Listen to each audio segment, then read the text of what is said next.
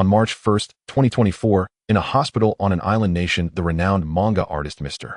Niao Xiaoming lay on a pristine white hospital bed. As the alarm of the electrocardiograph beside him blared, the master who loved peace and pursued art peacefully departed. Feeling his body growing lighter and his state more serene, Mr. Niao Xiaoming slowly opened his eyes only to find himself in a world of boundless, endless clouds. The clouds were not pure white. They radiated with bursts of twilight glow, presenting a peaceful dusk hue. Just as he was looking bewildered, a small figure with a pointed head, wearing a white shirt and a tie, appeared before him. The figure bowed slightly and said with full respect, "You have arrived, sir. Do you know me, Mr.?" Niao Xiaoming asked, full of confusion. He felt the figure before him was very familiar, yet there was an odd sense of dissonance. "Yes, sir. Not only me, but I believe everyone in this world knows you. We have been waiting for you for a long time." "Waiting for me, Mr.?" Niao Xiaoming examined the small figure carefully, his suspicion gradually becoming clear. "You? All of you? Could it be? It seems you have guessed it." The small figure smiled as he led the way, saying, "Yes, we are all the characters you created. In other words, you are our creator. So it really is like this, Mr." Niao Xiaoming let out a long sigh, yet could not hide the shock and excitement within. Then he couldn't help but laugh. After a lifetime of creation, he never imagined that after death he would enter the world of his own pen. Such a bizarre occurrence could not help but stir emotion. As they talked, the two gradually arrived before a magnificent and imposing building. It was built in traditional Chinese architectural style, surrounded by red walls with towers at the four corners. The main hall was enormous, its exterior resembling a huge face with a wide-open mouth and glaring eyes. It had 2 stories topped with a pair of large horns exuding immense majesty. "Sir, we have arrived. Lord Yanwang is just ahead." The small figure spoke respectfully again and stepped back. Then a man over 10 meters tall, wearing an official robe with a red face and a thick beard, hurried over from the main entrance. "Sir, we have finally awaited you." When the man reached Mr. Niao Xiaoming, his body had shrunk to the height of an ordinary man, just enough to meet his eyes. "Oh, so you are Lord Yanwang, Mr. Niao Xiaoming recognized him and asked with anticipation, "Sir, please do not address me so formally, you humble me. Let us go inside, I will explain the details." Yanwang's attitude was extremely respectful, personally serving as Mr. Niao Xiaoming's guide. After listening to Yanwang's account in the reception room, Mr. Niao Xiaoming felt somewhat enlightened. "You mean because my works were so popular in my world, the reader's passion generated a powerful energy field using my soul as a medium to create this world, and because I am now a soul form I came here." "Exactly, sir. Otherwise, given your status, it would be unthinkable for you to descend to the Yanwang Hall." "Interesting, truly interesting. So I can freely command everything in this world I am. Huh. Strange, I feel I have another ability." Mr. Niao Xiaoming sensed his connection to this world and his own powers, feeling an infinite wonder. Then he discovered that he still had a faint link to the real world, and that he possessed an ability that could be realized in the real world. However, this ability seemed to be consumable. Once used, it would be gone. This power can bless your descendants with eternal prosperity or make your nation stronger. In short, it can achieve anything except bringing you back to life. Yanwang explained earnestly, rubbing his hands together. "My descendants have already received the wealth I left them. There is nothing more to give. If they want eternal prosperity, they must rely on themselves. As for my country..." At this thought, Mr. Niao Xiaoming shook his head. "My country has made mistakes. I don't want to criticize it, but I also don't want to use my power to aggravate their wrong ideas. Let things take their natural course."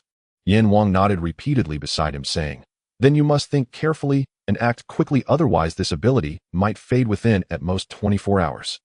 Mr. Niao Xiaoming remained silent, instead using a mysterious power to continue reviewing the world he once lived in. 6 hours later. "Even now, so many young people still love my works and even wish to enter the Dragon Ball world. Interesting, truly interesting." Mr. Niao Xiaoming shook his head and laughed. The next moment, inspiration struck. Why not randomly choose a young person to come here and give it a try? Hearing this idea, Yanwang's eyes lit up. "As expected of you, sir. Your thinking is different from ours. This is an excellent idea. Ha ha ha.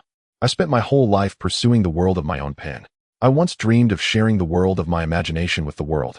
I never thought that after death I would have this power." Mr. Niao Xiaoming laughed heartily, pondered for a long time, and finally selected a young person, decisively releasing his ability. In a household in Huaxia, China, Lu Jingyu saw the news on Douyin that the Dragon Ball author had passed away. In shock, his fingers flew across the keyboard, typing, "Rest in peace." He put down his phone, leaned back in his gaming chair, looked at the Dragon Ball merchandise and the complete 42-volume manga on his desk, and felt a deep melancholy. Dragon Ball had accompanied him from 4th grade all the way through university graduation. Ever since he fell in love with this manga, he saved up all his pocket money to buy the complete Dragon Ball series. The prices of 6, 9 and 8, 7 yuan marked his entire youth. Now Shanming is gone and my youth seems to have ended completely. If only I could step into the world of Dragon Ball, travel with like-minded companions to find the Dragon Balls, protect the world, and find my true love. Lu Jingyu gently wiped the tear from the corner of his eye and whispered to himself. What if your wish could come true? Young man, are you willing to set off now? Suddenly, an abrupt voice exploded in his ear. Lu Jingyu jolted, nearly tumbling off his chair. What the? Am I hallucinating? Why do I hear a Japanese accent answering? Young man, are you willing? The voice sounded again, clear and full of anticipation. I am willing, but... Holy crap, I'm not hallucinating. There really is someone answering me. Every hair on Lu Jingyu's body stood on end, and he shivered all over. Ha ha ha. Good, then let me see what you can do. The moment the words finished, a red whirlpool appeared out of nowhere on the ceiling. A powerful suction force emerged from the whirlpool, lifting the shouting and cursing Lu Jingyu up from his bed, spinning as he was sucked into the vortex. Seconds later, the room returned to its usual tranquility as if nothing had ever happened. Time year 740 of the Aiki era, location Earth. After a flash of dazzling extreme light, when Lu Jingyu opened his eyes again, he found that his surroundings had turned into a dense jungle. Occasionally, 2 terrifying roars could be heard. Damn it, at least let me prepare some initial supplies. On the verge of tears, he lay on the ground for a while, and finally the dizziness subsided a lot. At this moment, he was still in a daze, even thinking in confusion, did I transmigrate just to become some cannon fodder passerby, waiting to be vaporized by an energy sphere from the sky one day? Was this a real transmigration, or was I still sleepwalking in the small woods of my neighborhood? When all discomfort faded, he slowly opened his eyes, only to be surprised to find himself naked, with his hands and feet becoming very tiny. Just as he was about to stand up and look around, a furry object suddenly brushed against his back. Startled, he quickly reached back to grab it. The next moment, I have no strength. With a thud, Lu Jingyu fell helplessly to the ground again. After a while, having calmed down, he lay on the ground, silently integrating the known information, then touched his hair. 4 tufts on the left, 3 tufts on the right. The hair was stiff and slightly prickly. Holy crap, I couldn't be. At this point, he could no longer think of anything else. He struggled to get up, ignoring his unaccustomed body, and crawled desperately to a small river. Through the reflection on the water, his eyes widened, and he was speechless for a long time. I really transmigrated into Son Goku. After a long time naked, he finally accepted the reality that he had become Son Wukong.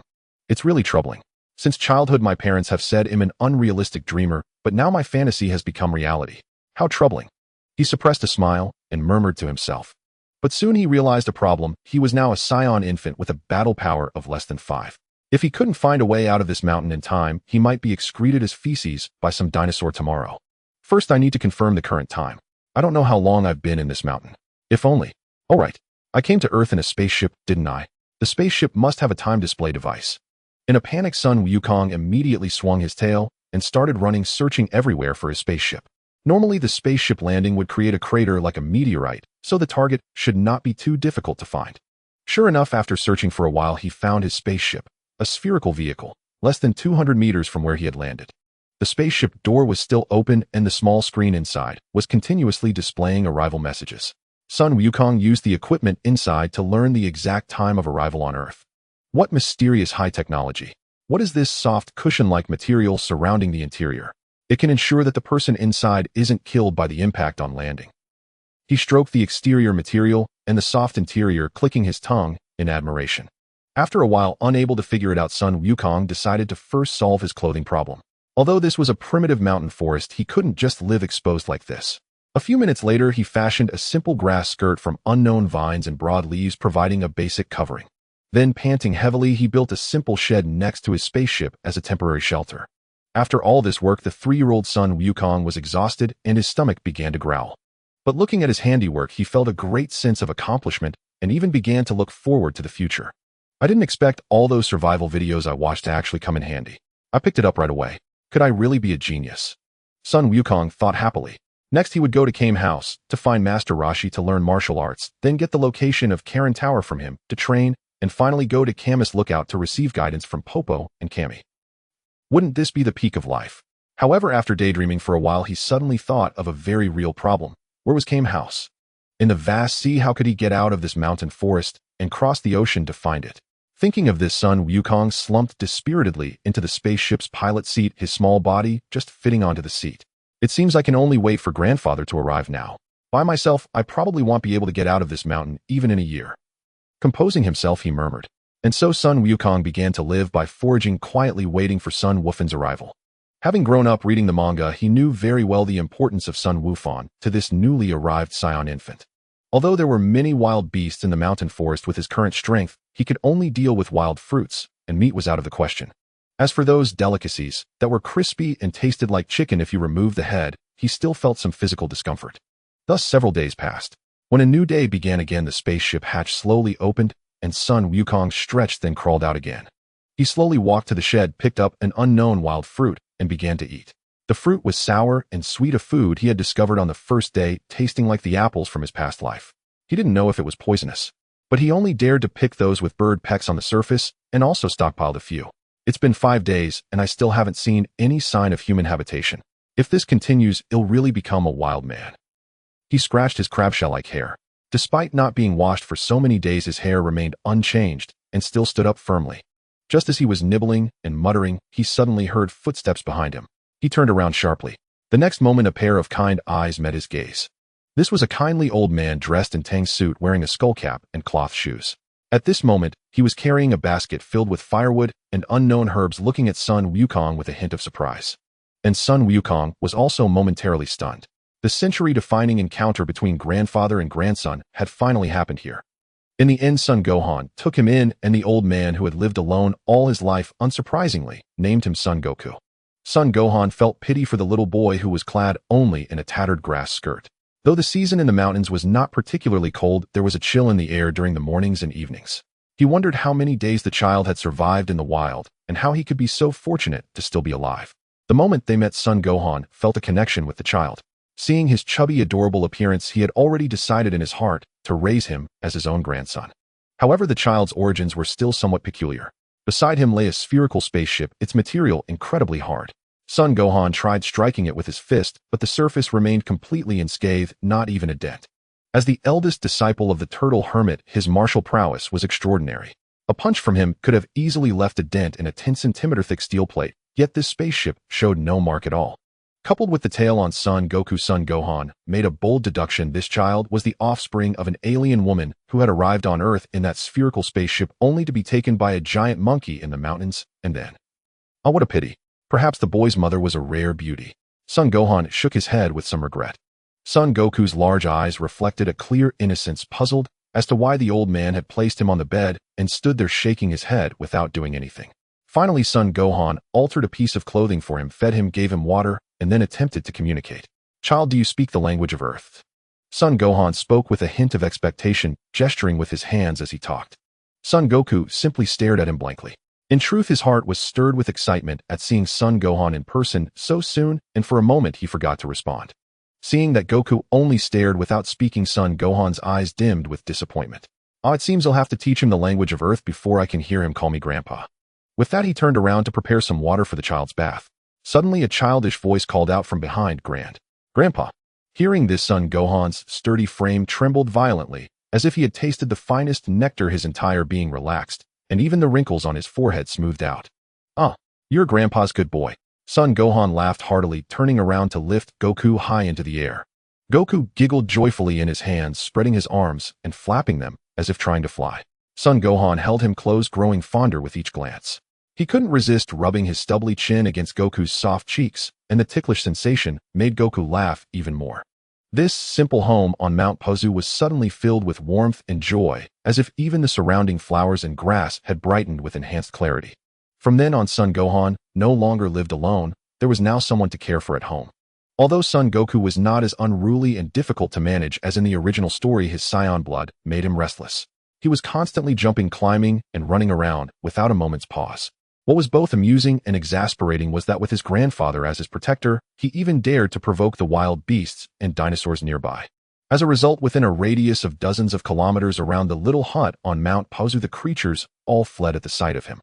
They neither wanted to be harassed nor to harm him for fear of the old man's Kamehameha, which would spell doom for their entire clans.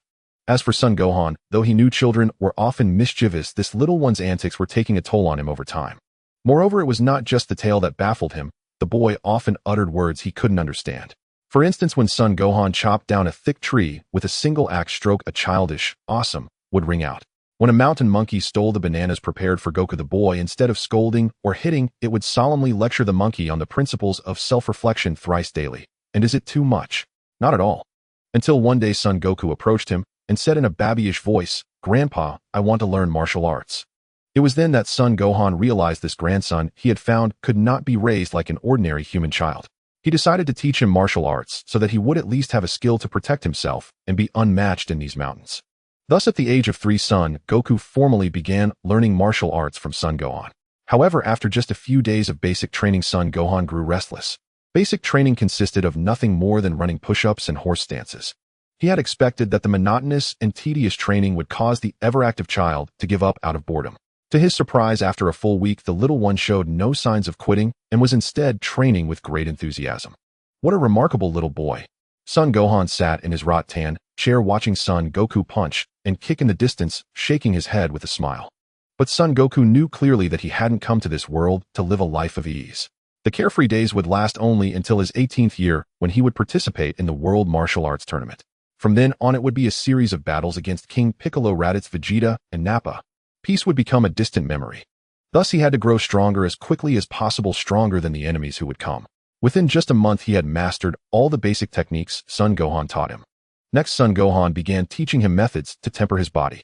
Son Goku had always thought that being able to block bullets at the start of the manga was a matter of talent. But after seeing the training regimen his grandfather had designed, he realized that even a dog, if trained with such intensity, might achieve a body of steel.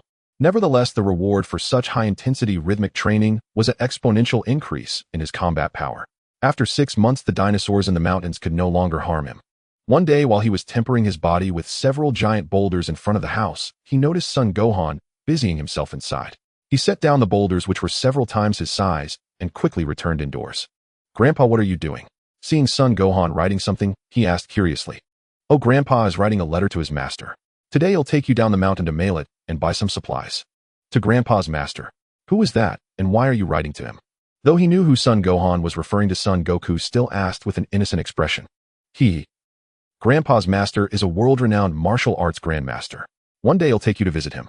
As for why I'm writing, it's to tell him that I have a wonderful and adorable grandson. Son Gohan patted Goku's head with a cheerful laugh. Son Goku stood still, allowing his grandfather's hand to rest on his head, then looked up and grinned broadly at him. Amidst the mundane world, time flows swiftly, yet in the mountains the years stretch long. Wukong followed his grandfather Son Gohan, leading a tranquil life on Mount Paozu, spending most of his days training in martial arts. When he first began his training, Wukong felt a hint of apprehension. After all, in his past life, he was merely an ordinary undergraduate, a fresh-faced novice stepping into society utterly unacquainted with the realm of martial arts. What an awkward situation it would be if he couldn't grasp even the basics from the start. However, after only a few days of training with Son Gohan, his worries vanished. This body, perfectly synchronized with his will and his talent for martial arts, was exceptionally well-suited. He could master almost any technique after just 1 or 2 attempts. Moreover, during his practice, even if he accidentally got injured, he didn't feel much pain. Instead, a strange thrill coursed through him. Later, he learned that this was due to the Saiyan blood flowing within his veins. Thus, 5 years passed imperceptibly. In the year 745 of the age, near a babbling river, a bare-chested boy with a tail practiced his footwork on the stones. The rocks, perpetually worn smooth by the river's current, were treacherous to stand on, let alone use for rigorous training. Yet the boy moved nimbly across the stones, swift as the wind, his movements fluid yet powerful. His fists whistled through the air, sweeping like an autumn gale. "Wukong," Son Gohan called from a distance. "Grandfather, I'm coming." Hearing his grandfather's call, Son Wukong immediately halted his movements, leaping back to the shore with agility surpassing that of a monkey, and then approached his grandfather. "How is the new technique I taught you coming along?" Son Gohan gazed at the sturdy lad before him, his eyes filled with warmth. "Grandfather, I feel I've achieved a certain fluency, yet there are still parts that lack a certain essence. I'm not sure why," Son Wukong replied honestly. "Oh, then show me a demonstration." Son Wukong immediately assumed a starting stance and began executing the moves his grandfather had taught him. After completing the entire sequence, he concluded with a respectful bow as he had been taught. Observing Wukong's movements, Son Gohan nodded slowly, clearly discerning the issue. "Wukong, in these 5 years you have mastered all the skills I have taught you. In terms of comprehension and progress, your talent is the finest I have ever seen. But to become a true martial artist, you still lack one decisive element. A decisive element. A flicker of confusion appeared in Sun Wukong's eyes for the first time. That element is an opponent. Son Gohan stroked his beard and smiled. Without an opponent before you, you have no target in your sight. Without the visceral impact of flesh against flesh, your fists lack power. The techniques you learn remain mere theory, and true progress will elude you. Then what can I do? There's no one else in these mountains except for dinosaurs, Sun Wukong said, a note of distress in his voice. Oh my boy, I'm right here, a living, breathing person before you. Why would you need to look for anyone else? Son Gohan chuckled. Come, let your grandfather spar with you. Yeah. With an opponent in his sights, Sun Wukong executed each move with greater ease and proficiency. The awkward, stiff parts of his techniques vanished without a trace as Son Gohan joined the practice. From then on, Wukong's training was accompanied by his grandfather, and his martial arts advanced by leaps and bounds. In the blink of an eye, another 2 years passed. Now 10 years old, Wukong could keep pace with his grandfather carrying a basket as they roamed the wilderness. Even sheer cliffs could not hinder their steps. They moved like the spirits of Mount Paozu, an old man and a youth freely expending their sweat and strength. Since Wukong's arrival, Son Gohan felt he had become more like a gentle old man, yet his body had grown stronger and his martial arts, long stagnant, seemed to have improved. Could this be what Master Mateto meant by going with the flow? The pinnacle of martial arts. How fascinating. Son Gohan turned to look at the youth, following closely behind him, a satisfied smile gracing his lips. Now when he descended the mountain to the town for supplies, he no longer went alone. He had Wukong accompany him. He carried a basket while Wukong carried a small satchel and the power pole he had given him. Over the past 2 years, he had also taught him the staff techniques. At that moment, a new decision took root in Son Gohan's heart. After purchasing their goods, the grandfather and grandson made their way home. After putting everything away, Son Gohan called Wukong outside and said with a smile, Wukong, you've essentially learned all the martial arts I know. But I have one more technique, the original creation of my own master. What technique is it? An original creation. It must be incredibly powerful. Son Wukong's heart skipped a beat. Could it be that his grandfather was about to teach him the Kamehameha? But in the original story, Son Gohan never taught him this move. Online, there were many theories as to why.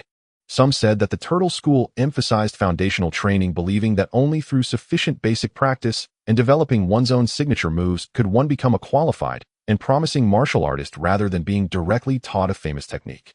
Characters like Yamcha and Krillin later developed various incredible moves. Krillin's insidious Destructo Disc was his own creation. Others said that as the disciple of Master Roshi, the creator of the Kamehameha, Son Gohan needed his master's permission to teach it. He also had to be certain of the recipient's character. The young Goku in the original story was also quite mischievous, and Son Gohan worried that teaching such a powerful move to someone so reckless could be dangerous for both him and others. Regardless, the current Son Wukong's excitement upon hearing that his grandfather was going to teach him a new ultimate technique was palpable. After all, this was the universal technique that ran through the entire Dragon Ball Z series. Its iconic gesture had inspired countless adolescents to gleefully unleash imaginary blasts at plants, pets, and everything else in their homes. As his mind wandered, Son Gohan's tone suddenly turned serious. Wukong, come here. Kneel in the direction of your grandmaster. Without hesitation, he knelt where his grandfather pointed. A few days ago, I contacted your grandmaster through our unique method. He said I should use my own judgment. Though you are a child I found and raised, and I know nothing of your past. In all these years together, I have come to know that you are a good child with a pure heart. Since you learned martial arts, you have never bullied the creatures of these mountains. So I trust that you will use this technique wisely, that it will not limit your growth in martial arts, and that you will carry on this tradition for me. Now kowtow 3 times, and I will begin teaching you this technique. Son Wukong's heart swelled with emotion, and he immediately knelt and knocked his head on the ground 3 times with a resounding thud. Seeing his grandson obey without hesitation, Son Gohan felt a deep sense of comfort. He quickly stepped forward to help him up, brushing the dust from his forehead. With a wry smile, he said, "You don't have to be so earnest, boy. You've cracked the new stone path I just laid." As dusk approached, the setting sun kneaded its last golden warmth into the mountains, the distant pine branches seeming coated in honey, shedding fine specks of light as the wind rustled through. Son Gohan led Son Goku to an open space on the rear mountain, where several boulders 3 or 4 meters high stood 50 meters away. Goku, if the previous martial arts tested your physical prowess, this one examines your perception and manipulation of chi. Son Gohan spoke leisurely. Grandpa, please elaborate. Goku listened with keen interest. Don't rush, let me continue. Seeing his enthusiasm, Son Gohan cleared his throat and continued. First, you must know that whether ordinary people or martial artists, we all possess an energy source within called chi.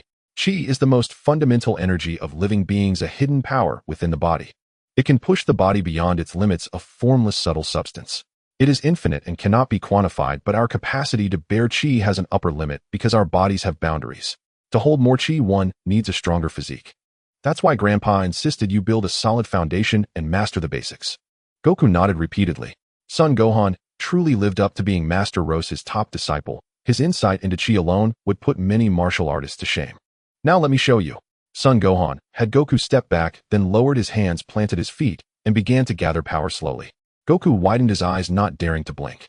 An energy sphere manifested in reality like this was a rare sight indeed. Today, he was in for a visual feast. Son Gohan's previously weary demeanor vanished, replaced by the imposing presence of a robust man exuding an awe-inspiring aura. He stomped the ground, palms facing each other, thumbs locked over ring fingers, the other 3 fingers extended. As the flow of chi intensified, a faint milky white glow began to emanate from his palms. He then slowly drew his hands apart, arms trembling slightly. With every movement, the grass blades bent lower and fine soil particles hovered under the pull of chi. Me.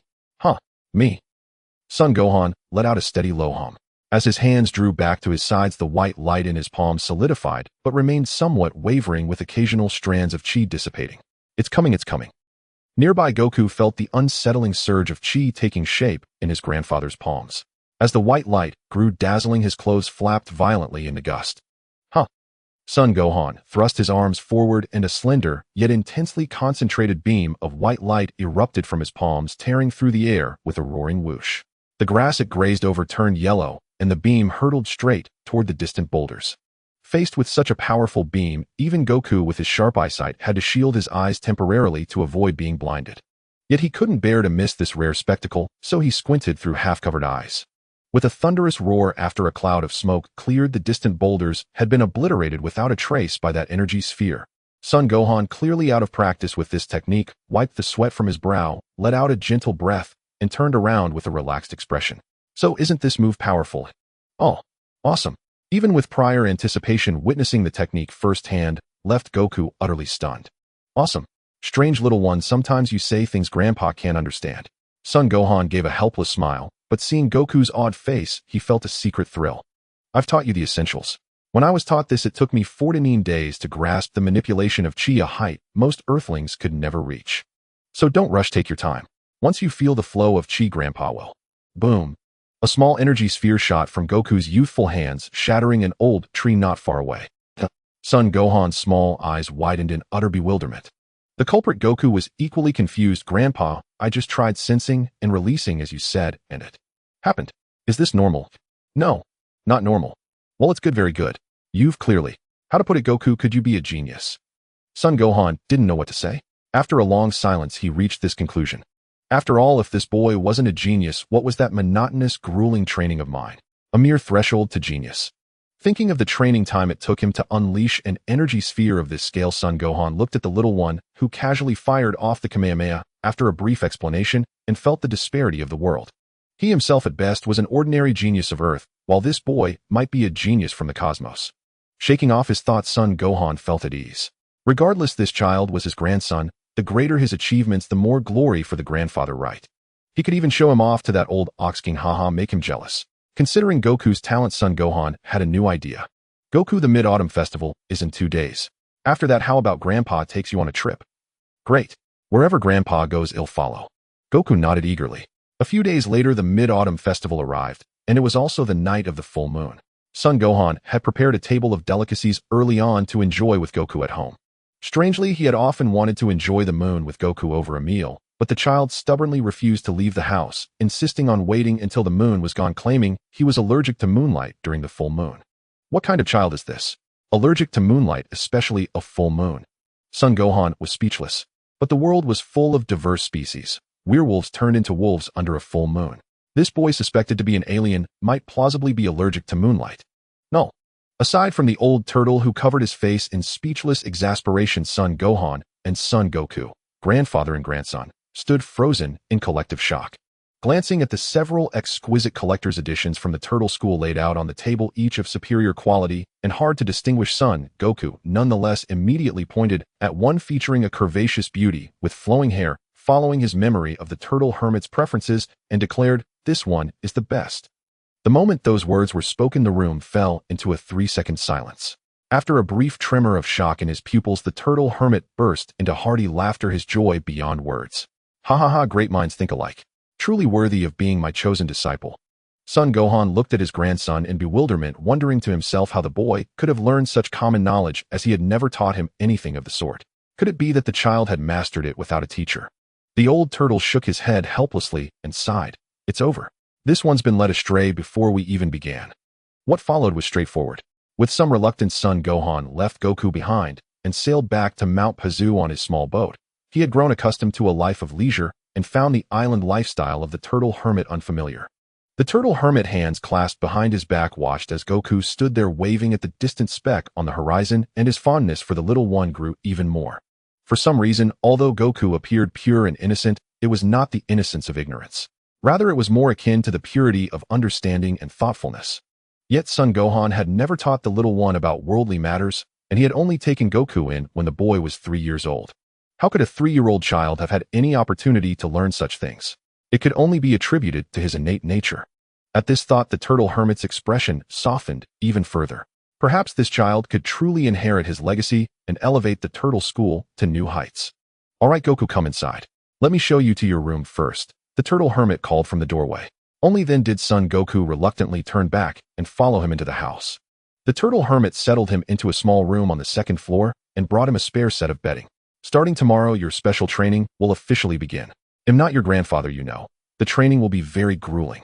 The turtle hermit cautioned. Don't worry, Grandpa Turtle. As long as I can get stronger, I'm not afraid of hardship. Son Goku's eyes were filled with unwavering determination. What a pure-hearted little one. But since we're about to embark on training, we can't stay here. We need to go to a larger island.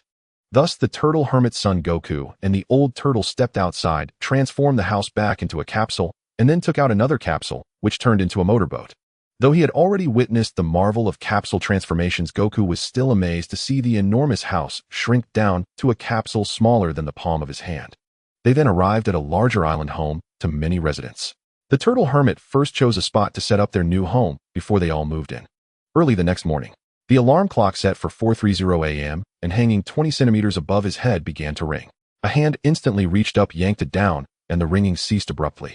Oh, it's already this late. Time to wake that little one up, the turtle hermit muttered, fumbling for his sunglasses, donning his attire, and heading upstairs. Since training his 2 disciples, Son Gohan and Ox King, the turtle hermit had not taken on any new students for decades. Now, by a twist of fate, he had accepted the grandson of his first disciple. Recalling the days when he trained those two, a faint smile curled at the corners of his lips. Huff, huff, huff. Before he even reached the door, the turtle hermit's keen hearing caught the sound of heavy breathing from within. He opened the door and found Goku already doing push-ups in the room, momentarily stunned. Grandpa Turtle, are we going out for training? Son Goku immediately stood up upon seeing the turtle hermit appear. Yes. Goku, why are you awake so early? I'm a light sleeper. I couldn't fall back asleep after 4. Maybe I'm just excited about today's training. Son Goku himself didn't know why this was happening. In the original story, Goku would fall asleep the moment his head hit the pillow, but last night, he hadn't drifted off quickly, and this morning, he had woken up unusually early. He couldn't help but wonder, was it the lingering constitution of his past lives' hard labor acting up? For now, though, he was brimming with excitement, his entire being eager to take on the challenge. Another point worth noting: in the original story, Goku's battle power during his training under the turtle hermit was around 10, just slightly stronger than an ordinary person. But now he felt his power should be greater than that. However, whether there had truly been an increase, he couldn't be certain. He would have to gauge it through the level of fatigue he experienced during training. The turtle hermit took this diligent little one even more seriously. He directly brought out a turtle shell and said, I originally planned to start you from the very basics, but I've changed my mind. From now on, except when you're sleeping, you must carry this 20-kilogram turtle shell during all your training. Now you know why I'm called the turtle hermit, don't you? Even with his mental preparation, Son Goku was taken aback at the sight of the shell. Getting used to a heavier and heavier shell, then taking it off. It must feel almost like becoming an immortal. That day's training routine was just as Goku had imagined. First, a slow jog to the milk company to pick up milk crates and delivery lists from Boss Milk, then hopping along the road, climbing mountain paths, and running back and forth between 2 rows of trees. The morning training regimen was complete. After finishing, Son Goku was somewhat surprised to find that although he was tired, he was far from being completely out of breath. In other words, his strength was definitely greater now, and not just by a small margin. The turtle hermit watched Goku, who was slightly sweating and breathing a bit more heavily, and his astonishment grew. What a little monkey with boundless potential. Let me see just where your limits truly lie, the turtle hermit said to himself. Next came the morning training, hand-tilling the soil across the vast fields. The area of the fields was the same as before, but now only Goku was doing the digging. After all that labor, even the energetic Goku, when he sat down at the restaurant, was panting heavily and drenched in sweat. Seeing him in this state, the turtle hermit nodded with satisfaction. Good lad. At least now I know where your baseline is. Otherwise I wouldn't know how to teach you properly. After a whole morning of training, even Sun Wukong was completely exhausted. Of course, the turtle hermit had also increased the intensity of his training, fearing that he wasn't working hard enough to his heart's content. As the setting sun cast its glow, the turtle hermit stroked his beard while watching Wukong climb awkwardly out of the lake. Alright, that's enough for today. It's already 6 o'clock. Gr. Grandpa Turtle, do we have to train like this every day for the next year? Sun Wukong plopped down on the ground, panting heavily as he asked. Not exactly. In winter, we'll finish at 5 since it gets dark earlier. Oh, so we get off early. I mean, we can finish earlier. You're so kind. Sun Wukong breathed a sigh of relief. Oh ho ho. Seeing him like this, the turtle hermit chuckled inwardly, thinking that when the time came to warm him up quickly, he would put an even heavier shell on his back. Master and disciple returned to the turtle house, where the old turtle had already prepared dinner. Sun Wukong stared at his limbs, utterly unable to fathom how a sea turtle could hold a pot and spatula to stir-fry and simmer soup. Just as they were about to enjoy the meal, a youthful voice suddenly rang out from outside the house. Excuse me, is this the home of Master Mutant? Is Master Mutant home? Who's shouting outside? Wukong, go and have a look. The turtle hermit set down his bowl and said. Sun Wukong leaped up and darted out through the window. Upon seeing the visitor, he was momentarily stunned. A young monk, bald with burn marks on his scalp, stood outside, carrying a bundle of luggage, his face full of earnestness and nervousness. Wasn't this the young Krillin? Child, who are you? What are you here for? The turtle hermit followed out and asked. You must be Master Mutant. My name is Krillin. I'm 11 years old, and I've come from the Far East. Please, I beg you to accept me as your disciple. Krillin said, bowing his body forward as soon as he saw him. Oh, you sailed across the ocean to find me at 11. You've worked hard. But I'm no longer on my original island. How did you manage to find me? I found my way here by asking around along the road. When I discovered you were gone from your original island, I searched everywhere and happened upon a talking dolphin who guided me here. I see. Then you and I do share some fate. But I haven't taken on any disciples for a long time. This child, glancing at Wukong, also went through great effort to become my student. So you, Master Mutant, I understand everything you're saying. Krillin immediately crouched down, opened his bundle, and pulled out 2 photo albums. These books are rare collector's editions on the mainland. I had a hard time buying them. Please accept this humble gift as my apprenticeship offering. The turtle hermit's eyes were instantly drawn to them like iron to a magnet. He glanced at the covers of the 2 albums, and just the covers alone made his nose tingle. He quickly took them, turned his back, and hurriedly flipped through a few pages. His inner delight was beyond words. Excellent. This kid's got some skills managing to get albums with such a wide variety of styles. Good heavens, these few shots were practically taken right up close there. The more the turtle hermit looked, the more he couldn't stop. After a moment, he regained his composure, turned around, and said with a hint of seriousness, seeing how sincere your desire to learn is, I might consider keeping you. But you must first pass my test to officially become my disciple. Great. Please, Master, give me the challenge. I will definitely pass. Krillin was overjoyed. Since the other party was willing to take him in, the matter was as good as settled. It was worth spending most of his savings and even resorting to some trickery to get these 2 albums. The turtle hermit led him to an open space and told Wukong to follow along. For a martial artist, observation, leg strength, and intuition are crucial. There's about an hour until sunset. If your performance satisfies me before the sun goes down, you can stay. Otherwise, I'll have to regretfully say no. Master, test me as you wish. I studied at the Orin Temple for several years, and everyone says I have great talent for martial arts. Krillin patted his chest and said, Is that so? Excellent. Then let me first test your 100-meter dash time. The turtle hermit nodded slightly. Having a foundation in martial arts made things easier, otherwise he'd have to start from scratch, which would throw off the progress with Wukong. The turtle hermit walked to a tree, marked the finish line, and then picked up a stopwatch, signaling for Krillin to start whenever he was ready. Krillin assumed a stance. He let me show you my super speed. Go. At the turtle hermit's command, Krillin exploded into action as if ignited. Every muscle in his body tensed, unleashing maximum power as he launched himself from the spot. Clenching his teeth and breathing heavily, he dashed across the finish line like the wind. Click. The turtle hermit accurately pressed the stop button and glanced at the stopwatch. 6 seconds. That's a very impressive speed. It's already above the level of an ordinary martial artist. Quite rare for someone your age. Huff huff. Is that the time? Not bad. My best is 10 seconds flat. Maybe the ocean voyage and lack of warm-up affected my performance, ha. Krillin's words made Wukong couldn't help but snicker. Sure enough, this guy was still the same, coming up with perfectly reasonable excuses. Hearing Wukong laugh, and noticing he seemed taller, Krillin felt a bit irritated. Hey, are you also Master's disciple? Krillin's tone carried a hint of provocation. Yeah, that's me. My name is Son Wukong. Looking at his original story's best friend, Wukong found Krillin especially endearing and didn't mind the faint hostility. Looking at you, I wonder what ability you have that made Master Mutant take you in. Have you studied martial arts? Krillin sized him up and asked. My abilities. I might run a bit faster than you, have slightly better kung fu, be a little taller than you, and have a few more strands of hair than you. Son Wukong teased him with a straight face. You. Krillin's face instantly turned the color of pig liver. He never expected this seemingly honest guy to have such sharp, venomous words. Wukong, since you're here, you should run too. Just as Krillin's mind was racing to counter Wukong's words, the turtle hermit spoke up. Oh, coming. Son Wukong immediately ran back to the starting line, assumed a stance, and driven by muscle memory, he spread his legs apart and extended his arms backward. Tisk, that starting posture. Krillin glanced and sneered slightly. The turtle hermit paid no attention to rules, and postures only limit the weak. True masters forge their own paths, each with their unique strengths. Ready, go. The moment the turtle hermit's words fell, the muscles in Son Wukong's legs tightened like drawn bows, and his feet kicked off the track with a dull thud. In the blink of an eye, he had already shot out over 10 meters. His thick hair instantly straightened backward, as if it were the only resistance the wind offered him. Within seconds, he had covered half the 100-meter distance, and his speed only increased. Krillin's expression grew tense.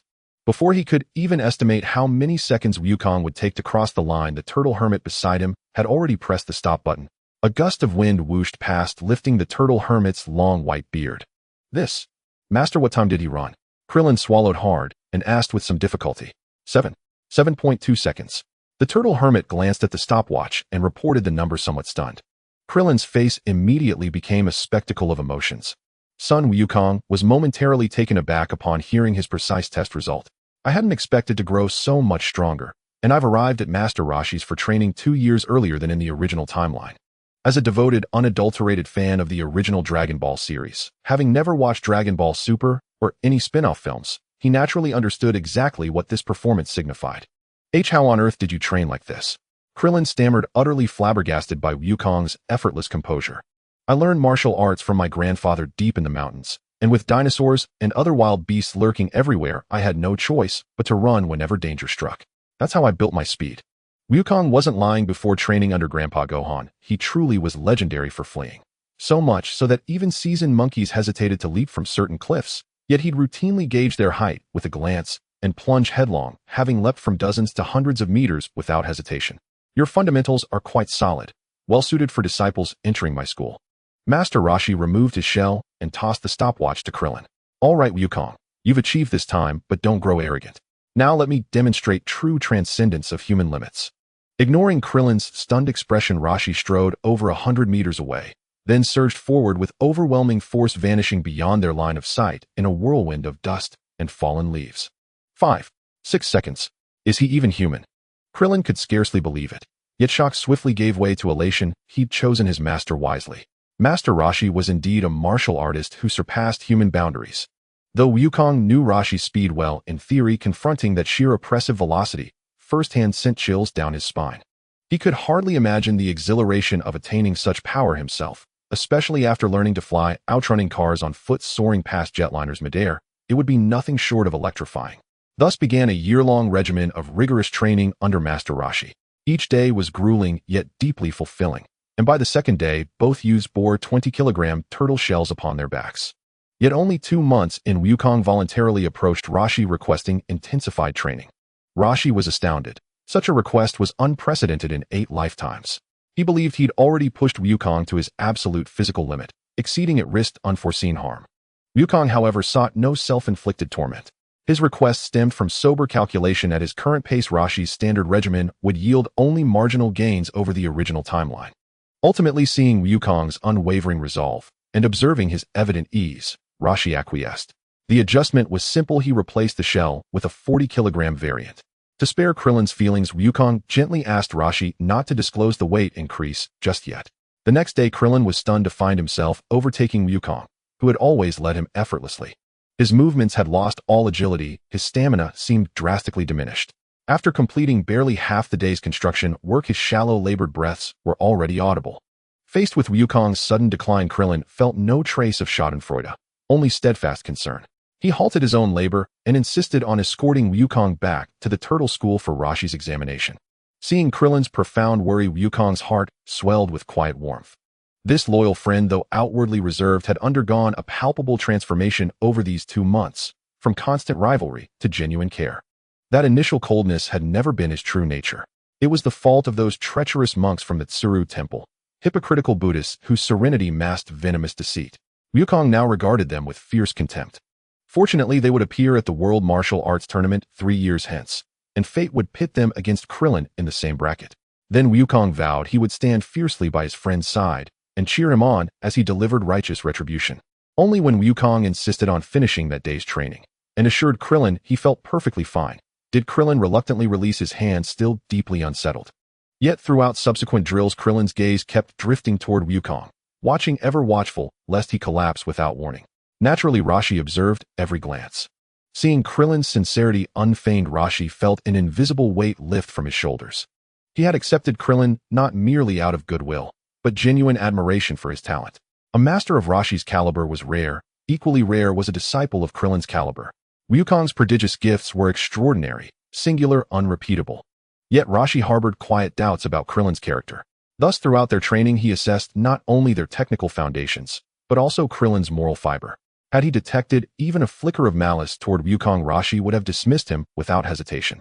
Now reality had vindicated his judgment. Oh, if Master Mateto had scrutinized that boy's character more closely back, then would he have become the man he is today? Rashi sighed wistfully. A year passed in the blink of an eye. On a sun-drenched afternoon, Rashi closed his textbook and smiled warmly at the 2 youths diligently taking notes. Wukong, Krillin, after today's lesson your formal training concludes. Huh. Both youths jerked upright, disbelief etched across their faces. The afternoon's construction labor had already been replaced by arithmetic, a surprise in itself, but now their entire year-long cultivation was ending just like that. But we haven't learned any actual martial arts. Krillin blurted, springing to his feet. Remove your weights and try again. Rashi chuckled softly, issuing the instruction, yet his gaze upon Wukong held a subtle, complex depth. Krillin had required 6 months to advance to the 40-kilogram shell, whereas Wukong, having borne that weight for half a year, then persistently petitioned Rashi to upgrade him to 60 kilograms. Such a burden would hinder even Rashi's own mobility. Yet this slender youth, barely taller than a bean sprout, dared demand 60 kilograms. Fortunately, Wukong never pressed further.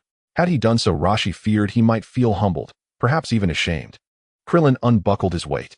At Rashi's command, both leapt and gasped. They soared effortlessly over 100 meters into the air, and not even at full exertion. When they attempted advanced techniques once deemed impossible, those very motions now flowed with natural grace and precision. Watching the 2 youths sprint joyfully across the field, Rashi's expression softened into serene contentment. After a spirited bout of play, Rashi instructed the old turtle to prepare a lavish feast. Following dinner and a deep restorative sleep, dawn brought the hour of parting.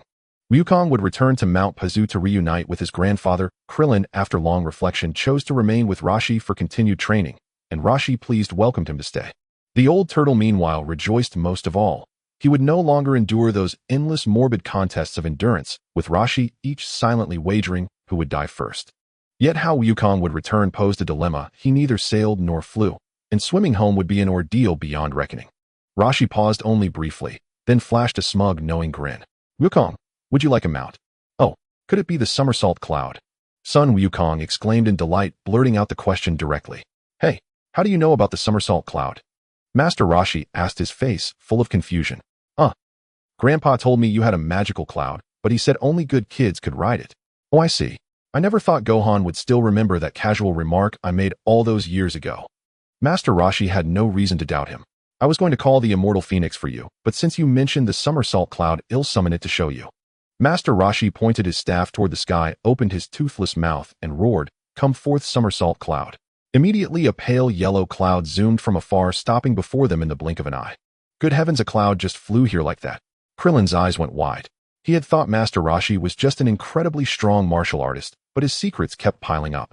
Seeing the legendary somersault cloud in the flesh, son Wukong was naturally overjoyed. He couldn't resist reaching out to touch it. So soft, not bad at all. He pinched it while praising, then turned to ask, Grandpa Rashi, so this is for me? Master Rashi nodded and said, of course it's for you. This way you can get back to Gohan easily. But this cloud isn't for just anyone. Only those with a pure heart can ride it. In other words, only good little boys. After saying this, Master Rashi thought to himself giving it to Goku should be fine. That kid grew up in the mountains with Gohan, untouched by the worldly affairs of the outside. He should still have a pure heart. Krillin, on the other hand, needs to be tested. Though his personality is more to my liking, he probably can't ride the somersault cloud. After all, he's still too young to be like me, able to keep a pure heart while also cultivating an aesthetic one. With Master Rose's confirmation, son Wukong hesitated no more. He had long wanted to experience what it felt like to stand on a cloud. As expected, he stepped onto the bouncy, yet supportive somersault cloud, whose texture was remarkably impressive. Gazing at the cloud and the distant horizon where the sea met the sky, his thoughts drifted back to the original story when Goku and Bulma first met Master Rashi. At that time, Master Rashi had given Goku the somersault cloud and even offered a quality test service. Although the original Goku had failed the test, he ended up using it quite skillfully. Then Bulma saw Master Rose's Dragon Ball and traded it for the Emperor's underwear. Oh no. Just as he was about to chuckle at the unspeakable thought that followed, Goku suddenly felt the ground vanish beneath his feet, followed by a thud as he hit the dirt. The fall left everyone stunned. Krillin quickly helped Goku up. What happened? You were standing just fine a moment ago. Son Wukong scratched his head. No way, I only thought a tiny bit of improper content, and it instantly made me impure. No one was more shocked than Master Rashi. He had been so pleased to see Goku stand on the cloud, thinking his judgment was spot on, and was about to tell Krillin to learn from Goku, only for the boy to immediately drop a bombshell. If this kid fell off, it meant he wasn't pure at heart. But if he could stand initially, how to explain that? Could it be that as soon as he got on the cloud, he thought of something weird? Master Rashi had never encountered such a situation and felt his brain struggling to keep up. Krillin helped Goku up and tried jumping onto the cloud himself. Unsurprisingly, he passed right through it. But with Goku's mishap as a warning, he was prepared and didn't fall. You too. Master Rashi stepped forward with a serious expression, gripping his staff. Krillin, I've long seen your nature. You still need training. And you, Goku, what evil thought did you just have that got you rejected by the somersault cloud? Grandpa Rashi, I don't know either. I just suddenly remembered Grandpa once saying a girl's skin is as soft as a cloud. I was about to crouch down and grab a handful, and then... Master Rose's face flushed red, and he couldn't help cursing Gohan inwardly for being such a disobedient disciple. Why didn't he watch what he said around Goku? Krillin, meanwhile, looked bewildered. What are you two talking about? I feel like him from a different world. In the end, Master Rashi believed Goku's words. No wonder he trusted him so quickly. After all, when teaching Gohan and Ox King, his eldest disciple Gohan was just like Krillin, very attuned to his thoughts and much sharper than Ox King. More importantly, this lecherousness was exactly like his own, identical in every way. And Goku, as an innocent boy, probably hadn't thought of such things at first. His heart was completely pure, which was why he could stand on the cloud initially. But soon after, these thoughts occurred to him, and the rest followed. Regardless, the reasoning was a bit far-fetched, but without it, there was no explanation for why he could stand and then fall. After a while, Son Wukong calmed his mind and tried again, but no matter what, he could no longer mount the somersault cloud. With no other choice, everyone returned to the house for a brief rest.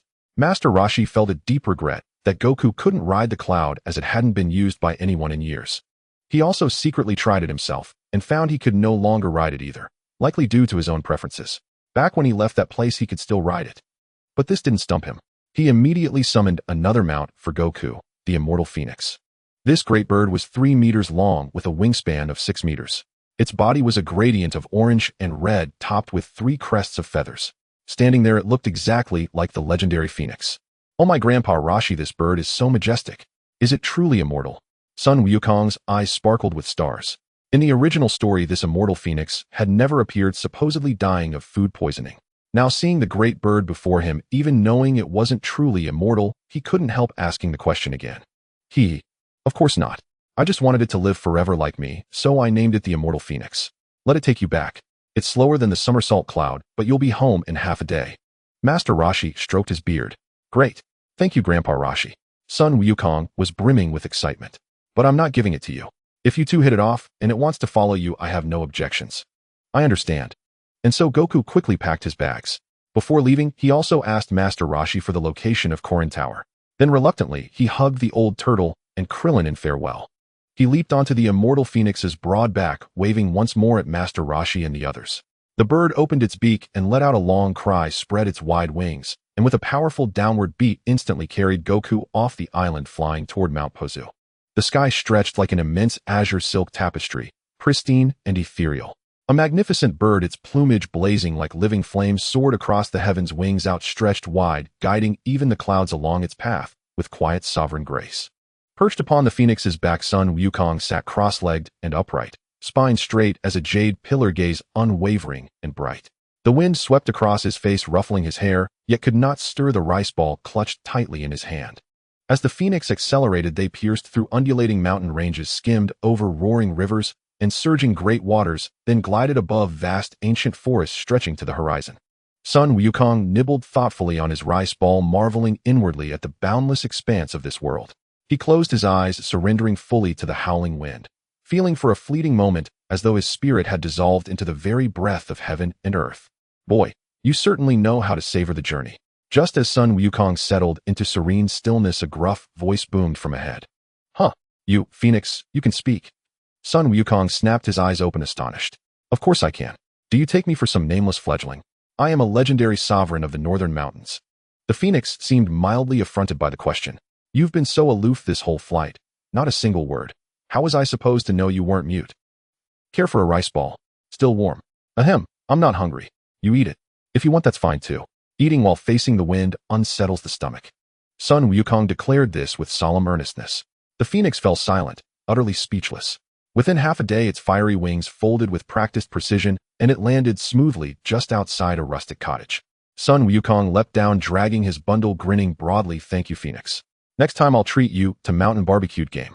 A most intriguing young man. Farewell, and may our paths cross again. The phoenix offered a distinctly human-like smile before taking flight. Though few words had passed between them, Sun Wukong sensed the phoenix's unpretentious sincerity, a companion both perceptive and effortlessly courteous, never intrusive, always intuitively attuned to the rhythm of shared travel. Watching the phoenix vanish into the distance, Sun Wukong turned and entered the cottage. His grandfather, Sun Gohan, was absent. Sun Wukong set down his belongings, then slung the Rui Jingu Bang across his back and strode out to hunt. As for the Rui Jingu Bang, Sun Gohan had long since taught him a complete staff fighting style, yet he rarely wielded it, preferring the raw immediacy of fists and feet. Today's hunt, however, promised the perfect occasion to test its might. He now mastered the Kamehameha wave with effortless fluency, yet had never once unleashed it at the turtle school, fearing it might shatter Krillin's confidence. Now back among the mountains, he resolved to hunt a dinosaur, roast its flesh over open flame. After all, across 2 lifetimes, he had never tasted such a feast. Deep within a secluded valley, a massive carnivorous dinosaur gnawed upon freshly killed prey, its thick tail whipping violently, shattering stones with every swing. Sun Wukong darted forward with feline agility. At the sight of the beast, his eyes lit up. Then, drawing the staff, he charged without hesitation. The dinosaur glanced sideways, snorting a contemptuous plume of steam, scarcely deigning to rise. To it, this tiny figure was less than a morsel. Instead, it yawned, wide jaws gaping crimson, ready to swallow him whole. Truly nothing but a dull-witted brute. Sun Wukong grinned, then vanished into the tall grass. Impatient, the beast swung its head, but saw no trace of him. As it lowered its snout, a thunderous blow crashed onto its nape. It reared back with a deafening roar, whirling to strike, fangs bared, throat vibrating with furious shrieks. But Sun Wukong had already sprung atop a boulder. With a thunderous shout, "Extend!" The Rui Jingu Bang shot forth, elongating meters in an instant, then slammed down with devastating force upon one of the beast's colossal legs. That single strike, only half his strength, drove the creature to one knee. Off balance, its massive head wrenched sideways, and with a ground-shaking crash it collapsed. Then from one small terrified eye it stared, disbelieving, at the very same insignificant speck it had dismissed moments before, now hurtling toward its face, staff raised high. Kamehameha. A faint focused energy wave struck the carefully stacked firewood and ignited a steady golden flame. Meanwhile, the dinosaur lay neatly quartered, skewered upon a giant wooden spit, rotating slowly over the blaze. Though this was his first kill of such magnitude, Sun Wukong felt neither nausea nor hesitation. Only exhilaration, sharp and electric, pulsing with eager anticipation. Ho! Back already and feasting like a king. A familiar voice rang out behind him. Sun Wukong turned. There stood Sun Gohan, returning from the village market with provisions. Grandfather, come join me. The roast is nearly ready. Sun Wukong beamed, his smile radiant with childlike joy. Ha ha ha. So you've truly mastered some formidable arts this past year. Let me set these things down. We'll have a proper talk, you and I. And so Sun Wukong and his grandfather resumed their tranquil life among the mountains. Though now something had shifted, Sun Wukong had grown strong enough to spar meaningfully with Sun Gohan, and the two began training together regularly in mist-shrouded gorges. His power surged anew, faster, fiercer, and his appetite swelled in kind. 3 meals a day sufficed, but starve him for a single day, and he could devour an entire roasted dinosaur without pause. Unnoticed, the years flowed onward, until the year age 749 of the Age of Earth. 12 years old Sun Wukong had shed his babyish softness. His frame had lengthened. He now stood at 1.6 meters, lean and harmoniously proportioned. He was certain of one thing: his current form bore little resemblance to the canon Sun Wukong. He was far taller than the boy depicted at this age in the original chronicles. That morning, Sun Gohan departed once more for the market, leaving Sun Wukong to guard the cottage. Sun Wukong secured the Rui Jingu Bang, then gazed at the 4-star Dragon Ball resting in its lacquered box within the main hall, his pulse quickening inexplicably. This was the Dragon Ball, discovered last year beneath a tree during routine cultivation practice. At the sight of it, Sun Wukong's mind instantly leapt to another pivotal figure: Bulma. Living sequestered in the mountains with his grandfather, he had utterly forgotten Bulma's imminent arrival at Paozu Mountain in search of the Dragon Balls. Had he not seen the 4-star ball, he might not have recalled their destined meeting until the following year. Since age 749 began, I haven't left these mountains once. Half the year has already slipped by, yet Bulma hasn't appeared. Could it be she hasn't yet invented the Dragon Radar? As he set off to track game, Sun Wukong pondered silently. To him, the coming encounters were like stepping into a living legend. Each protagonist a figure of myth made flesh-stirring, pure, unadulterated wonder. To witness animated characters rendered real, that was a privilege reserved for few souls indeed. So far, figures like Master Roshi Sun Gohan and the Old Turtle bore subtle deviations from their animated counterparts, yet remained unmistakably true to their essence. He wondered keenly what Bulma, the first female protagonist of the Dragon Ball saga, would look like in reality. Morning mist still clung to Paozu Mountain, dewdrops trembling on leaves unevaporated. Sun Wukong strolled leisurely along the narrow earthen road, twirling a slender, nameless blade of grass between his fingers. As he stilled his breath and listened intently to the surrounding silence, a sudden roar of an engine shattered the calm, followed swiftly by the screech of brakes and a girl's panicked cry. Help! What's happening?" Sun Wukong unsheathed the Rui Jingu Bang and sprinted toward the sound. That breaking scream. It had to be Bulma. Before he'd taken more than a few strides, a car came into view, lurching wildly, veering, uncontrollably teetering on the edge of the cliffside road. Dangerous. No time. Safer first. Sun Wukong abandoned all thought, sheathed his staff, and exploded forward with full leg power, reaching the careening vehicle in seconds. Drawing a deep breath, he braced himself and thrust both palms squarely against its hood. At the moment of impact, the engine shrieked in protest, tires screamed, skidding violently across the packed earth. Sun Wukong's brow furrowed slightly, muscles corded taut along his arms. Inch by inch, the car's forward momentum ceased, until finally it stood motionless in his grip. Phew, that was close. Sun Wukong relaxed his stance, withdrawing his hands. Inside, the driver clutched the steering wheel, foot still jammed hard on the brake pedal, heart hammering in stunned disbelief. She hadn't noticed the hidden puddle on the road, drove straight through only to lose traction instantly. In panic, she stomped the brakes. But this earthen path bore no resemblance to city asphalt or gravel roads. Combined with the damp morning chill, it proved treacherously slick. In that suspended second, she believed death was inevitable, her eyes squeezed shut, awaiting oblivion. Yet time passed, and the car did not crash. Instead, it halted abruptly, as if colliding with something dense and animate, rooted immovably in place. Slowly, hesitantly, she opened her eyes, and there at the crumpled hood stood a boy with a crab-like head and deep blue attire, gazing at her with a warm, reassuring smile. Who are you?" The girl dared not alight from the car, instead covertly gripping the pistol in the glove compartment as she cautiously poked her head out the window to inquire. Wukong clapped his hands and said, "Why, I'm the one who saved you. Didn't you see how your car came to a halt just now?" Upon discerning the girl's visage, his previously serene heart began to stir with excitement. Indeed, this was Bulma in the bloom of her youth. Yet unexpectedly, the real person was even more captivating than her animated counterpart. Her azure hair was tied into a playful braid, her face shaped like a plump goose egg, her skin fair and flushed with lingering alarm. Her blue-violet eyes were bright and clear, and beneath her high-bridged nose was a small, delicate pink mouth, now slightly open as she breathed lightly. Seeing Wukong eyeing her with keen interest, Bulma grew even more flustered. "I know you saved me, but how did you manage to stop a runaway car? Are you even human?" "Of course I'm human. I even have a name. I'm Sun Wukong." "Sun Wukong? Well then, why are you staring at me so lecherously? Are you planning to abduct me and make me your concubine in your mountain stronghold?" "Sun Wukong, Fine, I admit you are quite attractive, but must you be so precocious? You're only 16. Sun Wukong shook his head in slight exasperation. Though he felt some fondness for the Bulma before him, recalling her uninhibited nature, how she would casually flash her shorts at others, seemed quite dissonant with her appearance, and thus his feelings had not yet reached the level of affection. I'm only 12. Why would I need a wife? I saved you, and this is how you think of me. Fine, I'll be off then. Until we meet again.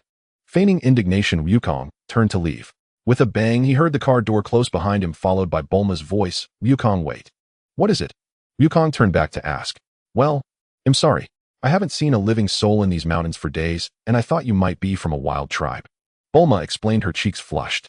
Though this youth was 4 years her junior, he stood only slightly shorter than her, and his robust frame exuded a sense of security, leaving her momentarily flustered. It's fine. I live in these mountains with my grandfather, so I'm practically a native. If you don't mind, you're welcome to visit my home. Wukong softened his tone as well. Sure, I'd appreciate it if you'd lead the way. Bulma turned back to transform her car back into a capsule. When she touched the hood, she discovered 2 slightly sunken palm prints, and her shock deepened. What a formidable fellow. Still, he might be able to help me.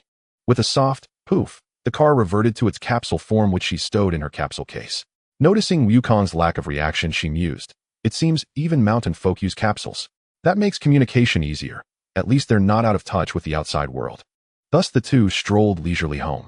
Along the way, Bulma asked Wukong how he came to possess such immense strength, and he openly admitted that he had trained with his grandfather since childhood. Bulma nodded, inwardly surmising that the Asitunsin old man was likely a martial arts master weary of the mundane world, living in seclusion in the mountains with his extraordinarily gifted grandson. Wukong opened the door and set down his Naibo staff. Bulma looked around and asked, "Where's your grandfather? Why isn't he home?" "Grandfather went to the market town at the foot of the mountain today. He should be back by noon.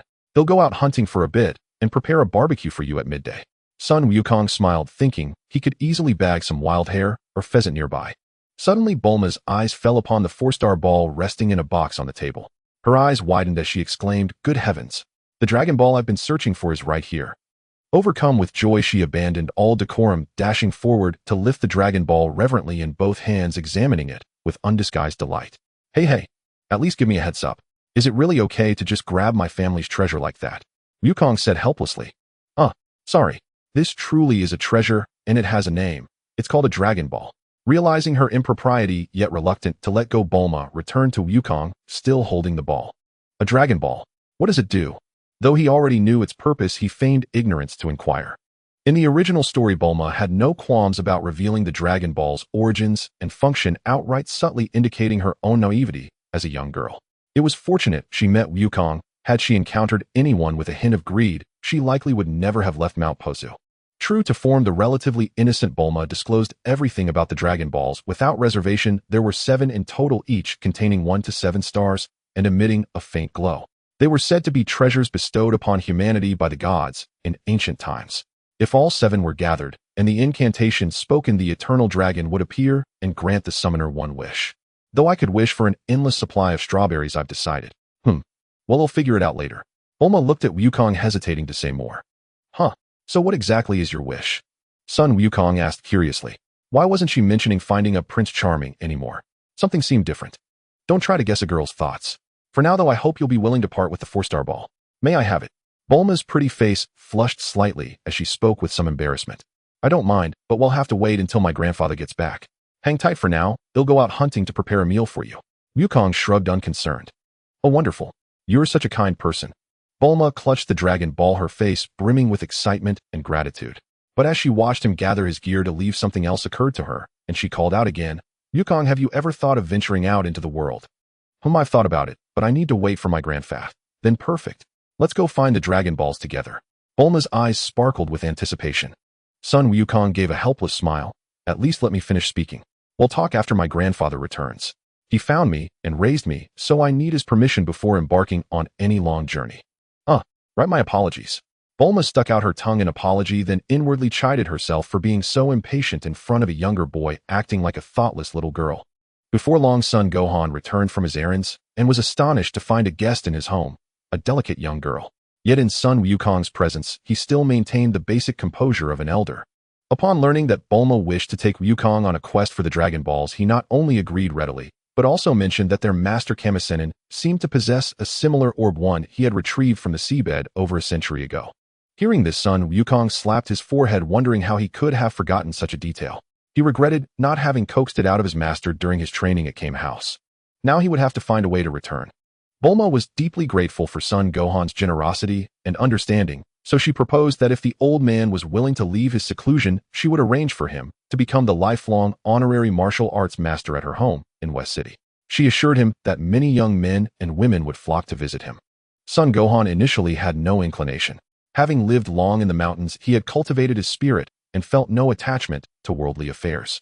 But when Bulma mentioned the words young women in the latter part of her sentence, he paused. As she went on to reveal that her father was the renowned inventor and wealthiest man in West City, a glint flashed in his eyes, and he agreed outright. Seeing his grandfather hastily begin packing his belongings, Wukong was left speechless. He believed his grandfather wasn't after Bulma's family status. Rather, he simply thought that as prominent figures in West City, many young women would surely visit them. As the martial arts master, his popularity would naturally be immense. It could only be said that Son Gohan was truly a worthy disciple of Kamehameha. Despite his years of spiritual cultivation, he could not escape the common weakness for young maidens. Bulma immediately contacted her family to explain the situation. She also offered Son Gohan an aircraft for transportation, one pre-programmed, so that he only needed to give a voice command to return to West City without any manual operation. However, Son Gohan declined her flying vehicle, stating that he had not traveled for many years and planned to journey there on foot. A mere 1,000 kilometers or so would take him at most a week. And so, with Bulma's arrival, the grandfather and grandson ended their years of seclusion in the mountains and embarked on a new chapter in their lives. Wukong bid a reluctant farewell to his grandfather. Fortunately, this time Son Gohan had decided to settle in West City, which would greatly improve their living conditions and the convenience of their future meetings. As for Bulma, before meeting her, Wukong's impression of her was that of a young, beautiful girl who was a bit frivolous and calculating. His fondness for her was merely a physical attraction. But after several hours of interaction and conversation, he discovered that Bulma was actually an innocent young woman with a degree of self-awareness. Her intentions were not malicious. In fact, she seemed somewhat naive in the eyes of someone like him who had lived 2 lives. She was also generous to her friends and did not look down on ordinary people, a rare quality for a girl raised in an ultra-wealthy family environment. With a click, Son Gohan locked the door. After bidding each other farewell, they set off on their respective journeys. Son Gohan departed with a carefree air, as if he had been waiting for this day for a long time. But Son Wukong felt a pang of uncertainty. Originally, he had planned to go to Karen Tower to train with Karen if he didn't meet Bulma. But now that he had agreed to search for the Dragon Balls with her, it wouldn't be right to suddenly mention going to Karen Tower. However, searching for the Dragon Balls was also a part of training. For him, now there was no need to be so anxious. Bulma took out a capsule and transformed it into a motorcycle. Seeing Wukong standing there in a daze, she thought he was reluctant to part with his grandfather, and a twinge of guilt stirred within her. Wukong, your grandfather has already agreed to come to West City. You'll have plenty of time together in the future. Besides, didn't Grandpa also hope you would go out and explore the world, broaden your horizons? Bulma consoled him. Son Wukong nodded slightly, said nothing more, and climbed onto the back of Bulma's motorcycle, gently placing his hands on her waist. Her body stiffened instantly, and 2 rosy clouds bloomed on her cheeks. Although Wukong was 4 years younger than her, he seemed like a contemporary, and his mind even appeared more mature. Feeling the pressure at her waist, she became flustered. Let's go. What are you waiting for? Oh. All right. Hold on tight, here we go. Jolted back to reality by the urging behind her, Bulma quickly responded and started the engine. With a few roars from the motorcycle, they sped off toward the location of the next Dragon Ball. They traveled along a narrow path at a speed that drew Wukong's admiration. Bulma's motorcycle was truly impressive, flawless in acceleration, sound, and suspension. Despite her young age, Bulma was an excellent driver, maintaining a speed of over 100 kilometers per hour on a road barely wide enough for a single vehicle. The distant mountains slowly receded, their silhouettes sharply outlined against the sunlight, every ridge and valley clearly visible. Within a few dozen minutes, they had covered over 100 kilometers. The journey was peaceful with no major troubles encountered. But when Bulma stopped to relieve herself, they encountered a pterosaur looking for its next meal. Before it could take off, Wukong sent it to meet its maker with a single blow from his staff. Bulma collapsed into Wukong's arms, sobbing for a long time before she could recover. As dusk fell, they crossed a stone bridge and stopped in an open area. Gazing into the distance at the curling smoke from a nearby village, Bulma said, "It's getting late. Let's stop here for today." With a loud bang, a hemispherical house appeared in the clearing. Despite being mentally prepared, Wukong's eyes twitched at the sight. Though the house looked large from the outside, it was just a one-bedroom unit, albeit with an unusually spacious living room and bathroom, plus a separate bath. Sun Wukong's stomach was growling with hunger, but he was told he had to take a bath before eating. Sigh. What a hassle. I've never bathed before a meal in my whole life. So that's how you get such smooth skin. By scrubbing it off. Wukong grumbled to himself as he jumped into the bathtub. Wukong, throw your clothes out. They'll put them in the washing machine. Bulma's voice came from outside. Sun Wukong thanked her and cracked the door open just enough to hand his clothes out with his tail. 3 seconds later. Bulma plopped down on the ground, stammering in shock. It moved. This long furry thing is real. Even as they began their meal, Bulma kept staring unblinkingly at Goku's swaying tail, her face a mixture of surprise and bewilderment. Bulma, why aren't you eating? Aren't you hungry? Son Goku asked, wolfing down a long loaf of bread while grabbing grapes from the plate and stuffing them into his mouth. Goku, are you saying you're not from Earth and you don't know where you came from, so you have no idea about that tail of yours? Bulma asked cautiously. Yeah, my grandpa found me when I was 3 and I've been living with him ever since. You don't have to look at me like that. I've always considered myself an Earthling. Besides, apart from this tail, I'm exactly the same as you Earth people. Seeing Goku's nonchalance, Bulma's heart gradually calmed. Indeed, it was nothing major. This world had talking animals, shape-shifting werewolves, and even other bizarre species, all coexisting peacefully with humans in a civilized society. In comparison, what was this guy's tail? With that thought, she not only relaxed, but even mustered the courage to reach out a finger and touch the tip of his tail. After the meal, Goku was naturally still hungry, but Bulma was full after just a cup of coffee, a slice of bread, and a bunch of grapes. So he ran outside, hunted a wild boar, lit a fire in an open area, and started barbecuing thoughtfully, leaving a piece of grilled pork shoulder for Bulma. Though Bulma was already full, she couldn't refuse his kindness and ate half of it under the moonlight. It wasn't until bedtime that Bulma realized a problem. There was only one bed in the house. She couldn't possibly sleep with a boy even if he was 4 years younger. It was just too awkward. Goku, however, was quite gentlemanly. He simply grabbed a blanket and went to the living room, falling asleep as if nothing was wrong. Seeing his easygoing nature, Bulma's fondness for him grew even more. The next day, as they ate breakfast, Bulma said, Goku, I've always felt that since I'm a few years older, you should call me Big Sister. Huh, that's too hard. I can't say it, son. Goku pouted. Why not? I have a sister but no younger siblings. Just say it once to fulfill a little girl's wish. It's perfectly reasonable. Bulma said expectantly. Burp. I'm done eating, going out to train. Son Goku made his escape. By the time they set off again, Bulma still hadn't heard a single Big Sister.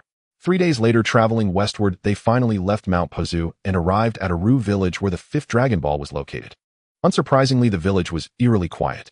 Even in broad daylight, not a soul was in sight, and the silent streets exuded an air of strangeness. Hey, anyone here? Bulma's voice received no response.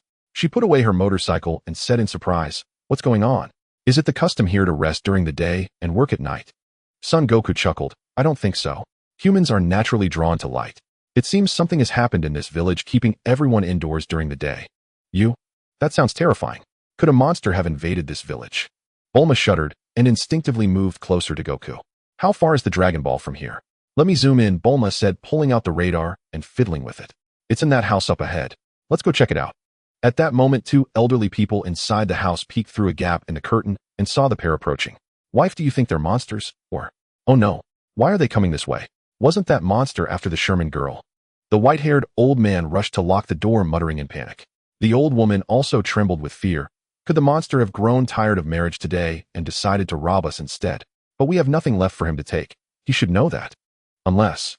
The old man rubbed his hands anxiously, then widened his eyes and murmured, oh no. Could the monster be bored with young girls and want someone old like you instead? What? Shut your crow's mouth, you old fool. The old woman was shocked and then scolded him. Yet the monster's lecherous reputation was well known, or it had already abducted several girls of various ages. From a woman in her 30s to the teenage Sherman girl, all fell within the monster's preferences.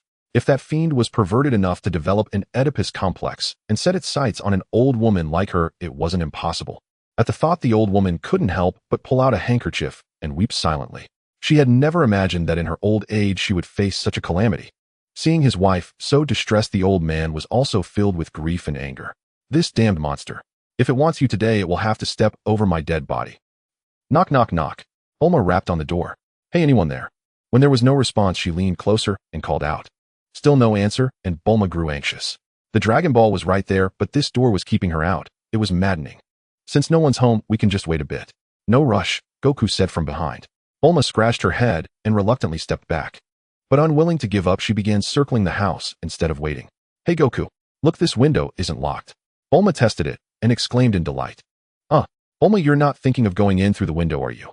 Isn't that breaking and entering? Son Goku reminded her helplessly. Oh Goku, we're good people. We just want to find the Dragon Ball. They don't know anything about it, so it's useless to them. I swear I'll find it and leave, and later I'll send them a lot of money. Okay. Besides, I knocked first and they weren't home. There's no other way. Bulma wasn't sure if she was convincing Goku or herself. Seeing that he didn't reply, her courage grew. She gently opened the window and prepared to climb in. Why do they keep the curtains drawn when they're not home? How annoying, I can't see a thing, Bulma grumbled as she pushed the curtain aside. Suddenly a sense of danger flashed through Goku's mind. He looked up sharply toward Bulma, and in the next instant he was beside her, grabbing her leg and pulling her down without a word. At almost the same moment, 2 kitchen knives pierced through the curtain, flying out just inches above Bulma's head. She felt a chill brush past her scalp, and the next second she was in Son Goku's arms. Murder. 5 minutes later, the villagers gathered around, peering into the scene of the incident. Bulma stood in the house, still shaken, while Goku beside her looked around curiously. The old man and his wife apologized to Bulma with guilt. Though startled, Bulma did not blame them, as she had been the one trying to climb through the window. First, their reaction was merely excessive. From them, Bulma and Goku, who feigned ignorance, learned why the villagers kept their doors shut during the day. This monster is called Oolong. He is a lecher, having already abducted several beautiful girls from the village. Each time he raids, he changes his appearance, sometimes even taking the form of an ordinary village woman. No one has ever seen his true face. Yesterday, this fiend set his sights on Sherman's daughter Unkpa and declared he would come for her at noon today. That is why we villagers are so wary of strangers, and why this young lady trying to climb through the window made me. The old man's words made Bulma blush. She had only been eager to find the Dragon Balls, never imagining it would nearly cost her life. Fortunately, the villagers were kind-hearted and instead felt guilty for almost harming her, which left Bulma somewhat ashamed. Once the misunderstanding was cleared, the villagers relaxed. The old couple then asked Bulma why she had tried to climb through the window. Bulma showed them the Dragon Ball and explained she was collecting them. The old woman slapped her forehead, then went back inside to rummage through chests and drawers. Soon she emerged holding a ball. Miss, is this the one? Bulma looked closely and was overjoyed. Yes. This is it. 1, 2, 3. It's the 4-star ball. My grandmother found this ball in the forest long ago, and it has been passed down to my generation. Though I do not know its purpose, since you want it, you may have it. The old woman calmly handed the Dragon Ball to her. Her generosity left Bulma and Goku exchanging glances, amazed that she would so readily give away an heirloom of 2 generations. Grandma, this was your grandmother's legacy. Are you sure you want to give it to us? Bulma asked hesitantly, her hands trembling slightly as she took the ball. Oh, I once thought it a treasure, but over 100 years have passed, and I am now over 80, yet the ball remains unchanged. Perhaps you know its use, young lady. Better to give it to you so it can fulfill its greatest purpose, and as a small compensation for my husband's rudeness earlier. The old woman smiled kindly, revealing her few remaining teeth. Bulma and Goku were deeply moved, especially Goku, who had never imagined this seemingly ordinary old woman could be so warm and generous, so unlike the blushing old lady from the original story after being struck by his bang. With an excited heart and trembling hands, Bulma placed the Dragon Ball into her backpack, then turned and said, Goku, do you think you can defeat this Oolong? Goku simply smiled and said, don't worry. A mere monster too cowardly to show its true face. I'll take care of it for everyone when I meet it. What? You really can get rid of Oolong for us? Sherman, who had been full of worry, suddenly brightened and asked in disbelief. That's right. From your description, I can infer that this creature may not be as powerful as you think. It's just that he always appears in a terrifying form, making people believe he's strong. Since the day you first saw him, has anyone ever faced him head-on? Goku's question plunged all the villagers into thought. Indeed, from the very first encounter with Oolong, everyone was so intimidated by his hideous appearance and enormous size that they never dared to resist, only complied. Now could it be that Oolong is not as formidable as Goku suggested? Still, talk and speculation were one thing. No one dared to gamble with their own safety. Thus the heavy task of eliminating Oolong fell upon Goku. Just as they were speaking, a man dressed like a cowboy rushed over, shouting, oh no, Oolong is already here. He looks just like yesterday, and he's wearing a suit. The villagers panicked and fled into their homes. Before leaving with his daughter Unkpa, Sherman asked anxiously, Lord Goku, Miss Bulma, can you really defeat Oolong? Don't be reckless and lose your lives. Bulma patted her chest and said, don't worry, uncle. Leave it to us. You all go inside, lock your doors and windows, and don't come out. Everyone cleared out in an instant. Goku pulled out the power pole and was about to tell Bulma to hide inside when he saw she had already followed the old people in. Seeing Goku staring at her, Bulma quickly whispered through the crack in the door, good luck, Goku. I'll pray for you. Then the door slammed shut. She's still the same. Bulma never changes. Goku shook his head with a wry smile, then stood calmly in the middle of the road waiting for Oolong's arrival. Soon heavy footsteps approached from afar. A demon nearly 5 meters tall with huge horns and a middle-parted hairstyle clad in a tuxedo slowly strode into the village toward Goku. Seeing no girl at the designated spot, only a teenage boy in a dark blue vest holding a staff, the demon grew furious and roared, "Bastard! Who are you, you little brat, daring to block Lord Oolong's path?" "I'm Goku. The villagers asked me to subdue you," Goku said calmly. "Ha ha. Have the people of Aru village lost their minds? Sending a little shrimp like you to stop me? I could crush you with 2 fingers. Oolong laughed heartily. "Then fight me," Goku retorted, gripping the power pole tightly, barely suppressing a smile as he saw Oolong's arrogance. "TSK. A real man's duel shouldn't involve weapons. If you've got the guts, put down that staff and I'll go 300 rounds with you." Oolong bluffed loudly. "Fine, I'll put it down. Let's fight." Goku wasn't intimidated, put away the staff, and assumed a horse stance ready to face his opponent. Whether by accident or design, one of his feet crushed a brick as he took the stance. Oolong saw this and his eyes bulged, panic rising within him. This kid has some skill, and he's not afraid of my appearance. I miscalculated. Next time I'll transform into something even bigger and scarier to scare him off, he thought. Seeing Oolong hesitate, Goku lost patience and said flatly, "Oolong, if you don't fight me now, your 5 minutes are almost up." "What?" That remark plunged the already wavering Oolong into despair. "I suddenly remembered I have things to do at home. Let's settle this another day." Oolong instantly transformed into a bat with a loud bang and flew into the sky. But Sun Wukong had anticipated this move. Almost as Oolong transformed, he leaped up like a cannonball. Before his wings could even flap a few times, Wukong grabbed him with both hands and forcefully yanked him back down. Seeing that Sun Wukong had subdued Oolong, who had troubled them for so long, with just a single move, the villagers poured out of their houses.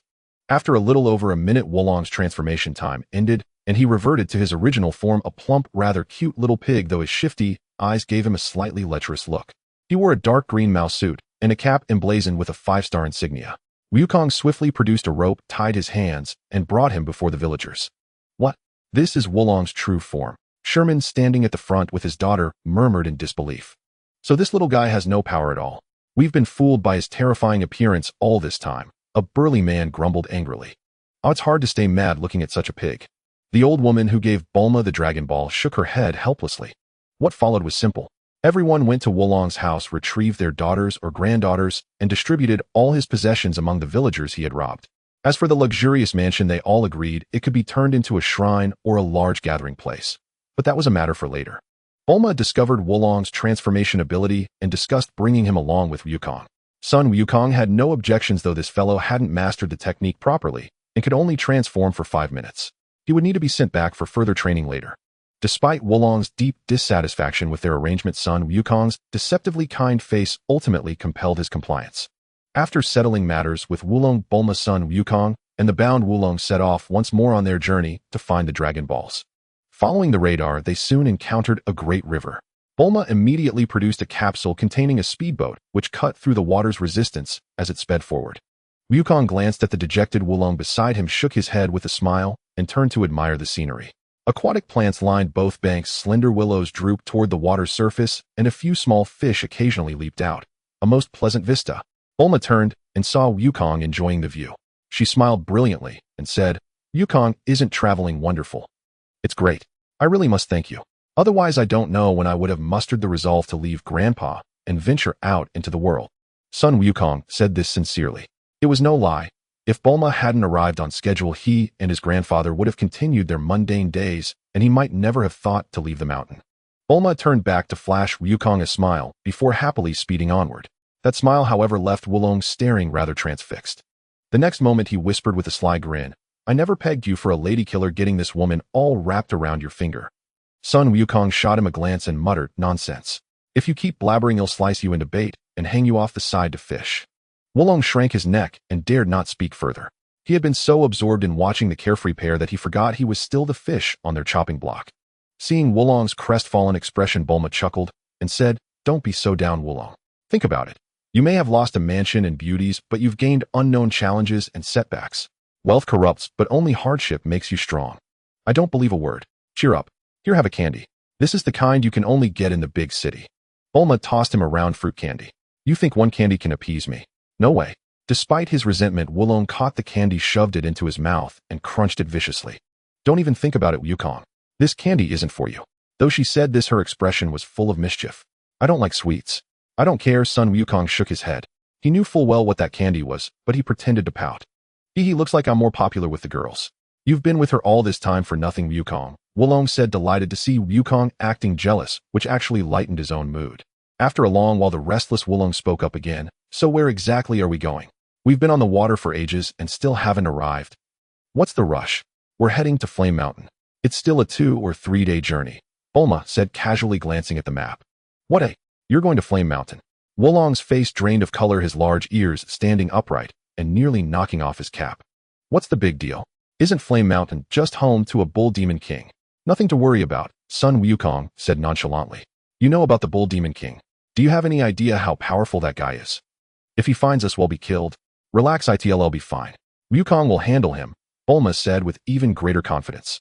You foolish woman, you have no idea how strong the bull demon king is. Even 2 Wukongs wouldn't stand a chance. Wulong frantically tried to explain the terror of the bull demon king to them, but he found that these two seemed utterly fearless, showing no signs of stopping. A pair of reckless lunatics. Thinking of the bull demon king's horror, Wulong glanced at Wukong beside him, who still leaned back in the leather seat, calmly enjoying the view. A bold idea struck him. Transform. Wulong's body rapidly changed amid a burst of smoke. In the next second, he became a sleek fish and sprang toward the water. Bye-bye, you two. I'm not going to die with you. Wulong laughed wildly as he slipped into the water with a splash. Damn, I let my guard down. Son, Wukong hadn't expected the guy to transform even faster than when he turned into a bat, without any warning beforehand. After this Dragon Ball hunt, I need to learn how to sense and control Chi as soon as possible, Wukong thought to himself. No matter how marvelous Wulong's transformation technique was, it required a change in Chi before activation. Once he mastered Chi perception and manipulation, such petty tricks would be child's play. Bulma used that candy of yours to give Wulong the runs. Son, Wukong instructed immediately. Beep. Huh. Wukong, how did you know about that Candace effect? Bulma asked in surprise. She hadn't told him about it beforehand, and to make Wulong eat it without suspicion, she had even pretended to admire him. Don't worry about that now. Just call out, or he'll get too far away to hear. Son, Wukong urged anxiously. Well, all right. Beep, beep, beep. Bulma's crisp voice echoed across the water as the beeping sounds rang out continuously. After a moment, the water surface about 10 meters away began to bubble, as if boiling. Then a yellowish stain spread from the center of the bubbles, expanding outward. Even as a fish, he still makes such a mess. Son, Wukong couldn't help but pinch his nose, a mix of amusement and disgust on his face. When Oolong was unceremoniously hoisted aboard by Sun Wukong's Rui Jingu Bang, he was utterly bedraggled, dehydrated, and gasping. And as he reverted to his true form, the golden sludge inevitably splattered all over him. With no choice, Bulma steered the vessel ashore. Sun Wukong swiftly stripped Oolong bare, leaving only his underpants, then bound him to the staff and plunged him repeatedly into the river for a thorough scrubbing. Watching Oolong swish back and forth like a mop head, Bulma finally relented and urged Wukong to ease up. Half an hour later, Bulma switched vehicles to a spacious van and resumed driving with unruffled composure. Meanwhile, freshly rinsed Oolong grimaced bitterly as he changed into dry clothes beneath Wukong's amused gaze. Damn it, what on earth did you feed me? Oolong had clearly realized the culprit lay in that single candy. This is my Genius Beauty's proprietary Pippin candy. Shout Pip Pip 3 times, and your bowels will rebel without cease. I suggest you cooperate wholeheartedly. Once our Dragon Ball quest concludes, I'll even take you back to West City to enroll in school with me. That's despicable. How dare you treat an adorable little piglet this way? Please. I've yet to meet a pig who married multiple wives in one lifetime. Amid a chorus of forced mirth, the trio gradually left behind the lush, water-rich jungle, and the road beneath their wheels grew increasingly arid and hardened. After another full day's drive, they entered the desert. The scorching sun blistered the sand grains while vicious, searing winds whipped torrents of burning grit across the dunes. Coarse granules rattled sharply against the vehicle's hull like snapping twigs. I can't shake the feeling something's off about this place, like unseen eyes are tracking us. Though the cabin sweltered, Oolong inexplicably tensed. Bulma chided him mid-drive. Why so timid? Don't we have Sun Wukong right here? Honestly, I'm baffled how villagers ever let you swindle them. They never even thought to resist.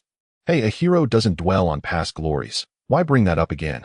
Oolong fell silent, flustered, and embarrassed. Sun Wukong gazed wordlessly at the swirling sandstorm outside. If fate held true, this desert would soon introduce them to Yamcha. a man renowned for his uncanny talent of lying supine in pits. The man possessed some skill, but Wukong judged his own strength more than sufficient to handle him effortlessly. Yamcha therefore offered no meaningful cultivation benefit, at best he'd only delay their Dragon Ball search. After helping Bulma locate all the Dragon Balls Wukong urgently needed to ascend Karen Tower for rigorous training. Atop a colossal hollow boulder inscribed with the words tempered by 1,000 blows, a feline-like flying creature peered through a telescope at Bulma's vehicle, its lips curling into a sly grin. It retracted the telescope and strode inside. A job's arrived. The modest room held only a few pieces of furniture, and there slurping noodles sat a tall, broad-shouldered young man with long flowing hair. Hearing the report, he smiled faintly, drained the last spoonful of broth, and dabbed his lips with a napkin. Is that so? It's been quite some time. Poor, looks like fortune favors us. The vehicle appears to be a bespoke Western model, exquisitely crafted and costly. Today's catch is big. Prepare the car. Just as Wukong's party sped across the dunes, a deep, resonant engine roar suddenly echoed from far behind them. Bulma glanced into her rearview mirror, startled. When did that person appear? Bulma, open the sunroof. Son Wukong tossed the Rui Jingu Bang onto the seat and stretched his limbs. Okay Wukong, what are you planning? Bulma asked, opening the sunroof as she sensed his intent. Kamehameha. Meanwhile, Yamcha instructed Puar to drive while he readied a rocket launcher, intending to fire a warning shot ahead of Bulma's vehicle to force them to halt. Hey, look, someone just leapt onto their roof. Puar cried urgently. They spotted us. Perfect, hand me the megaphone. Demand they stop. Ha! In an instant, a torrential surge of energy coalesced within Wukong's clasped palms, blazing into a radiant, incandescent sphere. With a thunderous roar, Wukong thrust both palms forward like tectonic plates colliding, and a searing energy blast shot forth like an arrow loosed from a celestial bow, streaking straight toward Yamcha and Puar's vehicle. In a flash, Yamcha was blinded by a searing white light, his vision scorching, his senses overwhelmed. The next moment, their car erupted skyward as if detonating atop an anti-tank mine, both men instantly unconscious in the deafening explosion. Mission accomplished. Wukong glanced at the small, rising mushroom cloud and grinned with quiet satisfaction. His current power clearly surpassed even his canonical self at this stage, perhaps rivaling his martial arts tournament peak. Back in his seat, he found Oolong and Bulma staring wide-eyed, speechless. Oh my god, Wukong, are you even human? Was that shockwave really yours? Bulma slammed the brakes, trembling as she stared at the thick, roiling smoke billowing behind them. Was that really you? Yep, how was it? Still got some punch, huh? Wukong replied cheerfully. Some punch. That blast launched their car like it had strapped on a rocket booster. Recalling the sudden violent lurch, Bulma patted her chest, breathless, not just relieved but strangely exhilarated. Oolong said nothing, only swallowed hard again and again. At last he understood why Wukong had kept such a lax watch over him throughout the journey, absolute, unshakable confidence in his own overwhelming might. If he'd fled as a bird, Wukong would have simply blasted him from the sky, or if he'd shrunk to an ant, he'd likely have been barbecued on the spot. In that moment, he felt profound gratitude for having been recaptured as a fish thanks to that accursed candy. But why attack them? Bulma asked again. They might just be fellow travelers like us. I've never seen a traveler who trails others with a rocket launcher strapped to his back. A day later, a motorhome pulled to a halt near the flaming mountains in the ruins of an abandoned village. Phew, it's scorching. Is this really the Flaming Mountains? Bulma stepped out and gazed toward a distant castle wreathed in perpetual roaring flames. Yes. According to my old-school textbooks, this mountain was once called Liangjing Mountain, a cool, serene summer retreat where the Ox King's family dwelled halfway up its slopes. 10 years ago, during a family picnic, a blazing meteor plummeted from the sky, engulfing the entire mountain in fire. Since then, its heat has become unbearable. Even the Ox King himself can no longer approach his own fortress. Oolong delivered the explanation with practiced charm, like a seasoned tour guide at a 5-star scenic site. Inside the desert's tempering hut, Yamcha stared blankly at the ceiling, his gaze hollow and unresponsive. That sudden surge of energy had for a fleeting instant filled him with the chilling dread of death itself. Had the attacker not deliberately diverted its trajectory, Yamcha and Puar would have lain motionless in a crater, lifeless before they even knew what struck them. Puar, standing faithfully beside him, felt helpless, utterly powerless to assist. All he could do was draw upon every ounce of wisdom he possessed, attempting, through the sheer force of words, to rouse his friend from his stupor. While Yamcha drifted into utter emptiness, son Wukong, Bulma, and Oolong stood before Mount Flame, already debating how to extinguish its infernal blaze and enter to retrieve the Dragon Ball. Wukong had initially considered unleashing the Kamehameha wave to snuff out the fire outright, but after careful estimation, he abandoned the idea. His current strength rendered the Kamehameha insufficient to match the peak power of Master Roshi, thus their only recourse was to seek the venerable master's aid. Just as Wukong prepared to voice this plan to Bulma, a wave of killing intent surged from behind him. In one fluid motion, without hesitation, he swept Bulma's slender waist into his arm and seized Oolong's arm, hurling them both sideways. With a thunderous boom, a colossal axe sliced through the air where they'd stood moments before crashing into the derelict building and reducing it to rubble amid a billowing cloud of dust. "Who are you, and what business brings you here?" the assailant roared, a voice like rolling thunder so deafening it seemed poised to tear the abandoned village apart. Bulma and Oolong, still reeling from shock, instinctively clapped their hands over their ears. It was none other than Ox King, the fearsome warrior Oolong had warned of, his massive arm still extended from having hurled the axe. Filled with wrath, he confronted Wukong and his companions, ready to unleash fury should their answers prove unsatisfactory. Bulma and Oolong instantly recoiled under the overwhelming predatory aura radiating from Ox King. Oolong dropped to his knees, clutching his head and muttering frantically, "We're doomed. We're doomed. Ox King is here. Is Wukong even capable of handling this? I shouldn't have come along." Though shaken, Bulma, still held securely in Wukong's embrace, retained her composure. Her gaze lingered on Wukong with quiet concern, even as she shot Oolong a sharp, exasperated jab. Son Wukong gave Bulma a reassuring nod, signaling full command of the situation, then released them both. Stepping forward 2 paces, he brandished his Rui Jingu Bang and declared aloud, "Senior brother, I am Son Wukong, the 3rd disciple of Master Roshi. My grandfather is Son Wukong, and this staff bears witness to my lineage." "What?" Ox King froze mid-rage, then scrutinized the staff closely. Indeed, it was unmistakably the Rui Jingu Bang once wielded by his senior brother Son Wukong. "You truly are Son Wukong's grandson." The murderous aura vanished, instantly replaced by urgent eagerness as Ox King strode forward, closing the distance in haste. Feeling Ox King's faint but palpable pressure, Wukong nodded calmly, as though nothing extraordinary had occurred. "Huh. Who would have imagined meeting my grandfather's grandson here? Indeed. Years ago, he sent me a letter mentioning he'd taken in a child named Wukong. But how did you come to be here? And how fares our venerable master?"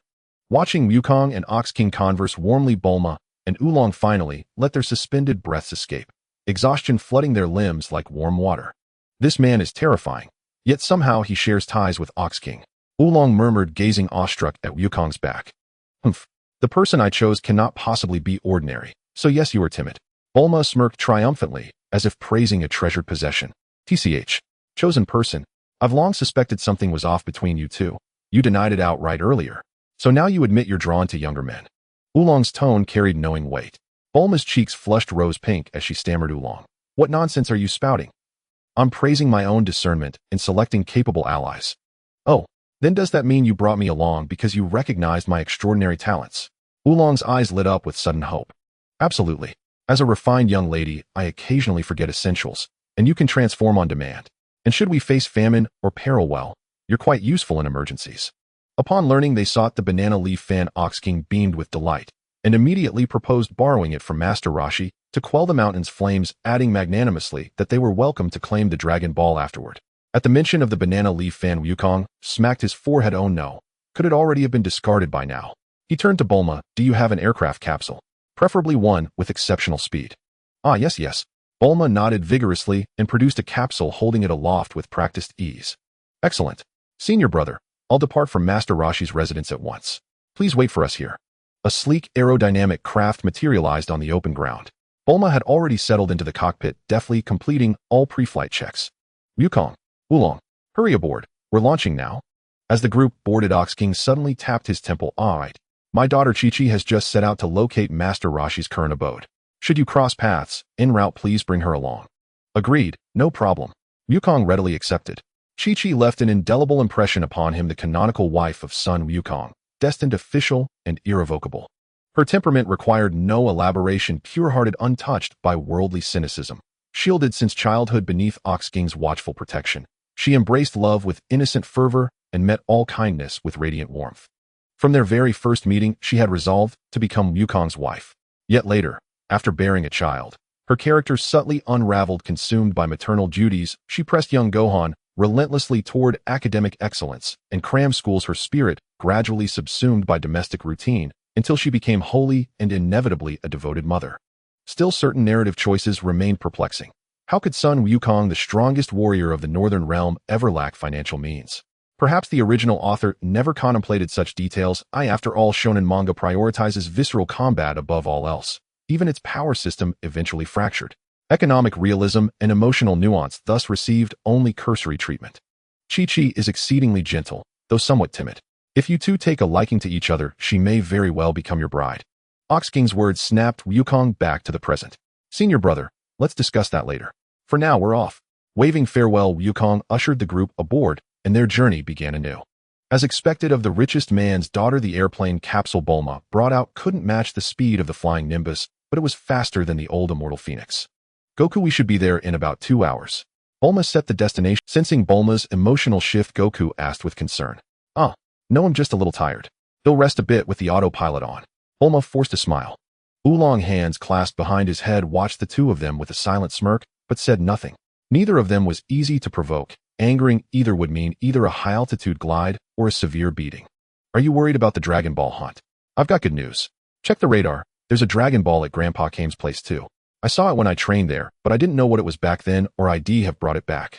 However, Goku's proud revelation didn't elicit the expected joy. Bulma's eyes only flickered slightly as she said, "That's great," with no further reaction. What's up with this rich girl? Is flying that tiring? Goku was puzzled. He had tried to please her, but she didn't seem happy. Unbeknownst to him, Bulma was also troubled. She wondered why her mood plummeted the moment she heard that Ox King's daughter Chi-Chi could marry Goku. But youthful emotions are fleeting. Soon enough, everyone returned to normal. Bulma found her own mood swings amusing. After all, she and Goku were just friends. What did it matter who he married? Minutes later, Goku's sharp eyes spotted something on the ground. Bulma, stop. I think I see my master's daughter. The plane hovered steadily. Looking down, they were startled. A little girl in a cape and Ox King helmet was being chased by a carnivorous dinosaur over 7 meters tall, about to be caught. Without a word, Goku opened the hatch and jumped. Extending his power pole, he struck the dinosaur's head midair with a mighty blow. The dinosaur let out a pained roar and collapsed, sliding forward a few meters from inertia. Hearing the roar behind her, Chi-Chi glanced back. Seeing the giant beast down, she stopped trembling and sat down to cry. Bulma landed the plane nearby. Goku approached the frightened girl and asked gently, "Are you Chi-Chi, Ox King's daughter?" I am. Who are you?" Hearing her father's name, Chi-Chi stopped sobbing. Looking up, she saw a handsome, sunny boy with a staff on his shoulder. Goku briefly introduced their group and their mission. Chi-Chi's face lit up with joy. Without a second thought about whether they were villains, she cheerfully boarded the plane. Inside, Oolong, leering, tried to cozy up to Chi-Chi, who responded earnestly to his every word, filling the cabin with laughter. But while some laughed, others brooded. At the pilot's seat, Bulma unusually chose to fly manually. Her expressionless face masked a torrent of self-reproach. Why this jealousy? Goku's just a 12-year-old kid. It's normal for him to chat with a girl his age. Even if Ox King offers his daughter in marriage, so what? You can't fall for him just because he's cute and reliable. That's too messed up. Despite her reasoning, the laughter from behind only deepened her irritation. Why not use autopilot? Won't you get tired flying manually? Suddenly, Goku appeared in the passenger seat, looking natural. I'm not tired. The route ahead is a bit tricky, so it's safer to handle it myself. Bulma's gloom vanished with Goku's concern. Alright, I'll sit here quietly and not disturb you. Thanks for the trouble. Oh, don't be so formal. We're friends. Bulma feigned annoyance. An hour and a half later, they arrived early at Master Rose's island. The old turtle and Kuririn, sweeping the yard, were overjoyed to see them after so long. Goku and Kuririn embraced and danced around before explaining their purpose. Learning that Ox King's daughter needed the Bancho fan to extinguish a fire, Master Roshi gladly agreed. But when Bulma mentioned the Dragon Ball, a mysterious smile crept across Master Rose's face. Behind his sunglasses, his eyes roamed over the unfamiliar girl. What a lovely young lady in her prime. Perfect figure. Slim where it counts, ample where it. Oh ho. Seeing Master Roshi silently ogling Bulma, Goku slapped his forehead. Grandpa Kame, where's your Dragon Ball and the Bancho fan? I'll get them myself. The Dragon Ball's on the shelf in my bedroom. The Bancho fan. Old turtle, do you remember where it is? The old turtle thought slowly. Didn't you use it as a pot holder? What? That was the Bancho fan. Master Roshi was stunned. As Goku expected, the fan had been thrown away. But to showcase his skills, the turtle hermit decided to personally handle the fire. After Goku retrieved the Dragon Ball, Bulma invited Master Roshi to fly back with them. Instead, he put on the air of a sage, changed into a coarse robe, summoned his mini turtle, and said, "Old turtle, guard the house. Kuririn, go with Goku. Today I'll show you true turtle style." Great. I can come too. Kuririn was overjoyed. Soon the group packed up and headed straight for Fire Mountain. 2 hours later, Bulma piloted the aircraft to a steady landing at the foot of Mount Paozu. As they disembarked, they found Master Roshi and Ox King chatting, with Ox King rubbing his hands together and nodding frequently, looking like a humble disciple. Finally arrived at. My old bones were about to rust solid from standing here, said Master Roshi, standing spiritedly on a platform at the exact same height as Ox King, who was kneeling on the ground. Don't think I didn't notice you throwing up right after you got down. Goku muttered inwardly. Goku, I can't believe you managed to invite the turtle hermit himself to extinguish the fire. I'm so thrilled. Once the fire is out, not only can you take the Dragon Ball from the castle, but you may also choose any 3 treasures to keep. Though kneeling, Ox King's face was brimming with excitement and gratitude, showing no trace of the fearsome expression from their first meeting. Wow, that's generous. Bulma and Goku didn't think much of it, but Oolong gasped in surprise. Huh, what's so surprising about that? Could it be that the treasures inside are incredibly valuable? Krillin asked, puzzled. Of course. I've heard Ox King's castle holds countless treasures, all painstakingly gathered from every corner of the world. Over the centuries, many who coveted the treasure have fallen to his hand. Yet wave after wave of bold adventurers still came seeking it. It wasn't until the heavenly fire 10 years ago that everyone's greed was finally halted. Oolong spoke like a know-it-all, his account so detailed that even Ox King couldn't help but nod. This young friend is mostly correct. However, not every treasure is so precious. Many have been misled by rumors, believing each piece to be priceless. Enough small talk for now. Let me first quell this mountain blaze. Master Roshi slowly removed his coat, revealing a set of finely defined ribs, and shouted. Everyone present fell silent, staring fixedly at the 2 plasters on Master Rose's back, lost in thought. Krillin, come help your master. Master Roshi pointed at a broken wall. Krillin, enduring immense embarrassment, let Master Roshi step onto his back to be lifted up. Master Roshi stood upright on it with satisfaction, taking a deep breath. His grand pose made Bulma, Chi-Chi, and Oolong, who had been waiting, begin to doubt, could this old man really be the turtle hermit? Suddenly, Master Roshi let out a low growl. The surrounding air currents grew fierce, and a powerful energy erupted from within him. In the next moment, he transformed, as if into a different person. His muscles swelled like balloons, rapidly reaching the physique of Arnold Schwarzenegger, and even his height increased by over a dozen centimeters. This change shook everyone present, dispelling the last traces of doubt about Master Roshi, leaving only boundless astonishment and anticipation. Goku and Krillin exchanged glances, reading the shock in each other's eyes. They knew Master Rose's strength well, but this was the first time they had witnessed such an overwhelming scene. Sensing the shift in emotions below, Master Roshi, exuding an aura of dominance, curled his lips into a smirk and let out a soft snort. Grandpa Roshi, be careful not to use too much force. Son Goku suddenly called out in warning. Nonsense. Do you think your master has no sense of restraint? Came. Me. Without further hesitation, Master Roshi aimed at the raging mountain fire and unleashed the Kamehameha with 80% of his power. Goku's reminder had indeed influenced him, otherwise he would have released it at full force. The immense energy collided with the surging waves of flame on Mount Paozu. In an instant, the sizzling hiss of vaporizing water drowned out all other sounds. The flames were severed by the torrent of energy. The once turbulent fire wildly shrank and extinguished within the dazzling light. The rocks, previously scorched white, were instantly coated with a fine layer of water droplets, and the air itself cooled, abruptly condensing into a mist. The energy torrent continued for a full half-incense's time until the distant curtain of fire completely dissipated, revealing the charred rock surface. Only then did Master Roshi slowly withdraw his power. I never thought Grandpa Rose's Kamehameha could be so powerful. I still have a long way to go. Unlike the other's astonishment, son Goku marveled, while silently comparing the power of his own full-force strike, realizing it was still somewhat inferior to Master Rose's. As expected of the turtle hermit, the power of this technique is truly terrifying. Ox King witnessed the long-missed Kamehameha, and a glimmer of tears appeared in his eyes. As a wave of coolness washed over them, everyone realized that the era of Mount Paozu had finally ended. The long-lost Cool View Mountain had returned. While Ox King and Chi-Chi marveled at the long-absent freshness, Bulma had already led Oolong into the castle, braving the lingering heat to search for the Dragon Ball. Haha, youth indeed has such daring. Even with the fire extinguished, I wouldn't willingly endure this heat to go inside. Ox King revealed a long-lost smile, looking at Goku with increasing approval. Goku, how about it? Are you willing to take my daughter as your wife? Whoa. Goku, this is a great opportunity. This old man's daughter is quite beautiful. If you're not interested, I might be. Seeing Ox King's straightforward expression, Krillin exclaimed with excitement. Goku revealed a meaningful smile, neither explicitly refusing nor accepting, just shaking his head. Senior brother right now, I only want to travel the world, meet strong fighters everywhere, and keep getting stronger. I'm not ready for marriage. Ox King felt a deep regret, but expressed understanding. After all, at Goku's age he himself had been playing in some mountain ditch, not even knowing what a woman was. However, Chi-Chi stared at Goku's figure lost in thought, as if trying to etch his face into her memory. Found it. It's the 4-star ball. Great. Hooray. The cheers of Bulma and Oolong echoed from afar. Goku looked over, a genuine smile spreading across his face. Thus Bulma and her group achieved their goal and prepared to bid farewell.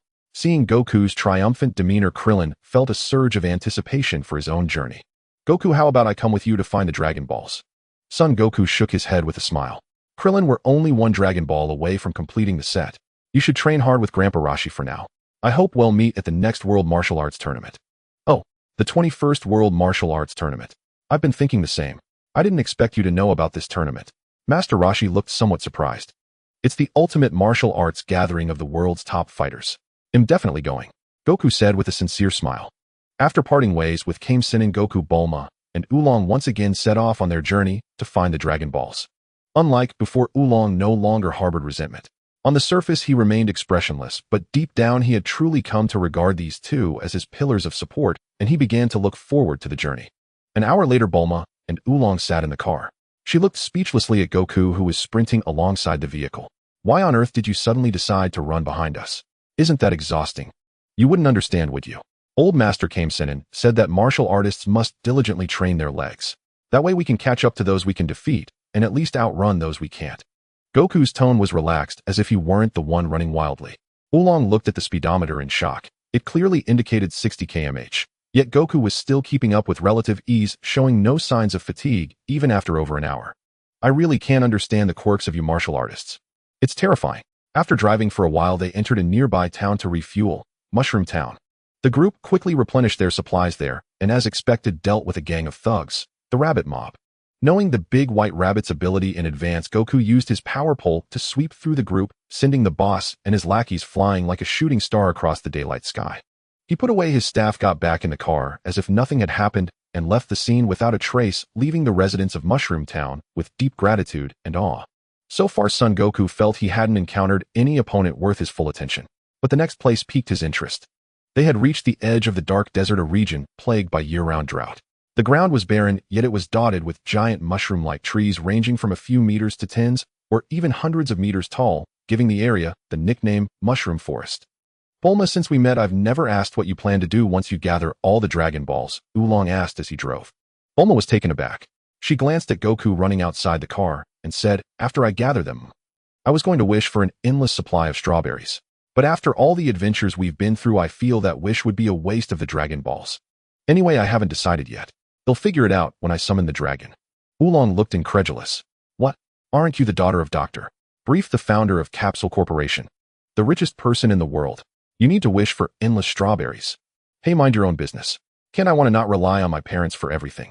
I'm an independent, progressive genius beauty of the new era, okay? Bulma retorted irritably. As they traveled on a mushroom tree dozens of kilometers away, a woman with long black hair and armed gear was holding a walkie-talkie awaiting orders. Shu, the 6 Dragon Balls are less than 30 kilometers from your position. Have Ash prepare. As soon as they enter range, fire immediately and get their Dragon Balls in the shortest time possible. Understood. Shu put away the walkie-talkie and peered through binoculars. She spotted a faint black dot in the distance, undoubtedly their target. She lowered the binoculars and switched the walkie-talkie to Ash's frequency to assign his task. I didn't expect King Pilaf to gather all 7 Dragon Balls so soon. No matter how lucky you people are to have collected 6 in such a short time, you're just paving the way for us. A young woman all alone in this desolate wilderness. Aren't you afraid of running into trouble? A youthful male voice suddenly rang out behind her. Shu shuddered and spun around to see a boy in a dark blue outfit hooking a staff and eyeing her with ill intent. The staff was so long it towered even above the mushroom tree she stood on. Oh, who are you? When did you get behind us? Shu was so startled that she lost her composure, collapsing to the ground with a sharp shriek. Who am I? Aren't you the ones desperately trying to get the Dragon Balls we have? And now you ask who I am. The boy was none other than Son Goku, who had secretly arrived ahead of time. How did you get behind me without me noticing? You were still far away just now. Did you know our location beforehand? Shu wasn't stupid, as she quickly figured out why they'd been discovered. In a panic, she grabbed the walkie-talkie to call Ash and have him pilot the mecha to assist, but Goku's next words made her utterly despair. You want that dog to help you? Why don't you check what's at your feet? Son Goku's face was full of amusement. Ash's mecha had been impaled clean through by his power pole, without any warning, the tip of the pole striking Ash's rear and knocking him unconscious instantly. Seeing the pile of scrap metal under the tree and Ash sprawled out, cold fear completely overwhelmed Shu's mind. Inside Pilaf's castle, a blue-skinned dwarf wearing a shirt emblazoned with the word fried rice paced back and forth with his hands behind his back, his face full of anxiety and unease. Pilaf had just lost contact with his underlings Shu and Ash, but the 6 Dragon Balls were once again on the move, heading straight for his castle. Ugh, what the hell happened to those 2 idiots? Why aren't they answering my messages? Useless wastes. I'll have to handle this myself. Pilaf kept watching the monitors, muttering under his breath. He was a mechanical genius, having amassed a fortune through his inventions. The castle's entire defense system was his own design, with every corner covered by surveillance and traps, leaving no blind spots. Though he was uneasy about losing his 2 subordinates, he wasn't at a loss. He was confident that if those people dared to enter his castle, or even just approach it, he would definitely capture them. While Pilaf busied himself with defensive measures, Oolong and Bulma arrived at the spot where Shu and Ash had been lying in ambush. Seeing a woman and a dog tied up tightly, Bulma asked uncertainly, Goku, are they really the bad guys who want the Dragon Balls? We've never met them before. How did you know they knew we had the Dragon Balls? Well, I wasn't sure they were after the Dragon Balls, but I could sense 2 evil auras from them, so I had you stop while I came to clear the way. Son Goku was making things up as usual. Wow, you're amazing. You can sense bad guys from that far away. From now on, you'll be like an evil sensing radar by my side. Bulma's eyes sparkled with excitement.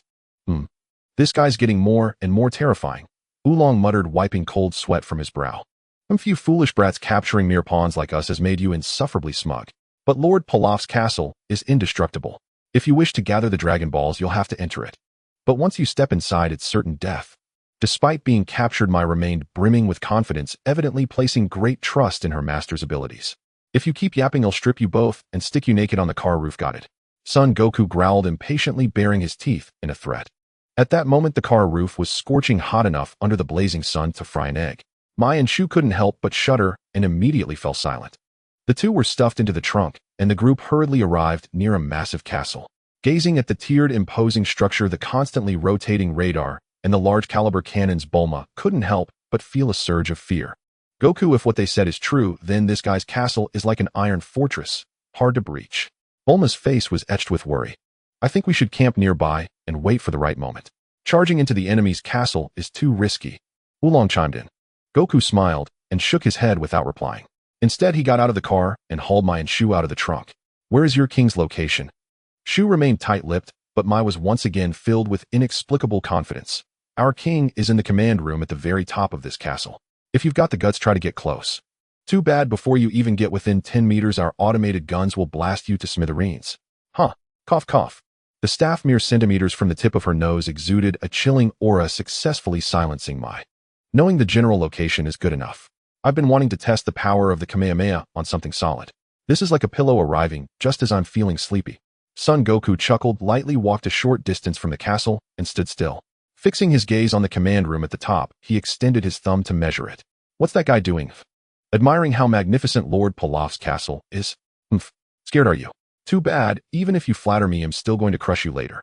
Pilaf sneered, staring at the screen. He had activated all defense systems. If the intruder advanced another dozen meters, his position would be immediately blanketed by firepower. Kamehameha. Son Goku's arm snapped into a taut arc, and he thrust his palms forward with all his might. In an instant, a torrent of azure-white energy roared from his palms. A beam of light brimming with immense power shot toward the top floor of Pilaf's castle like a missile. Wow, what the hell is that? Before the surveillance screen, Pilaf suddenly saw a blinding white light explode before his eyes. The light pierced through the screen, searing his vision and forcing him to shield his face with his hands. The next second, the entire castle trembled violently. The floor beneath his feet seemed gripped by an invisible giant hand buckling upward. Instruments, documents, and metal objects clattered to the floor. What made his scalp crawl even more was a wave of scorching air that rushed in through the ventilation ducts, carrying the acrid smell of burning brick and stone, making him cough repeatedly. Kamehameha, Kamehameha. Goku unleashed the technique repeatedly, holding nothing back. Boom, boom. Ear-splitting explosions rang out incessantly, louder than thunder, instantly engulfing the upper section of the castle. The moment the Kamehameha precisely struck the top floor room, the first azure-white beam blasted a massive crater into the thick stone roof. Bricks and stones sprayed outward like a rainstorm, pockmarking the lower walls with countless holes. Then the second and third shockwaves roared in. No matter how thick the walls, they could not withstand such concentrated energy. They held for only a few breaths before collapsing inward like paper. Steel beams twisted into scrap, and rubble mixed with burning wood debris plummeted from above, crashing onto the middle floors with a series of cracking, snapping sounds. Goku had finally exhausted the energy within him. He lowered his arms, breathing slightly heavily. That single strike had practically gnawed a chunk out of the sturdy castle from the top. Pilaf's eyes were wide with disbelief and terror as he lay crushed in the rubble, clutching the remaining one-star ball tightly to his chest. Bulma, Oolong, and the bound Mai and Shu stared blankly at the castle ahead, its top, now a wrecked ruin billowing thick smoke. The lingering heat and acrid smell in the air, along with the constant fall of debris, relentlessly reminded them that this was no dream. It was the destructive power of a single person. Tisk, still not as strong as Master Rose's full power strike. I can only destroy part of this castle, but for now it's enough. Son Goku looked at the scene before him, slightly dissatisfied with himself. That's why I don't have much time. I have to get to Karen Tower within 3 days at the latest. Pilaf, still immersed in fear and grief, was pried out of the rubble by Son Goku using the power pole. An hour ago, the trio had been lost in a dream of world domination. But in the face of absolute power, they finally surrendered the one-star ball with sincere submission. Having finally gathered all 7 Dragon Balls, Bulma looked at them neatly arranged in the box, yet the longing she had felt for a wish at the start of their journey was gone. Bulma, since you've gathered the Dragon Balls, why haven't you summoned the dragon? Goku asked, puzzled after tying up the 3. Bulma can't think of any wish that her money can't buy, so she's racking her brains over it. Oolong snickered. Huh, didn't you want a Prince Charming? That's hard to find even with money, and they're prone to changing their minds. Son Goku scratched his head. That was when we first met. Now I think that wish is too shallow. Besides, I'm still young. I don't want to tie myself down to a strange guy so soon. Bulma explained, blushing. But to Oolong her explanation seemed rather weak. No rush. Take your time to think. They'll go look for some food in the castle. Goku turned to leave. Hey, Goku, if it were you, what wish would you make? Bulma suddenly asked. Me? That's so sudden. I can't think of any particular wish I desperately want to fulfill right now. Goku thought seriously, recalling the limitations of the dragon's wishes. But if I really had to say one, I'd wish for a portable gravity device that can freely control the intensity and range of gravity. He recalled a major training loophole in the Dragon Ball world, and his eyes lit up. Hey, you really are a training maniac. With such a precious wish-granting treasure, you want gravity equipment. If you two have no wishes, you could give it to me. I promise I won't waste the wish the dragon grants. Bulma ignored Oolong's indignant outburst beside her. She acknowledged Goku's wish. That's a very interesting idea, at least with significant scientific value. Come forth, Shenlong. The moment Bulma's words fell, the entire sky turned pitch black, as if heaven and earth had lost all light. Only the 7 Dragon Balls on the ground shone with ever greater brilliance, causing those summoning Shenlong for the first time to tremble with excitement, their hands and feet growing cold. Roar! A blinding golden radiance erupted from the ground, and Shenlong's colossal form gradually unfurled and manifested within this dazzling light. Its slender neck, majestic dragon head, antlers crackling with lightning, whiskers dancing in the wind, and every single scale shimmered with an otherworldly luster. Shenlong coiled and ascended into the sky, its immense body inspiring awe in everyone except Wukong. Good heavens, is this Shenlong? It's truly enormous. Son Wukong murmured, tilting his head upward. The visual impact of the dragon before him was already overwhelming. Just how massive would Shenlong be on planet Namek? Speak your wish. Any wish can be granted, but only one. Shenlong exhaled a breath of dragon essence, its voice thundering. Quick, Bulma, make your wish, Wukong said, turning to her with a smile. Yet Bulma did not immediately voice her desire. Instead, she turned to look at Wukong, her eyes shimmering with a crystalline gleam. If you really haven't decided, could I wish for a cute girl who loves only me? Oolong asked timidly with a hint of fawning. My world, my grand ambition to unify the realm. It's over, all over. Pilaf stared blankly at Shenlong from a distance, sobbing. Great King Pilaf, don't lose heart. We'll fight again next year. If not next year, the year after. Where there's life, there's hope. Shu comforted him. What you say isn't without reason, Pilaf said, his mood slightly easing. Mai added, but your majesty, have you considered that even if you conquer the world with that young man around, can you be certain your throne will be secure? You? Shut up. They'll kick you to death first. Pilaf's barely restored composure shattered again, and he couldn't help but kick his legs and wail loudly. Bulma glared at Oolong. Come back to West City with me. He'll arrange a pretty sew for you. But I don't like pigs. Wukong, thank you for willingly accompanying me to find the Dragon Balls and for protecting me along the way. I'm truly happy. Bulma completely ignored Oolong's protest, speaking to Wukong in a tender tone. It was my choice. Why bring it up now? Besides, aren't we friends? Wukong chuckled. Shenlong, please grant me a wristband that can freely control the magnitude and range of gravity. This wristband must be crafted from the lightest and most flexible material. Bulma shouted her wish loudly, but the words that left her lips stunned everyone present.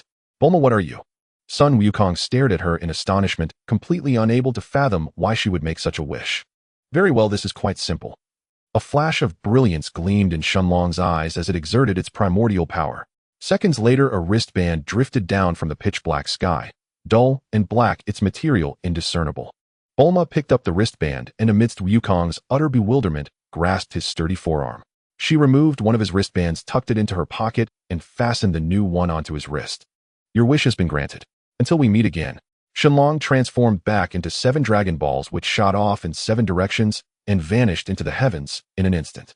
The sky immediately returned to its normal hue. Though Sun Wukong was deeply surprised by Bulma's choice, he felt a surge of gratitude. He was about to embark on a period of training, and the gift she had given him would undoubtedly be of immense help. As for Pilaf and his gang, Sun Wukong had no intention of killing them, but he certainly didn't want them to regroup anytime soon. Thus, he conducted a thorough search of the 3, ensuring they carried no external items. He even had Bulma check Mei's undergarments. Wukong extended his power pole, tied the trio to one end, and spun it like a giant windmill. With all his might, he flung them into the sky, successfully sending them in the same direction as the 7 departing Dragon Balls, completing the set of 8 directions. Is this what you meant by not killing them? Oolong asked, tears in his eyes. For them, this level of force shouldn't be fatal, Sun Wukong said with a shrug, recalling how the 3 had survived being thrown from a plane by Piccolo Daimao, leaving a massive crater in the ground. Wukong, come back to West City with me and Oolong. School's about to start, and I'll have my parents enroll you both. Then we can be together every day, Bulma said cheerfully. She expected Wukong to agree readily, but he shook his head with an apologetic expression. Sorry, Bulma, I can't go with you this time. I have to go to a very important place. Huh? Where? Are you going to train? Bulma's beautiful eyes revealed visible disappointment. Yes, Bulma, I'm sorry. There's a reason I must go. But don't worry, they'll definitely be at the World Martial Arts Tournament in over 8 months. We'll meet again then. Once I've taken care of things here, I'll come find you. Make sure you prepare a big room for me, so I can train freely. No problem, you training fanatic. They'll have your room lined with ultra-strong steel, Bulma said, her mood lifting again as she chuckled with mock reproach. And so, after reluctantly bidding Wukong farewell, Bulma and Oolong flew away in their aircraft. Before leaving, Bulma left behind a giant blank storage capsule, mindful of Wukong's large appetite, so he could store food. Wukong then ran into Pilaf's castle, packed all the usable supplies into the capsule, and placed all the gunpowder at the castle's load-bearing points. With a full-power Kamehameha, he obliterated the fortress. Next stop, Karen Tower. Shouldn't I bring a gift before going? Remembering the stack of tuna cans head found while scavenging Pilaf's castle, Wukong felt reassured. That cat sage wasn't petty. As long as he showed proper respect and catered to his taste, Charisma wouldn't make things too difficult. With that thought, he hesitated no longer and sprinted toward the vicinity of Karen Tower. Besides seeking Charisma, he'll need to find a way to learn from Mr. Popo. I absolutely must learn to fly. Traveling on land is too dependent on terrain. Wukong mused as he ran. Wukong sped along at a remarkable pace. Though his speed couldn't rival a car's over long distances, it was still impressive. In just a single day, he had covered nearly 1,000 li, even with brief stops to rest and eat. Before he knew it, he arrived at a new town. The place was modest in size. The ancient streets bustled with people, and the surrounding buildings were mostly wooden structures rarely seen in larger cities. At the town's entrance, a massive stone bore the engraved characters QO Town. Finally, some signs of civilization. I've had enough of canned food for this journey, Sun Wukong muttered, stretching his body. Glancing around, he quickly noticed something odd. The town appeared ordinary on the surface, but every household had placed a small box by their door.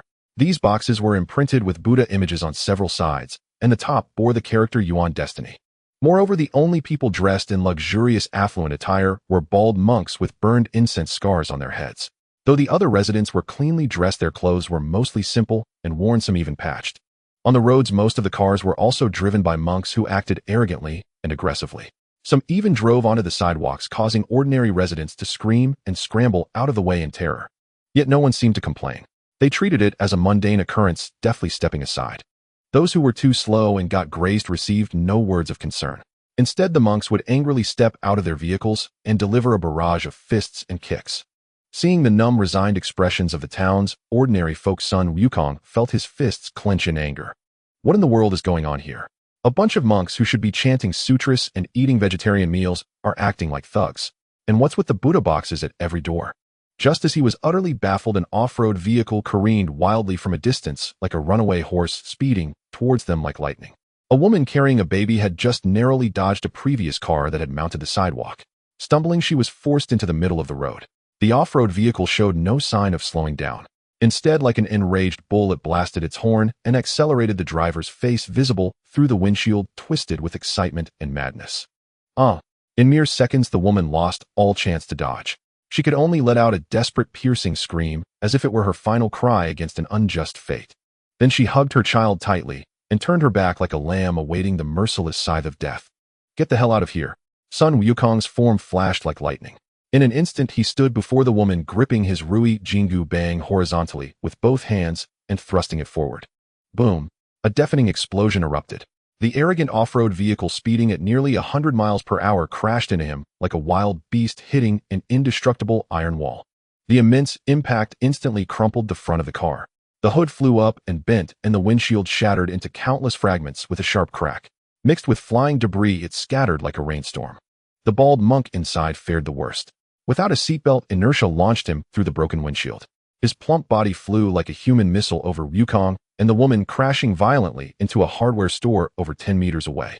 He tumbled through the store, knocking over a vast array of merchandise, embedding several hardware tools into his body. He was finally stopped by a display cabinet. The woman kept her eyes tightly shut for a long time before slowly opening them. The anticipated impact never came. It wasn't until she heard her baby's cries that she realized she was still alive.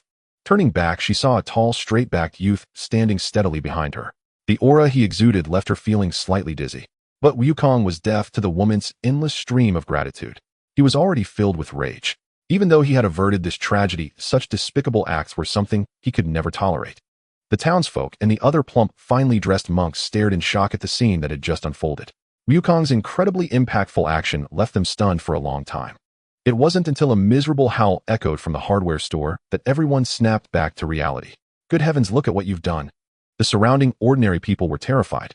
As if a natural disaster was imminent, they scattered in all directions, fleeing into their homes. Benefactor, you must run. You've brought a huge calamity upon yourself. The woman, now rational, spoke to Sun Wukong with tears in her eyes before disappearing into an alley with her child. What the hell is this? I just saved someone, and they're acting like I've committed a cardinal sin. This reaction is even more exaggerated than the rabbit core. Sun Wukong put away his staff, muttering to himself in confusion. Looking around, he realized that the street was now surrounded by countless bald heads, each with 6 incense scars. Their expressions varied. Whoa, what's this? Are you all coming to convert me? An absurd thought crossed Wukong's mind as he scanned the crowd with a hint of amusement. Hey, you little brat. Do you have any idea what you've done? You dare to harm a disciple of our Tianlong temple. Once our abbot arrives, no matter how strong you are, you'll die. A cacophony of voices rose, grating on Wukong's nerves. He simply raised his voice and roared, "Stop your yapping. Which one of you is the toughest? Step forward and talk to me." Holy crap. This kid must be from out of town. How dare he be so arrogant? His domineering aura cowed the crowd, and they actually fell silent. But they clearly had great confidence in their abbot's strength and weren't too wary of Wukong. Still, they weren't foolish enough to provoke him and risk a beating before the abbot arrived. So some back-alley amateur has gathered a bunch of monsters and demons to cause trouble here. Interesting. Let me see what you've got. Though he didn't know the strength of their leader, Wukong felt his blood boil. It was as if only a fight could cool him down. As he and the monks were at a standoff, the roar of a large displacement engine sounded from outside. The monks quickly parted to make way for a stretch business sedan, which drove straight up to Wukong. A suited man in sunglasses hurried from the driver's seat to the right rear door. On closer look, this driver was also bald. The combination of incense scars, a suit, and sunglasses was utterly comical. But besides Wukong, no one in the entire town dared to laugh. They knew this driver was second only to the abbot in skill, and his methods were even more ruthless. Why did you, young hero, harm the monks of my dragon temple? Pray give this old monk an explanation. An elderly monk descended from the carriage, adorned in a resplendent kasaya, his countenance benevolent and eyes brimming with compassion. Yet Wukong sensed a thick aura of bloodshed emanating from him. An explanation? See if this satisfies you. Detesting those who feign virtue while harboring malice, Sun Wukong simply threw a punch. With a sharp crack, the bald driver beside him was sent flying backward, his hand still frozen in the motion of catching the fist. Landing over 10 meters away, the driver spat a mouthful of blood before collapsing unconscious. A collective hiss of breath escaped the assembled monks, as if they all suffered from a sudden toothache. The bald driver was the second strongest in Dragon Temple, and he had confidently flashed forward to intercept Wukong's punch. They had anticipated the driver putting on an impressive display to awe the newcomer, only to witness him utterly fail, defeated in a single blow. What a waste of my expectations. With such high airs, I thought you were a rare master. Bald donkey, are you next to come up and teach me a lesson? Wukong clapped his hands, fixing a smile upon the old monk. A bead of cold sweat trickled slowly down the monk's temple.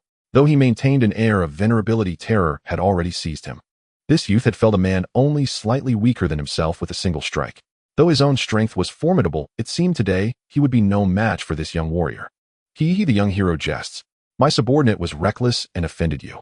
Please accept my apologies. The old monk actually bowed at the waist. This sudden reversal. No, something is very wrong. Seeing such sincerity, son Wukong was momentarily at a loss. Could this old monk truly have some unspoken difficulty? Without warning, the bowing old monk abruptly drew a large caliber pistol from his robe. The moment he straightened, the muzzle locked onto Wukong, and his finger unhesitatingly pulled the trigger. Bang, bang, bang. Ha ha ha. Where does this brat think he is daring to confront me? No matter how strong, can you be faster than my large caliber pistol? The old monk's demeanor changed entirely. Laughing maniacally, he squeezed the trigger relentlessly until the magazine was empty. The surrounding monks also beamed with delight, cheering as if this were a familiar routine for their abbot. As the gunpowder smoke gradually dissipated, son Wukong waved a hand to clear the haze and coughed lightly. His mouth twitched uncontrollably. Those powerful bullets had struck him, causing veins to bulge and his face to contort in pain. His eyes had never once strayed from the old monk. Now a palpable killing intent surged within his gaze, nearly bursting forth. The chilling, murderous aura around him grew denser, freezing the very air. Damn it, that really hurt. And here I was foolishly thinking the bald donkey had some hidden story. He's just an old snake. What the hell? How is this possible? Why aren't you dead? The old monk froze for a second, then a bone-chilling cold shot from the soles of his feet to the crown of his head, spreading through his limbs. As his eyes registered the sight, his pupils contracted violently. He stood petrified as if struck by lightning, his mouth agape in disbelief. The next moment, an icy dread surged from his feet to his entire body. That question, live to ponder it if you can. Son Wukong wasted no more words. In the blink of an eye, his form blurred, teleporting before the old monk. His fist, tearing the air with a sharp whistle, drove straight for the monk's face. The speed was extreme. The old monk instinctively tried to raise his arm in defense, but before it could lift, the fist had already crashed into him.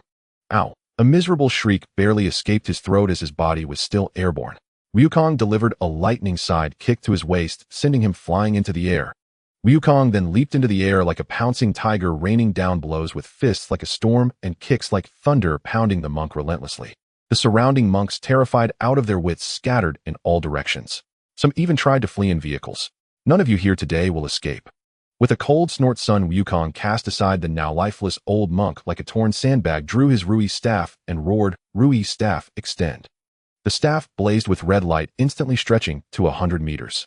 Gripping it with both hands, Wukong twisted his waist with immense force, sending the 100-meter staff whistling through the air like a crimson cyclone. The monks below had no time to react before the massive staff struck them. Muffled thuds rang out in succession as countless figures were sent flying like broken kites. For a moment, agonized screams pierced the sky in an unending chorus. The monks' bald heads gleamed under the sunlight, reflecting dazzling gold. A dense mass of shining heads tumbling and falling through the air like countless glittering golden eggs. Watching the youth in midair like a war god routing the vicious monks they had dreaded as nightmares, the residents cautiously opened their doors and windows. Their expressions shifted from shock to disbelief and finally to overwhelming excitement. Son Wukong subdued all the monks present. Guided by the residents, he marched staff in hand to Dragon Temple, capturing every monk within. To his astonishment, the temple's humble exterior belied an interior furnished with priceless items, including numerous golden goblets and silver cups.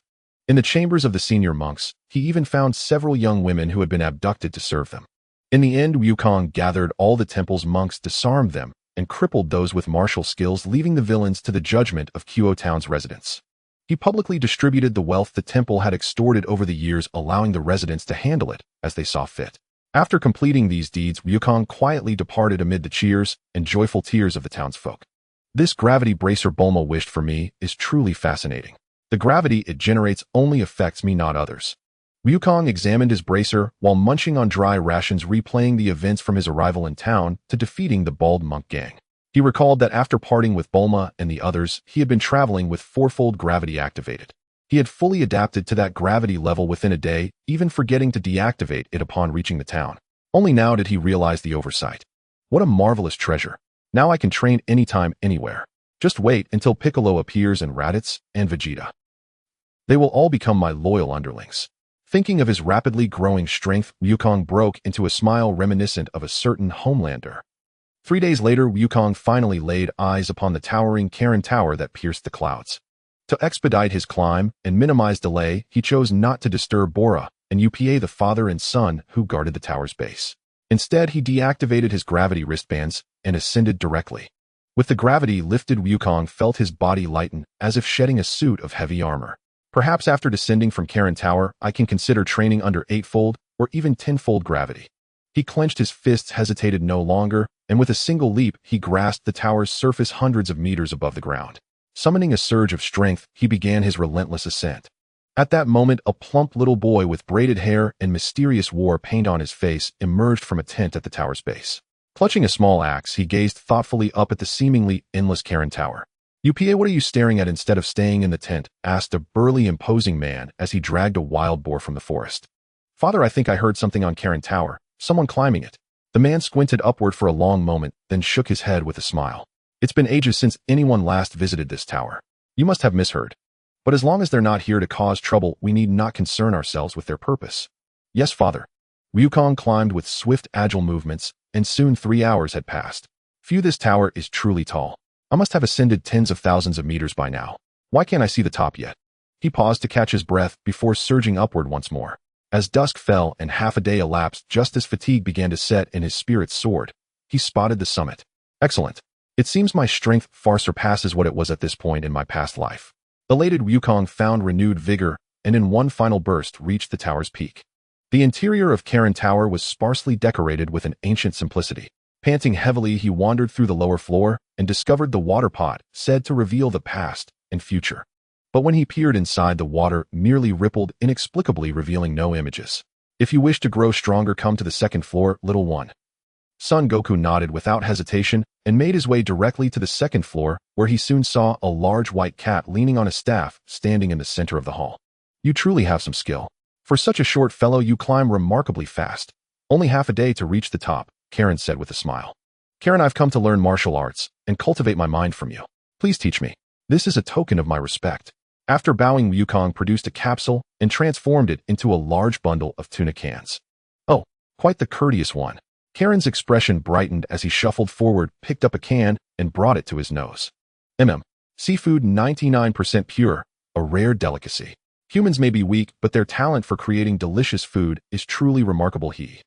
From what I can see, your strength is already formidable. Why do you seek to enhance it further?" Son Goku pondered for a moment, then replied candidly, "I have reasons I must become stronger. This sense of urgency stems from the future, but the specifics are too complex to explain in a few words.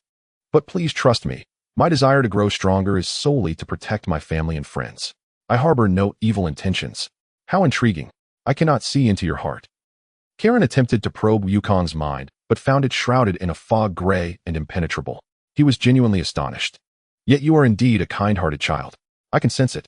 Since you have your reasons, I won't press further. Train here diligently, and I shall impart all my knowledge to you." Karen withdrew his gaze, glanced once more at the pile of fish cans, smacked his lips, and said cheerfully, "Thank you. I will give it my all." A day later, Wukong had reduced his climb from half a day to a round trip of just over an hour. Moreover, due to the thin air within the tower and Karen's insistence that he continue training under fourfold gravity, his strength began to skyrocket.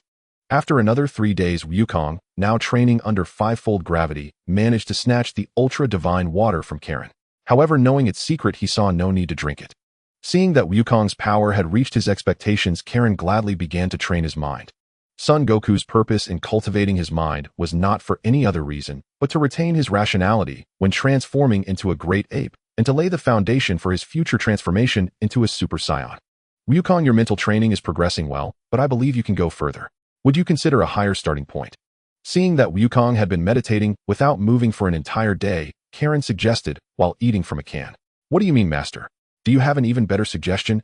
Wukong opened his eyes, his gaze utterly calm as he fixed them on Karen. Yes. Do you know the origin of the staff on your back? Karen asked with a smile. Oh, my grandfather passed it down to me. Is there something special about it? Wukong feigned ignorance, knowing the truth. You are truly fortunate. That staff was once begged from me by your master Kamehameha.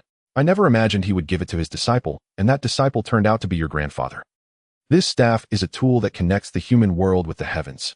Through their days together, Karen had learned of Wukong's background. Wow, that's amazing! Son Goku exclaimed with exaggerated surprise, though inwardly he thought, it's just the staff connecting Karen Tower to the lookout. Why make it sound so grand? Karen produced a bell and said, "Come, I'll send you up. The master of the lookout god will guide you on your future martial path."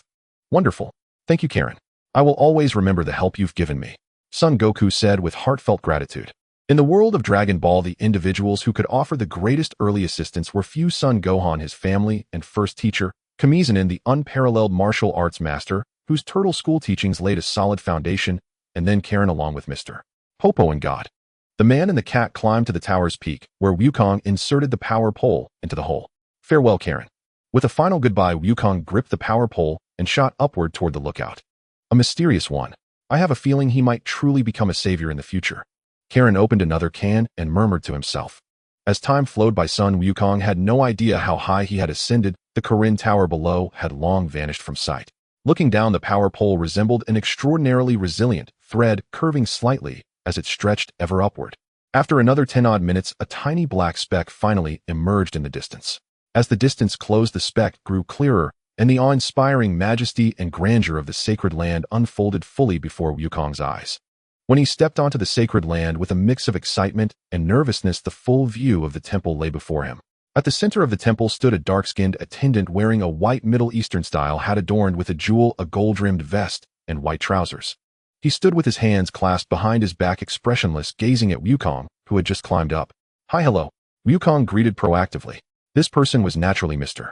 Popo, the veteran servant who had seen off several generations of gods. Hi, hello, Mr. Popo's tone was gentle but utterly devoid of emotion. I know what you've come for. The god has already told Popo. First, do you have the qualification token from Karin the Sage? Oh, yes. Wukong quickly fished out the bell. Strangely, he felt that even meeting the god wouldn't faze him, but locking eyes with Mr.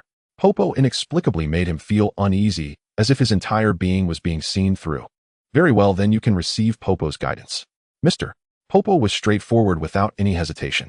Son Wukong gladly agreed. He knew that although the Earth's god was seemingly the strongest, this Mr. Popo was the most suitable teacher for him. They stood on the temple grounds. Mr.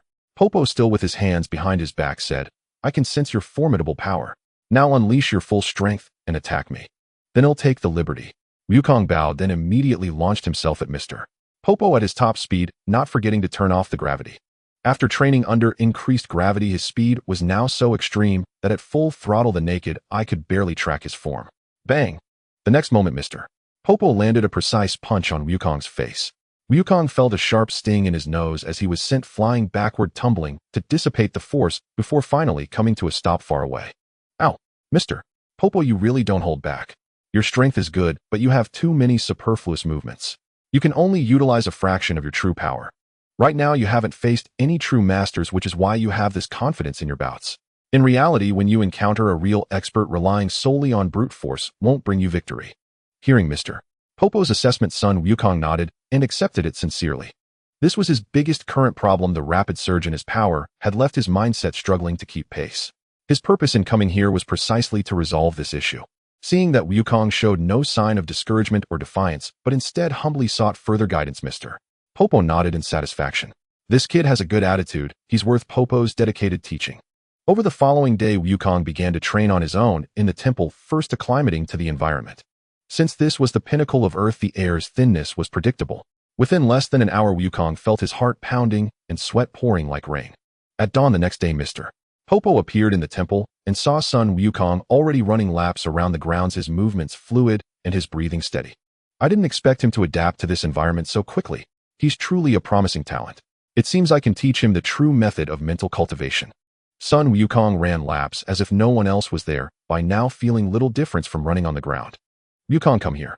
Today Popo will teach you something new. They sat down cross-legged. Mr. Popo said, I can feel your pursuit of martial arts mastery, but you lack the method. First, you must understand that the supreme realm of martial arts is the spirit as calm as the sky and the movement swifter than lightning. I understand the principles, but could you explain it in simpler terms? Sai, you're really a brute force type. All right, wait a moment. Mr. Popo wore an expression of I knew it, then got up and walked to a side room. When he emerged again, he held a bowl of water. Mr. Popo handed the small bowl to him. Hold this bowl of water, stare at it, and don't let it shake. Sun Wukong hesitated for a moment, then complied.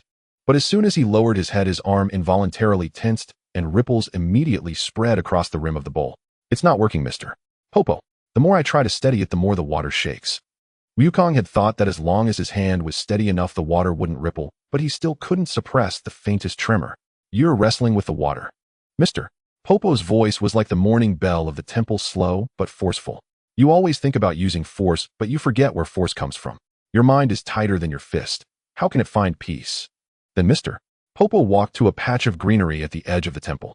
He pinched a branch swaying in the wind and said, "Look at this branch. It bends when the wind comes and straightens when it passes.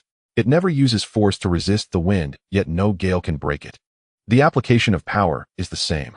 It's not about clenching strength in your hand. It's about letting strength flow like water following your mind." That's profound. Mr. Popo, you're truly remarkable. Wukong couldn't help but praise.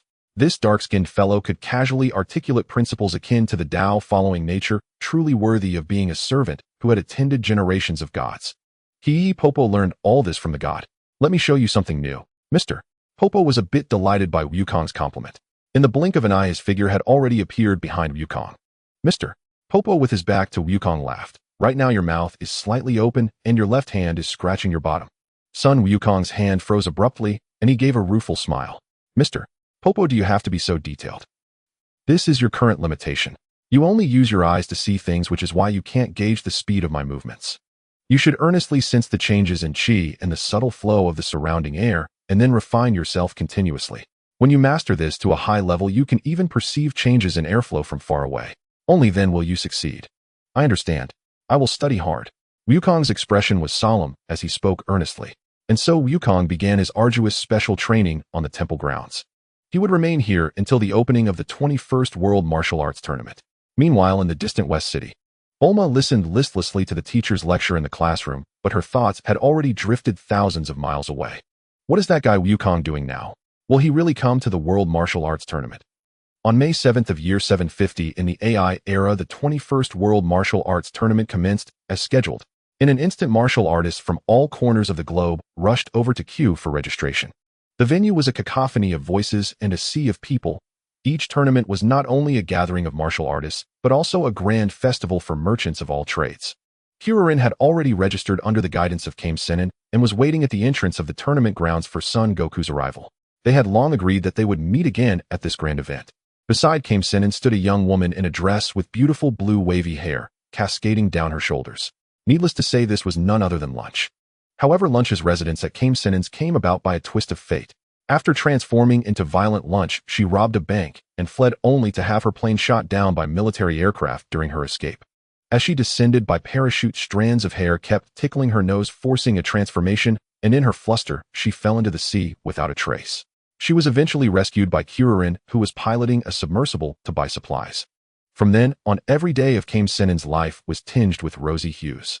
Hey Mutant Rashi, long time no see. Bulma appeared alongside Oolong. Since Kame Sennin, under Goku's influence, had never had the chance to display his lecherous tendencies to her, the old man still held a favorable impression in her heart. Yo-ho-ho, Bulma and this little pig have shown up. Where's Goku? Isn't he with you all? Kame Sennin chuckled as he stepped forward to greet them, but noticing only the two of them, he couldn't help but feel puzzled. That guy Goku parted ways with us after gathering the Dragon Balls, saying he needed to train. It's been over half a year since I last saw him. Bulma explained with a hint of resentment. After returning, she turned into a grumpy little shrew, spending her days grinning foolishly at the wristband. She took off Goku's arm. Oolong added with a snicker. With a thud, Bulma, flustered and annoyed, landed a punch on Oolong. Do I need you to explain that for this beautiful lady? You blabbermouth. Kame Sennin, as an old monster who had lived for centuries, naturally understood Bulma's girlish sentiments inside out. He was not surprised at this age, youths having read too many fairy tales of princes and princesses were in the throes of budding romance. His disciple had surely helped her quite a bit, and with his decent looks it was only natural for Bulma to develop such feelings for him. Yet he wondered if Goku would truly be a worthy match for Bulma, the princess of the Capsule Corporation. To change the subject, he introduced Lunch's background to Bulma and Oolong. She was about the same age as Bulma, and the two girls quickly bonded, becoming close friends. After a while longer came Sinin, who had secretly registered himself, frowned as he glanced at his watch. What's going on? Registration is about to close. Why hasn't that boy Goku shown up yet? Could he have forgotten that today is the opening day of the tournament? Kuririn, who had just been jealous of his good friend's youthful romance with the tycoon's daughter, now began to worry about his arrival. He won't forget. He promised to meet me here today. Bulma's tone was firm, but the worry on her face was all too evident. In a bit, Kuririn, go buy a wig and pretend to be Goku to register for him. At least don't let him miss out on the basic qualification to compete, Kame Sennin suggested. Gramps, you can be quite serious when you're thinking about important matters. Suddenly, a familiar voice sounded behind the group. Everyone present shuddered and turned around to see Son Goku, who had been missing for over half a year, grinning and waving at them. Long time no see, Bulma. You've gotten even prettier. Hearing that Goku's second sentence was directed at her, Bulma's cheeks flushed with two rosy clouds, and her heart brimmed with joy. Geez, when did this guy Goku learn to sweet-talk girls? Kuririn, seeing that his good friend hadn't greeted him first, felt as if he had fallen into a vat of aged vinegar, his indignation beyond words. With Goku's arrival, everyone exchanged laughs and banter before urging him to hurry and register. Bulma had thought that not seeing Son Goku for half a year would diminish the inexplicable feelings she had for him. Yet upon their reunion, his second sentence utterly disarmed her. He seems to have grown taller, almost as tall as me now, and the childishness on his face has faded a lot. Do boys mature this quickly? Bulma gazed at Son Goku's steady retreating figure, her mind wandering into fantasies.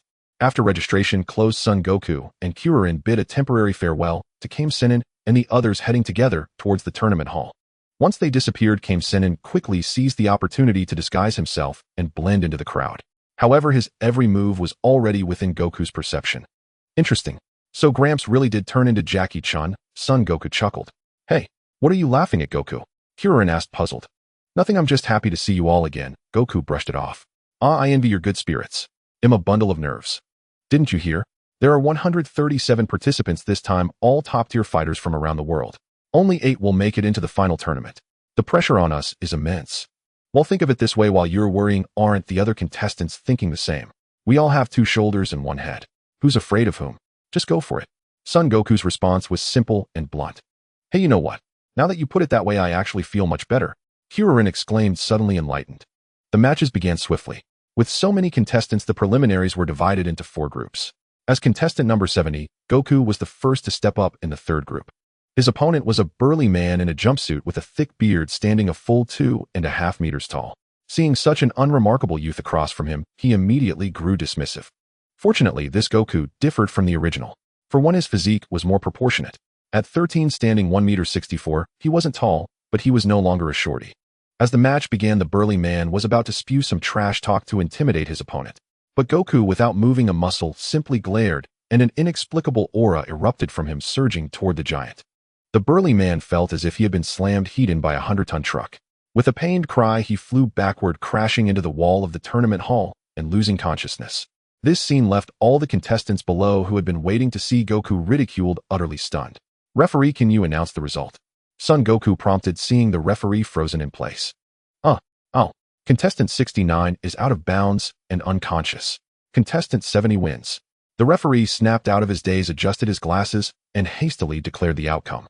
Wukong's debut performance elicited waves of exclamations throughout the martial arts arena. Good heavens, Wukong, how did you become so formidable? Where did you train? Kuririn asked, unable to contain himself as he watched Wukong jump off the stage and walk back as if no one else was there. It's a long story. Let's wait until this tournament is over and he'll introduce you to the place. Wukong had no intention of being secretive.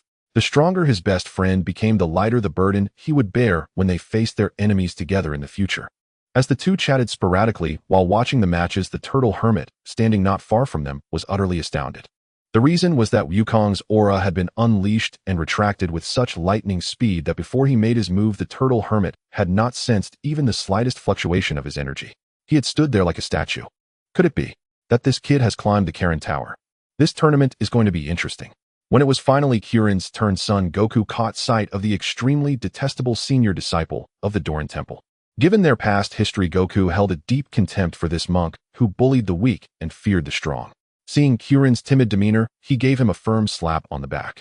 Go for it, Kuririn. You're far stronger than him. Just get it done. All right, Wukong. I trust you. And so with a heart full of anxiety, Kuririn kicked the senior, who had once tormented him, straight out of the arena. The disciple smashed through a thick stone wall and vanished like a shooting star over the horizon. The two of them fought their way through numerous opponents and both secured their spots in the World Martial Arts Tournament. Overjoyed, they took advantage of the intermission to rush to the spectator area to find the Turtle Hermit and the others. Relying on his ability to sense chi, Wukong quickly pinpointed the location of Bulma and the others. As expected, the Turtle Hermit had already shed his disguise and returned to the spectator area to reunite with Bulma, Launch, and the rest. However, when Wukong and Kuririn found them, they were surprised to see an unexpected figure, Poir. At that moment, he was looking extremely timid and cautious, chatting nervously with Oolong and the others. Back in the desert, neither Bulma nor Oolong had gotten a clear look at who was following their car, and Yamcha and Poir hadn't either. They had only seen Son Goku pop his head out and fire a blast at them. After his Tao heart was shattered, Yamcha had lain in his room for 3 days and 3 nights. When he finally rose again, it was as if he had been reborn from the flames. He decided to leave his base and go training to seek out the world's strongest fighters. The most miraculous thing was that during those 3 days of a broken Tao heart, his intense craving for strength had actually made him forget his fear of women, turning him into a normal man. After the two had trained for over half a year, they heard that the World Martial Arts Tournament was about to begin. Naturally, Yamcha decided to participate in this grand event. Poir, of course, never expected that while waiting for Yamcha to finish his preliminary matches, he would coincidentally run into Oolong, who was buying ice cream right around a corner. Fellow townsmen meeting in a distant land, tears streaming from their eyes. However, it was only Poir who was weeping. Oolong was very excited as he introduced this companion from their shared time learning transformation techniques at the Southern Kindergarten, the crybaby Poir, to the Turtle Hermit Bulma and Launch. Poir was worrying that Yamcha hadn't come out yet when he suddenly saw Wukong appear before him. Although it had been over half a year, he naturally hadn't forgotten this guy who had left such a deep impression on him and Yamcha. Wah, Yamcha, when will you finish your match? Poir was on the verge of tears. Strange, Oolong, your classmate seems really nervous around us. Are we that scary? Bulma asked, somewhat puzzled. What? No way. I've been nothing but friendly since I met him. Poir, you can't be so petty. Are you still holding a grudge from when I used to bully you? Son Goku was genuinely surprised to see Poir. He hadn't expected that his divine blast had scattered the connection between Yamcha and their group, yet this martial arts tournament had somehow brought them back together. He's so scared of me. He must have seen me back then. I left quite an impression on them. Goku turned his head to look at Bulma. I wonder if when we meet again, those two will still have those feelings for each other. Poir's pitiful appearance truly stirred a sense of affection in Launch and Bulma. They did their best to cheer him up, even buying him ice cream. After all this effort, Poir finally regained some composure. At least these two girls in front of me are really kind. Yamcha had passed the preliminaries and was searching for Poir in the waiting area. When he found Poir, he also spotted Son Goku beside him. Sensing someone watching him, Goku turned his head as well, and their eyes met. It's that guy. Yamcha was reminded of the fear of being dominated by the Kamehameha, and an involuntary shiver ran through him. However, since Poir was with them, he had no choice but to steel himself and go over to greet them. After exchanging a few words, they realized that none of them were truly evil. Yamcha had merely been a young man in a state of confusion, and he had already mended his ways during his training journey. Goku could also sense the aura of goodness emanating from him, so he held no further ill feelings towards him. Unlike in the original story, Bulma showed no particular reaction when she saw Yamcha. She simply greeted him politely and chatted without any unusual behavior towards him from start to finish. Wukong noticed this and felt inexplicably happy. The competition was about to begin, so the three of them bid farewell to the spectators. The Turtle Hermit also excused himself to go and disguise himself again to participate in the tournament. In the waiting area, Yamcha saw Son Goku and Kuririn chatting and laughing. He hesitated for a moment, then mustered his courage and said, Wukong, I'm actually really grateful to you. Huh? What do you mean? Son Goku was taken aback by this sudden expression of gratitude. Before I met you, I was just someone who thought he knew a few martial arts moves and spent his days robbing people. I thought that by controlling a strategic pass, I was invincible. It wasn't until I was knocked down by that earth-shattering blow of yours that I realized there is no end to martial arts, that there is always someone stronger. It pulled me out of my slump of decadence, and even. Anyway, I just really want to thank you. In his excitement, Yamcha almost blurted out the change in his fear of women, but he stopped himself. It was honestly quite embarrassing. This is all thanks to your own willpower and persistence. Congratulations. Don't mention gratitude anymore. Let's both give it our all in the upcoming matches. Although Son Goku felt a bit strange about it, he was genuinely happy that Yamcha had awakened in this way. He proactively extended his hand as a gesture of goodwill. Definitely. Let's work hard together. Yamcha grasped Wukong's hand, his touch full of emotion and strength. The 8 contestants who earned the right to participate in the World Martial Arts Tournament were, aside from Jackie Chun, Master Roshi, in disguise Son Goku, Krillin, and Yamcha, also 13 Spice Buck, the exhibitionist Lan Fan, the monster Jiren, and Nam, the hope of his entire village. Although the lineup of the top 8 remained unchanged, the order of the matchups had shifted. Krillin would still face Buck in the first match. The second match pitted Yamcha against Jiren, the third featured Jackie Chun versus Lan Fan, and the fourth was Son Goku against Nam. Upon learning of this order, Goku was truly at a loss whether to laugh or cry. Leaving everything else aside, the spectacle of the old Master Roshi confronting Lan Fan, was it not certain he would be defeated by excessive blood loss? Meanwhile, Bulma and the others who had been waiting anxiously in the viewing area breathed a collective sigh of relief upon seeing that all their allies were among the 8. They joined the other spectators in cheering for their preferred fighters. There was little suspense in the match between Krillin and Buck. Before Krillin took the stage, Goku advised him, "Go in with confidence, Krillin. You have no nose, so his stench is but a passing cloud to you." His confidence soaring, Krillin unleashed his full power. He dodged Buck's deadly glob of spit and closed in to swiftly knock him down, securing the first victory with clean, decisive efficiency. For the second match, Son Goku offered Yamcha a caution. His opponent's martial arts were passable, but that technique of spewing bubblegum was truly a nuisance. Yamcha nodded in gratitude and stepped onto the stage, brimming with confidence. Thanks to Goku's warning, he fought with heightened caution, ultimately driving Jiren back in disgrace with a final barrage of the Wolf Fang Fist. Just as his last kick was about to send Jiren tumbling from the ring, the monster fell to his knees, begging for a cease to the beating. His pitiful demeanor forced Yamcha to forcefully pull his strike. In that moment of respite, a sudden change occurred. Jiren shot a magic gum from between the paws, covering his face. Caught completely off guard, Yamcha was instantly ensnared. Despite his utmost struggle, he could not break free, and Jiren effortlessly lifted him and tossed him from the ring to claim an easy victory. How despicable! Yamcha fumed in the backstage rest area, his eyes blazing with fury as he glared at Jiren through gritted teeth. "Hehehe, all's fair in war, you know. It's your own fault for being too merciful. How can you show mercy to an opponent in battle?" Jiren wore a look that begged for a beating. "Forget it, Yamcha. He won't win the championship anyway. A true martial artist will never rely on such crooked tricks to reach the end. That guy's martial path is far beneath yours. Why get angry at someone whose future achievements will never match your own?" Goku's counsel lifted Yamcha's spirits. He stopped seething and nodded, saying, "You're right, Goku. This tournament is just a trial for me. He'll be much stronger next time." Ugh, this brat's words are infuriating, but why do I feel a bit ashamed? Jiren, listening nearby, found his spirits dampened, the joy of victory completely gone. The third match unfolded exactly as Son Goku had foreseen. Before Lan Fan could even begin her disrobing, Jackie Chun's eyes were already wandering, his mind captivated by her seductive posturing. He was utterly devoid of the dignity befitting a martial arts master, as if he were putty in her hands. The seasoned professional announcer on stage was momentarily at a loss for words to describe the scene. Drenched in sweat, he could only plead, "Could you two please show some self-respect? This isn't a red light district." Yet a martial arts master is still a master. Although Lan Fan took the opportunity to deliver several underhanded strikes, each time Jackie Chun blocked them with what seemed like an unintentional groping motion. At first she thought it was mere coincidence. But after being blocked so many times, she couldn't help but suspect that this lecherous old man was deliberately taking advantage of her. A poor woman, toyed within the palm of Master Rose's hand. Son Goku, seeing through the old master's intentions, shook his head and offered a quiet compliment. "Goku, I truly admire you. You can seriously commentate on this as if it were a real fight. I feel like I'm watching behind-the-scenes footage from a low-budget adult film set." Krillin set his face a mask of awkwardness as he leaned back as far as he could.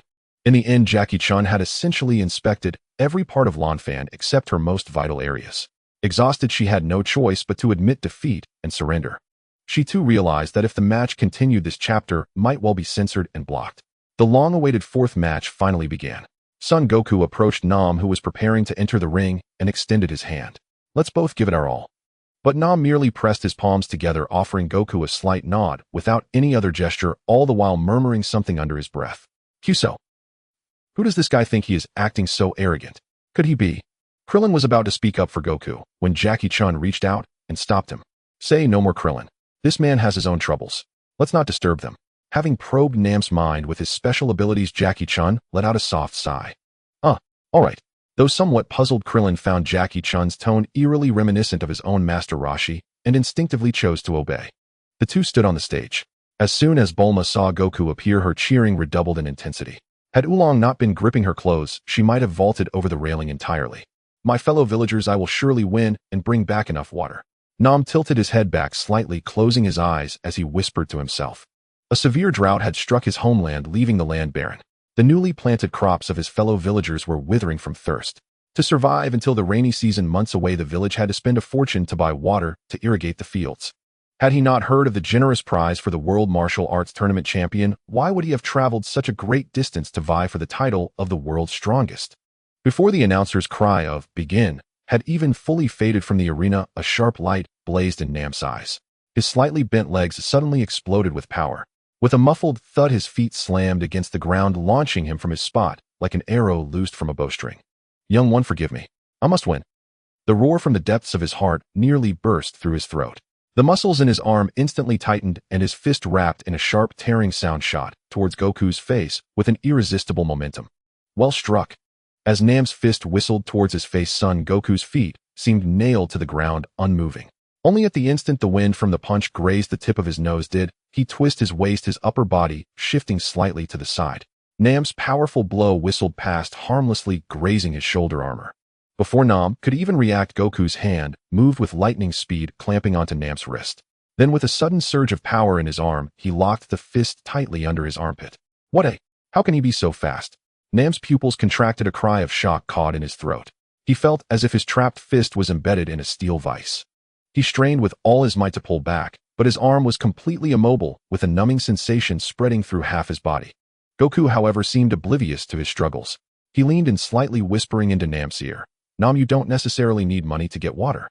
Before Nam could even process the flicker of doubt that arose in his heart, a burst of astonishing aura far beyond his imagination exploded from within Goku in the next instant. This aura, like a violent gale or a surging tide, slammed an invisible wave of force into Nam's chest. He couldn't even utter a full cry of pain, only a muffled grunt escaped him.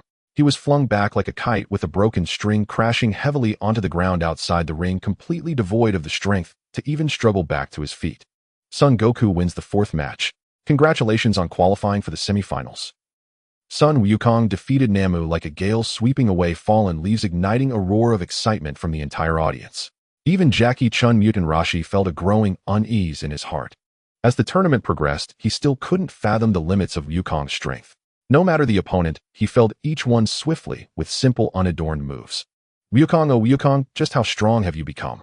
Your master truly looks forward to our decisive battle." Jackie Chun knew full well that the upcoming semifinal was for him, and Wukong the true final. After Namu and Wukong returned to the rest area, Namu eagerly stopped Wukong to ask about his last cryptic remark. Son Wukong smiled, then turned to Jackie Chun and said, "Master Jackie Chun, do you have a spare capsule here? I'd like to borrow one." Jackie Chun was taken aback, then chuckled. He took out a capsule and tossed it to Namu. "An empty capsule is worthless. No need to return it." What is the meaning of this?" Namu caught the capsule, perplexed. "This area is rich in water resources. There's no need to buy water. If you spend money on it, people will laugh at you." Wukong led him to a well and pointed at the clear spring water. "Namu, what?" In the subsequent match between Kuririn and Jiren, Kuririn, now fully aware of his opponent's tricks, remained vigilant throughout and eventually forced Jiren to verbally concede defeat. However, the match exhausted Kuririn considerably. The creature's ceaseless aerial maneuvers made it a truly troublesome foe. Kuririn cast a glance at Jackie Chun and Son Wukong, feeling a surge of relief. "Thankfully, my semi-final opponent isn't one of those two, otherwise there's no way I'd make it to the finals." The final spot in the championship match was to be decided between Jackie Chun and Son Wukong. They exchanged a knowing smile, said nothing, and walked onto the stage together. "This match is no small matter," Yamcha murmured, gazing at their retreating figures. "Indeed, Yamcha. You can sense it too, can't you?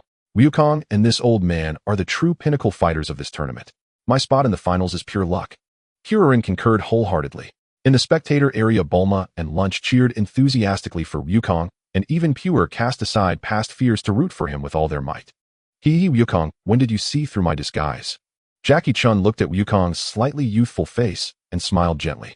"One can alter their appearance and mask their scent, but the chi within them cannot be changed, Grandpa Turtle. So you've truly climbed that high, Wukong. Did Korin teach you all this?" A flicker passed through Mutant Rose's eyes. Partially, but not entirely. Grandpa Turtle, let me show you what I've learned. Sun Wukong said, no more, feeling the fire reignite within him, eager to clash with mutant Rashi. Excellent. Let me see what you've learned from Corinne. The two assumed their stances, and the entire tournament crowd, as if by unspoken agreement, held their breath, the chaotic murmur fading to a hush. Huh. Mutant Rashi roared, his form a blur of lightning. In a blink he appeared behind Wukong, his palm brimming with concentrated energy aimed squarely at his back. Without turning his head, Wukong's lips curved into a slight smile. His body drifted sideways like a willow leaf a mere half a foot as he swung his elbow back in a counterstrike aimed at Rose's ribs. Mutant Rose's pupils contracted sharply. He leaped back several yards to steady himself, his tunic flapping noisily from the force of the missed blow. Such reflexes. He clenched his fist tightly. This boy's reactions are on par with mine, and his ability to sense energy surpasses my own. How did he train? Before he could dwell on it, Wukong lunged forward, planting a foot in midair to spin and kick at Rose's face. Mutant Rashi raised his palm to block. A dull smack echoed as the shockwave from their colliding energies dispersed, numbing his entire arm. Before he could catch his breath, Wukong used the rebound to flip his legs, hammering down towards Rose's head like twin piledrivers. Mutant Rashi blocked the relentless assault, the unending force shattering the very bricks beneath his feet. His power surged like the waves of a great river, each one higher than the last. No good. If this kid keeps piling on the pressure, this old body won't hold out. Afterimage fist. Mutant Rashi unleashed his signature double afterimage fist, intending to ambush Sun Wukong from behind. But Wukong closed his eyes, and without looking struck back at the exact spot where Rashi was about to appear. After barely managing to block, Mutant Rashi changed his tactics, constantly seeking a chance to counterattack. Grandpa Turtle, you'd better use your full power against me. Those trick moves won't work on me. Sun Wukong advised in a voice low enough for only the two of them to hear. You little brat, acting all high and mighty. Fine. Let me show you who the Mutant Rashi really is. Despite his words, Mutant Rose's face was filled with genuine admiration and pride for Wukong. He retreated dozens of steps and brought his hands together behind his back. Let me show you my signature move. You can use it too. Great. I've been wanting to see whose Kamehameha is stronger, yours or mine, Grandpa Turtle. Dazzling white light entwined with surging energy rapidly coalesced in both their hands. With two earth-shaking cries that echoed through the arena, twin Kamehamehas shot forth like thunderbolts and collided with a cataclysmic impact at the center of the ring. At the moment of impact, the white light blazed brilliantly. Though not blinding, it forced the audience to squint instinctively. The surrounding air instantly grew scorching hot, a wave of heat washing over them. A shock wave erupted from the point of collision, sweeping up dust and small pebbles from the ring. The barriers at the edge of the spectator area rattled and creaked. A few weaker sections developed hairline cracks as loose stones scattered and flew. My goodness, this is absolutely astonishing. The legendary Mutant Rose's famous Kamehameha today witnessed in the hands of Mr. Jackie Chun and competitor Sun Wukong. And with such immense power, braving the gale force winds, the blonde host persevered with his commentary, a true professional. Impossible. This kid's Kamehameha is as strong as mine, and he can sustain it for so long. Damn it, my energy is running low. Mutant Rashi lamented internally. Not only could he no longer gauge Sun Wukong's full strength, but even their signature move was becoming a losing battle. That's enough. If this continues, Grandpa Turtle's pride will be hurt. With this thought, Sun Wukong deliberately released his energy and leaped high into the air. The Kamehameha howled past the spot where he had just stood, soared over the audience section, and vanished into the distant sky. On the other side, Mutant Rashi was drenched in sweat, barely managing to stay on his feet. He was fully aware that Sun Wukong had deliberately saved face for him. Given the other's effortless demeanor, his true power was undoubtedly far greater, while Rashi himself would have been completely finished in another 10 or so seconds. As the smoke cleared and the view of the ring became sharp again, Mutant Rose's gaze locked onto Wukong's position, and his eyes widened in shock. The boy was floating in midair. You? When did you? The turtle hermit's astonishment was beyond words. I figured it out during my training. Pretty impressive, right? In the audience, Bulma and the others, along with Kuririn and Yamcha in the competitor area, were no less shocked than the turtle hermit. However, Bulma felt a surge of pride, even though she didn't quite understand why. The turtle hermit finally realized that the boy who had seemed so naive just over half a year ago had now officially become a martial artist surpassing himself. He smiled faintly, shedding his imposing aura, reverting from a martial arts master to a kindly old neighbor. Truly, the younger generation is formidable, Goku. As your master, I am overjoyed to have a disciple like you. You flatter me, master. Without your guidance, I would never have come this far. Seeing you, Kuririn, and that Yamcha, the younger generation of martial artists is already showing their brilliance. Now I can retire in peace and enjoy life." With those words, the turtle hermit walked lightly to the edge of the arena and jumped down. What? What is happening? Master Qianlong and Son Goku exchanged a few words, and then he just stepped out of bounds. The turtle hermit's move stunned everyone present once again. The announcer pinched the bridge of his nose. This year's tournament was proving to be an incredibly difficult one to host. How could there be so many contestants beyond ordinary comprehension? How was he supposed to commentate? But life had to go on. Steadying himself, the announcer shouted into the microphone, "Let us congratulate Son Goku for securing his place in the finals." The crowd erupted in cheers.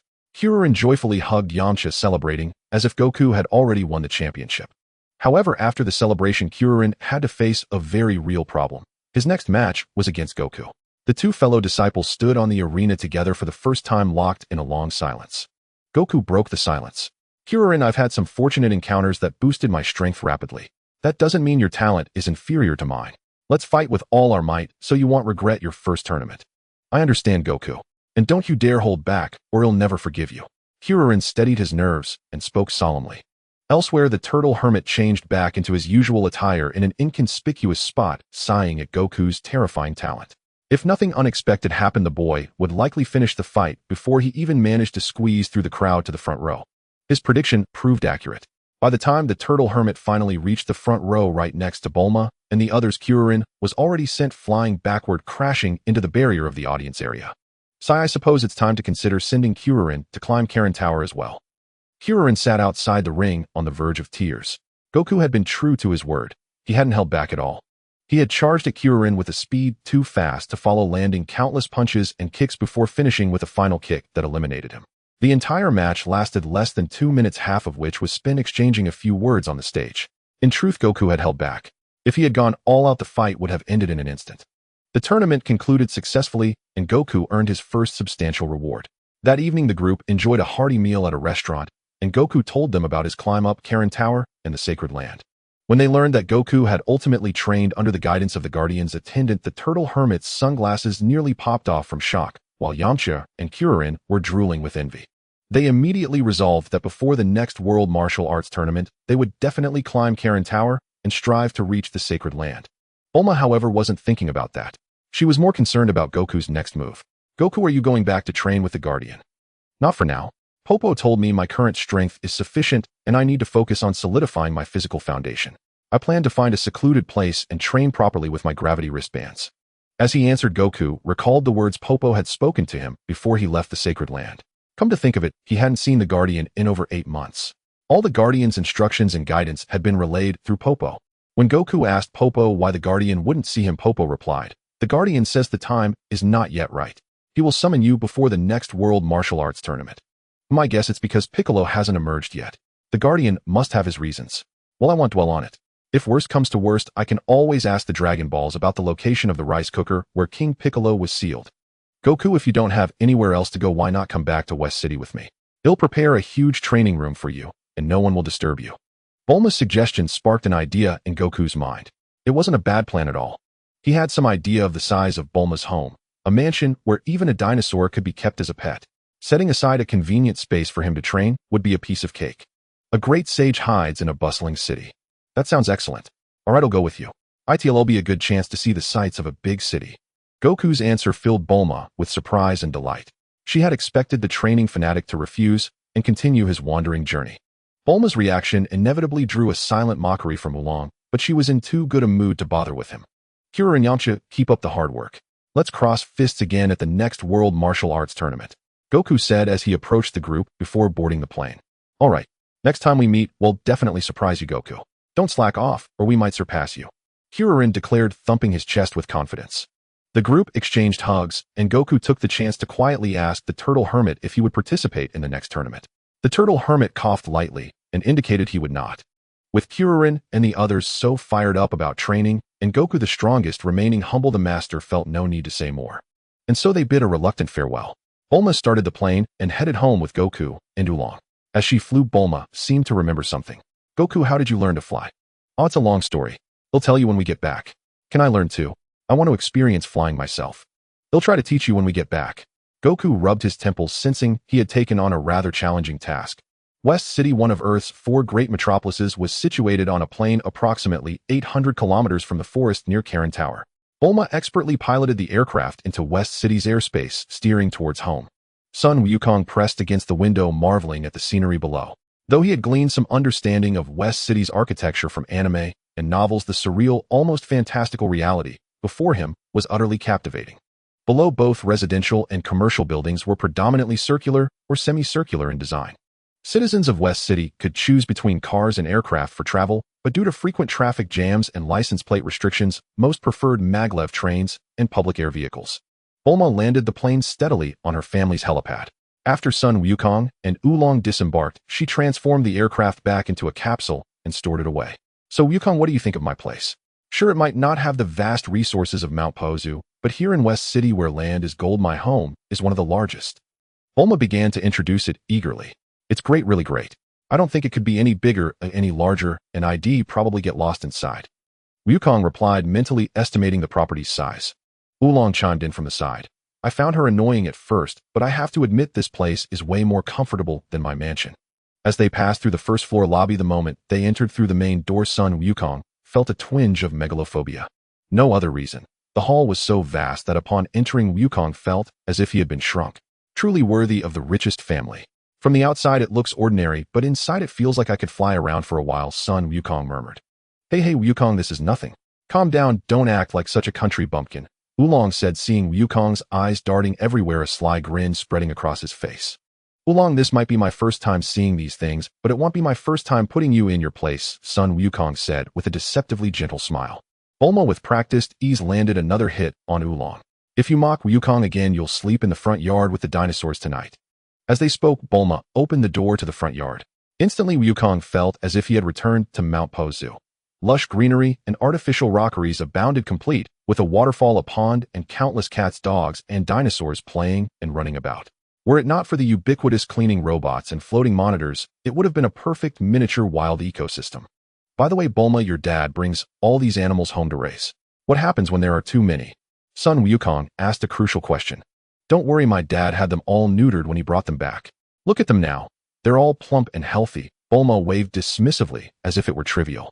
Sun Wukong. I'd really love to see how you neuter a dinosaur. Bulma. Oolong. You're back so soon. Why didn't you stay a few more days? A middle-aged man with graying hair and glasses rode over on a bicycle. It was Bulma's father, Dr. Brief. After asking, his gaze fell upon Sun Wukong. Whoa, so you're the Sun Wukong my daughter's always talking about. Excellent, excellent, you really are a fine young man. Bulma, you've got great taste. Dr. Brief was lavish with his praise, giving a thumbs up, while the black cat on his back meowed in agreement. Dad, what are you saying? We're just friends. Aren't you supposed to be in the lab figuring out the optimal fuel mixture for the spaceship? How do you have time to be out here? Bulma stammered, her face flushed, trying to change the subject. Just taking a break from work, feeding the animals in the yard to clear my head. Wukong, make yourself at home. My daughter might have a bit of a temper, but she's a good person overall. You don't have a place to stay yet, do you? Tomorrow, I'll have Bulma register you as a citizen of West City. All right, Dad. We'll show him his room. You go get some rest and get back to work. Bulma surrendered, completely cutting off her father's rambling and dragging Wukong away in a flustered retreat, leaving Oolong behind with a smug grin. He wasn't about to follow them and be a third wheel. They left the first floor yard and Bulma led him through a maze of rooms until they reached a spacious chamber. So Wukong, what do you think of this room? There's nothing in it but a bed, desk, and chairs, plenty of space for you to train. There's a bathroom at the end. Let me know if you need anything and I'll buy it for you. Bulma thought for a moment, then added, they'll have a room converted into a gravity chamber for you today. It should be ready by tomorrow. You can decide on the gravity multiplier and the equipment inside. They'll provide it all. Looking at everything Bulma had meticulously prepared for him, Wukong's heart swelled with warmth and gratitude. This is perfect, Bulma. I'm only staying here temporarily. They'll be going out to train again soon. Making it so complete would be a waste. It's not a waste. From now on, this is your second home. No matter how far you go, remember to come back, Bulma said with an unyielding firmness in her voice, her eyes burning with sincerity. Seeing this, Sun Wukong said no more and simply nodded firmly. Even a stone figure could understand how much Bulma valued him. Any further hesitation on his part would be inappropriate. Oh, by the way, has my grandfather arrived yet?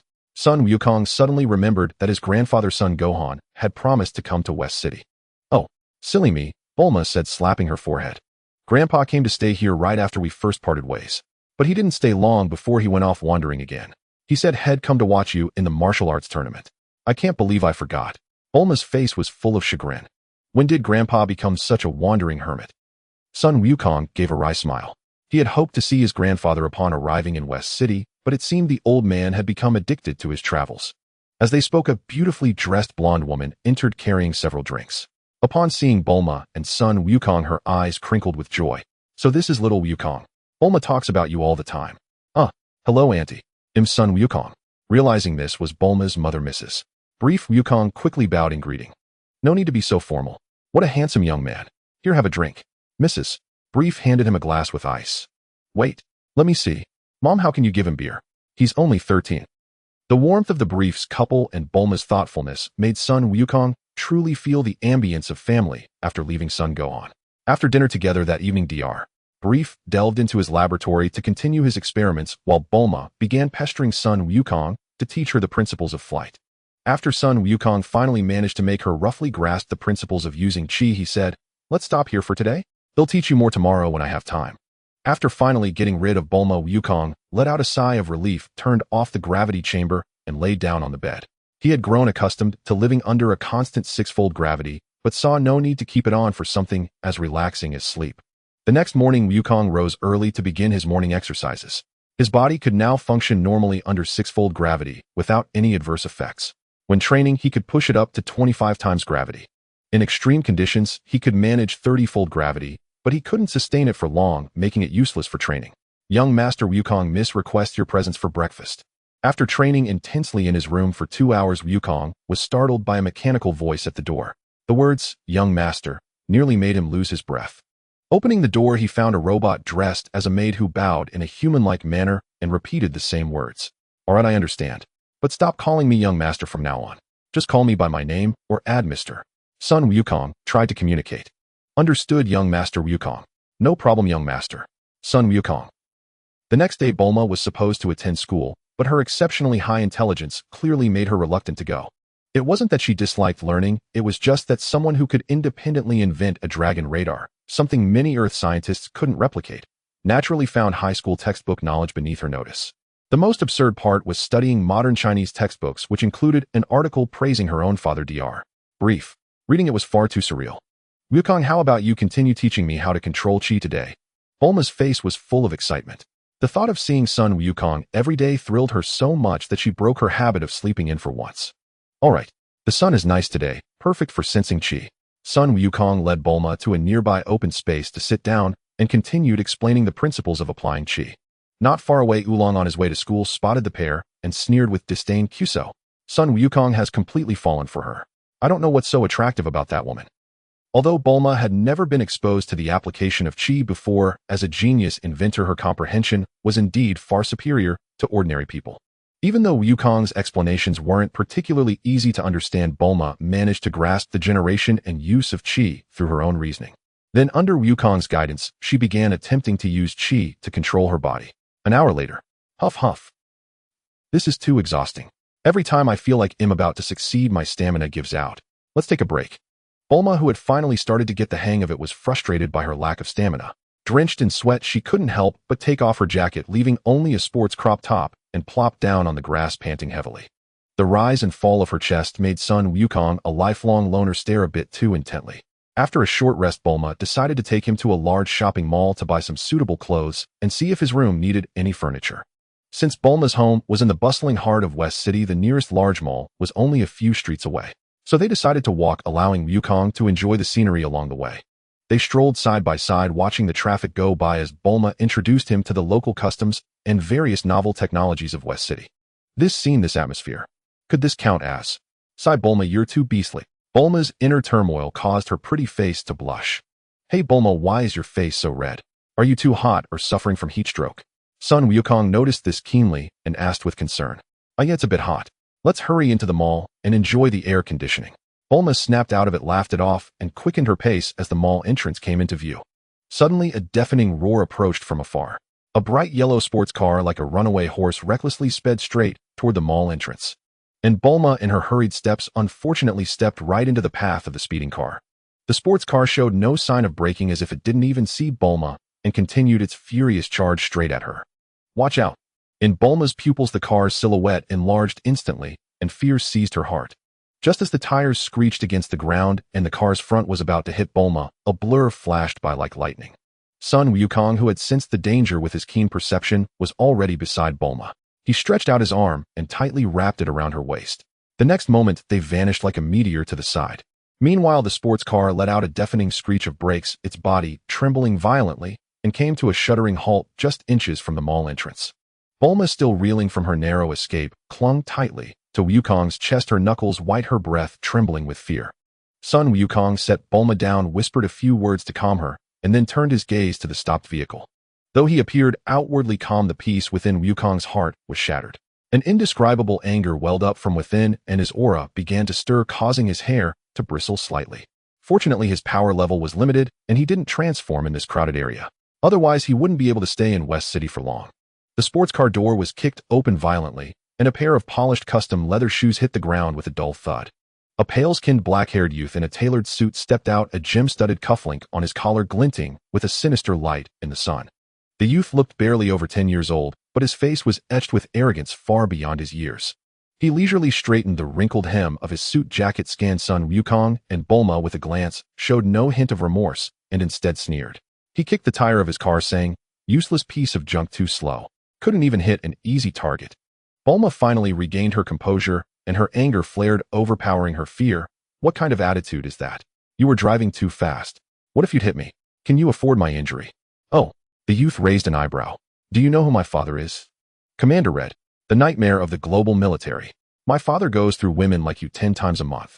Crushing you is easier than stepping on an ant. And you dare ask if I can afford your life? Ridiculous. Even the richest man in West City brief has to be polite when meeting my father. I wouldn't blink before running over you two bastards. I don't care who your father is." Wukong teach this brat a lesson. Just looking at him makes my blood boil. Bulma's temper wasn't something a mere child could intimidate, and she immediately called on Wukong for help. "Wait, who did you say your father is?" Sun Wukong, amidst his fury, paused slightly upon hearing the name, Red, and asked with sudden interest. "How scared are you? I am the next heir of the Red Ribbon Army. People who want to see me line up from West City to East City. I saw you're pretty skilled. Kneel down and polish my shoes, and I might consider letting you be my driver." The youth's words dripped with arrogance. Boom. A thunderous explosion rattled the eardrums as the insolent youth's body flew backward like a kite, with a broken string crashing violently into the floor-to-ceiling glass of the shopping mall. The tempered glass shattered instantly into a web of cracks, shards scattering amidst the howling airflow. Yet he showed no sign of deceleration, sliding rapidly across the smooth floor covered in glass debris, finally crashing heavily into a luxurious lingerie store, toppling racks of lace and silk before coming to an abrupt halt in the midst of chaos. High-end branded lingerie from the display stands flew through the air, draping over his head and hands. His sudden intrusion triggered sharp screams from a group of elegantly dressed ladies who grabbed their handbags and fled in panic. Outside the mall, under the stunned gaze of numerous onlookers, Sun Wukong retracted his kicking foot and casually returned to Bulma's side, asking, "This floor-to-ceiling glass wasn't cheap, was it? If I damaged it, will they make me pay? I only have 500,000 here." "Well done, Wukong. Pay my ass. He smashed the glass, so he should pay." Bulma clapped her hands, excitedly delighted that Wukong had acted for her without hesitation.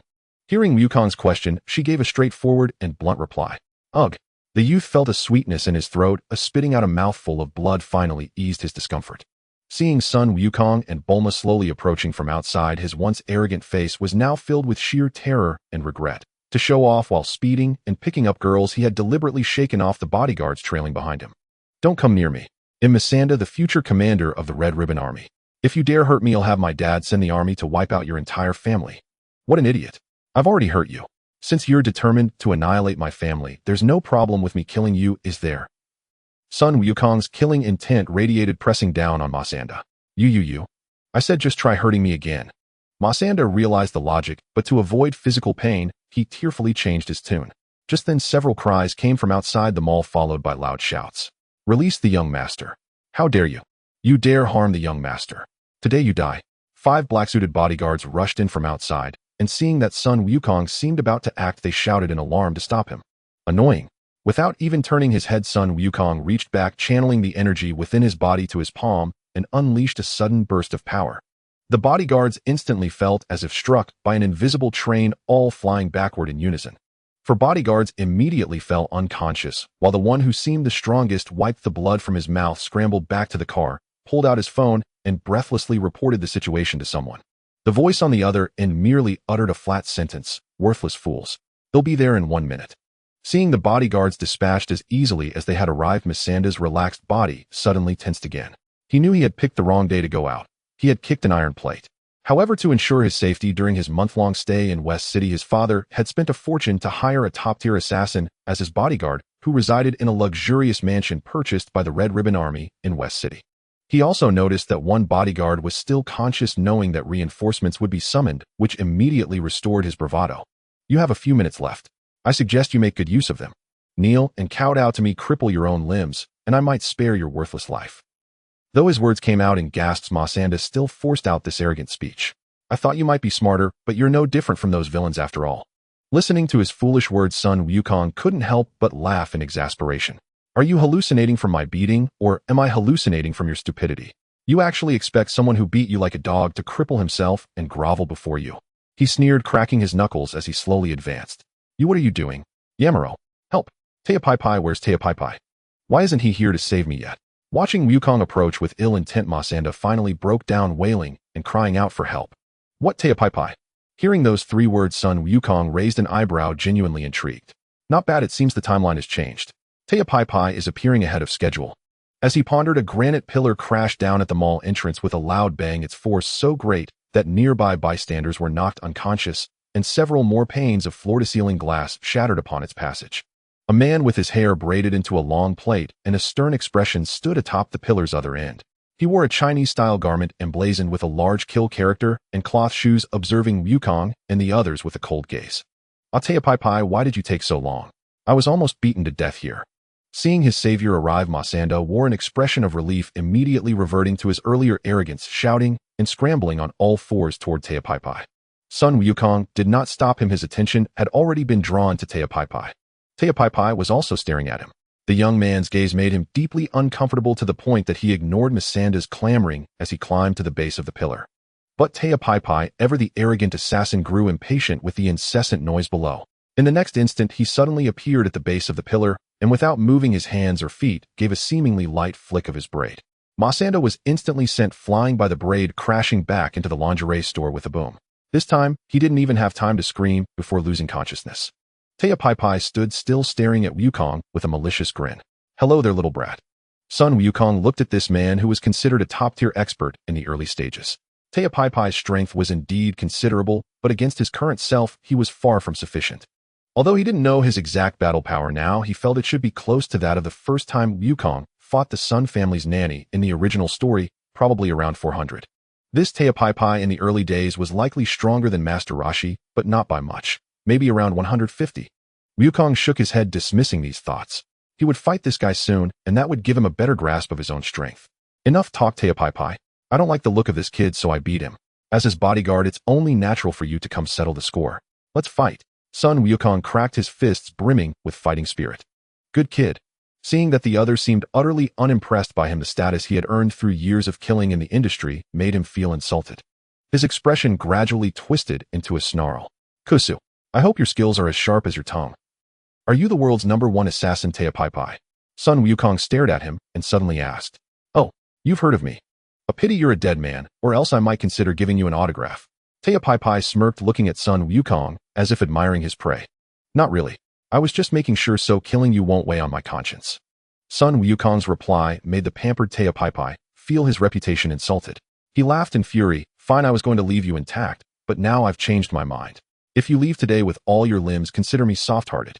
Before the words faded, Teapaipai's form appeared behind Wukong, like a specter, his black martial arts robe stirring faintly. Yet his primary target was not Sun Wukong, but Bulma beside him, his iron claws reaching for her. But Sun Wukong was faster. The moment Teapaipai vanished, he sensed the shift in the other's chi, pushed Bulma in the opposite direction, and threw a punch at where Teapaipai materialized. With a crisp crack, Teapaipai stepped back in surprise, while Wukong stood unmoved. "Impressive, kid. You've got some real skill, not just hot air. If that's all you've got, you can't even tickle me. Still talking tough for a dead man."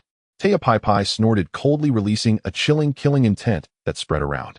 The aggressive aura sent nearby onlookers screaming and fleeing in panic, leaving the entire mall eerily quiet. Brat, your life is mine. Teapai's voice was icy. He lightly tapped the ground and turned into a black shadow lunging at Sun Wukong. Wukong grinned. Instead of attacking immediately, he lightly stepped aside, his form instantly evading Teapai's lightning-fast kick. You're pretty fast, Wukong remarked, casually blocking the opponent's air-splitting fist with his left arm, while keeping his right hand still. He was testing the gap in their combat prowess and studying the techniques of this so-called world's top assassin. Teapai's strikes aimed for vitals. His palm winds toppled shelves in nearby shops, scattering snacks and daily goods. The mall's tempered glass railings gradually cracked under the fierce blows of their fight. Yet Wukong remained composed, dodging at the last possible moment each time Teapai nearly landed a hit. Bulma, initially worried for Wukong, relaxed, seeing his ease, and kept her distance to avoid hindering him. Seeing his attacks fruitless, Teapai suddenly changed tactics, feinting before driving his elbow hard toward Wukong's heart. Wukong advanced instead of retreating, accelerating abruptly as three distinct afterimages appeared around him, his upgraded triple afterimage fist. At this level, Wukong's afterimages moved perfectly in sync with his real body and lasted longer. Teapai couldn't discern reality from illusion. He aimed an elbow at what seemed real only to strike air.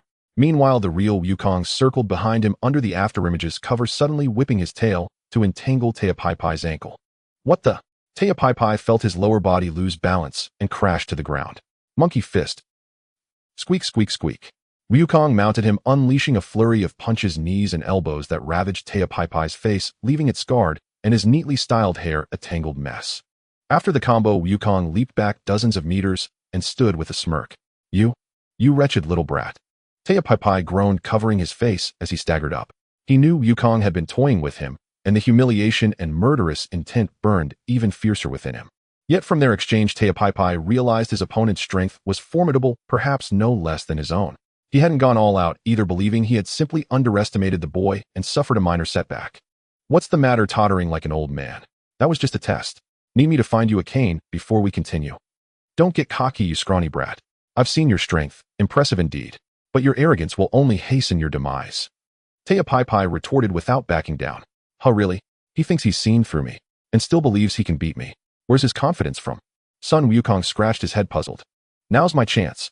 Seizing Wukong's momentary distraction, Teapai stepped back half a pace and flicked a pale purple energy bolt from his fingertip, his signature move. Dodon Ray. A powerful stream of energy shot forth, aimed straight at Wukong's face.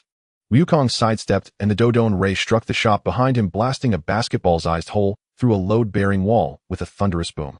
Kyuso, you dodged one, but I doubt you can dodge two or three. Seeing his trump card fail for the first time, Teapai was shocked. He channeled his full power and fired multiple Dodon Rays in a fan-shaped spread toward Wukong. Boring. Let's end this game. Seeing Teapai had nothing more, Wukong's playful gleam faded. His form became a blur, weaving through the barrage of Dodon Rays with ease. Then he unleashed his full battle power, and the surge of chi washed over Teapai. Sensing the overwhelming aura, Teapai's misplaced confidence finally shattered. His expression shifted from malice to shock, then terror. What a... So this is your true strength. Ugh. Sun Wukong appeared before him in an instant, letting out a low growl as he struck. Teapai instinctively raised his arms to block, but Wukong's speed doubled each blow, tearing the air with sharp whistles. Teapai's defense crumbled. Under Wukong's relentless assault, he lost all strength to counter, becoming like a ragdoll, helpless. With a heavy thud, Teapai was kicked out of the mall, shattering the cherub fountain in the small plaza outside. Kamehameha. A white energy sphere, denser and thicker than even Master Rose's peak attack, roared forward, trailing spiraling air currents. Half unconscious from the beating, Teapai's pupils shrank. The terrifying power far beyond his own sent chills down his spine. He's an absolute powerhouse. He's been playing with me all along. Realizing this, Teapai was filled with grief and fury, regretting his arrogance in underestimating the boy. But a cornered beast fights back. Facing the horrifying blast, he refused to surrender. He poured all his remaining energy into the thickest Dodon Ray he could muster. Die. The purple energy bolt shot forth to meet the Kamehameha. The collision of the white and purple spheres sent a shockwave ripping across the entire plaza.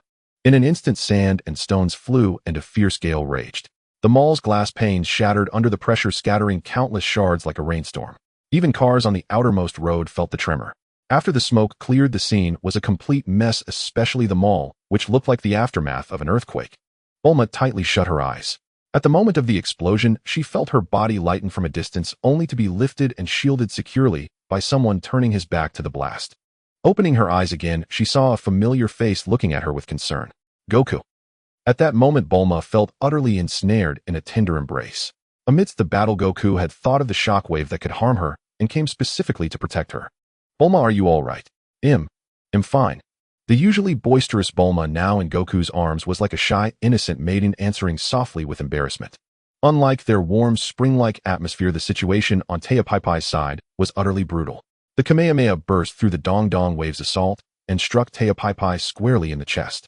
Teapai immediately spat out a mouthful of blood. His body flew like a kite with a broken string, crashing heavily to the ground. He struggled to get up, but found all his strength had dissipated. His black martial arts uniform was soaked with blood, and a massive bloody hollow formed in his chest, still gushing ceaselessly. Sensing his life force ebbing away, only deep despair filled his eyes. With increasingly clouded vision, he stared fixedly at Goku and muttered, "Impossible. Why are you so strong? You are just a brat, how could you? You thought too highly of yourself, believing you were invincible under heaven. For years your martial arts must have stagnated. You've completely sunk into the mire of money and worldly life, and you've treated human lives like dirt. If you didn't fall here today, you would have died at someone else's hands sooner or later. That is your fate." Goku set Bulma down and walked over slowly. At the same time, he mused wryly to himself, "You really shouldn't have tried to clash waves with the sun. Walking in this world without money, what use is your high martial arts? A brat who has never been bowed by poverty, don't lecture me with your lofty words." These words clearly failed to convince Teapaipai, and he was already scheming internally on how to survive. He still had his last resort, the feigned death technique, which could stop the bleeding and put his entire body's functions into a critical life-saving state. Once the boy found him dead, he would surely leave, and then he could use his savings to heal himself. Goku chuckled lightly. "What you say has some truth, but it all hinges on you not having taken lives. Since you chose this path, don't blame others for where you are today." Teapaipai glared at Goku as if in final defiance, and then collapsed to the ground lifeless. "Goku, he's dead." Bulma stared blankly at the fallen Teapaipai, her face pale. "Bulma, go home first. They'll come find you later," Goku said softly, his gaze fixed on Teapaipai. "Huh? What? All right, I'll wait for you at home." Seeing his firm resolve, Bulma said no more and hurried home. "Bulma, go home first. They'll come find you later," Goku said softly, his gaze fixed on Teapaipai. "Huh? What? All right, I'll wait for you at home." Seeing his firm resolve, Bulma said no more and hurried home. Only after Bulma was out of sight did Goku look around, sensing for any living creatures nearby. Finding none, he slowly rose into the air and aimed his hands at the dead Teapaipai on the ground.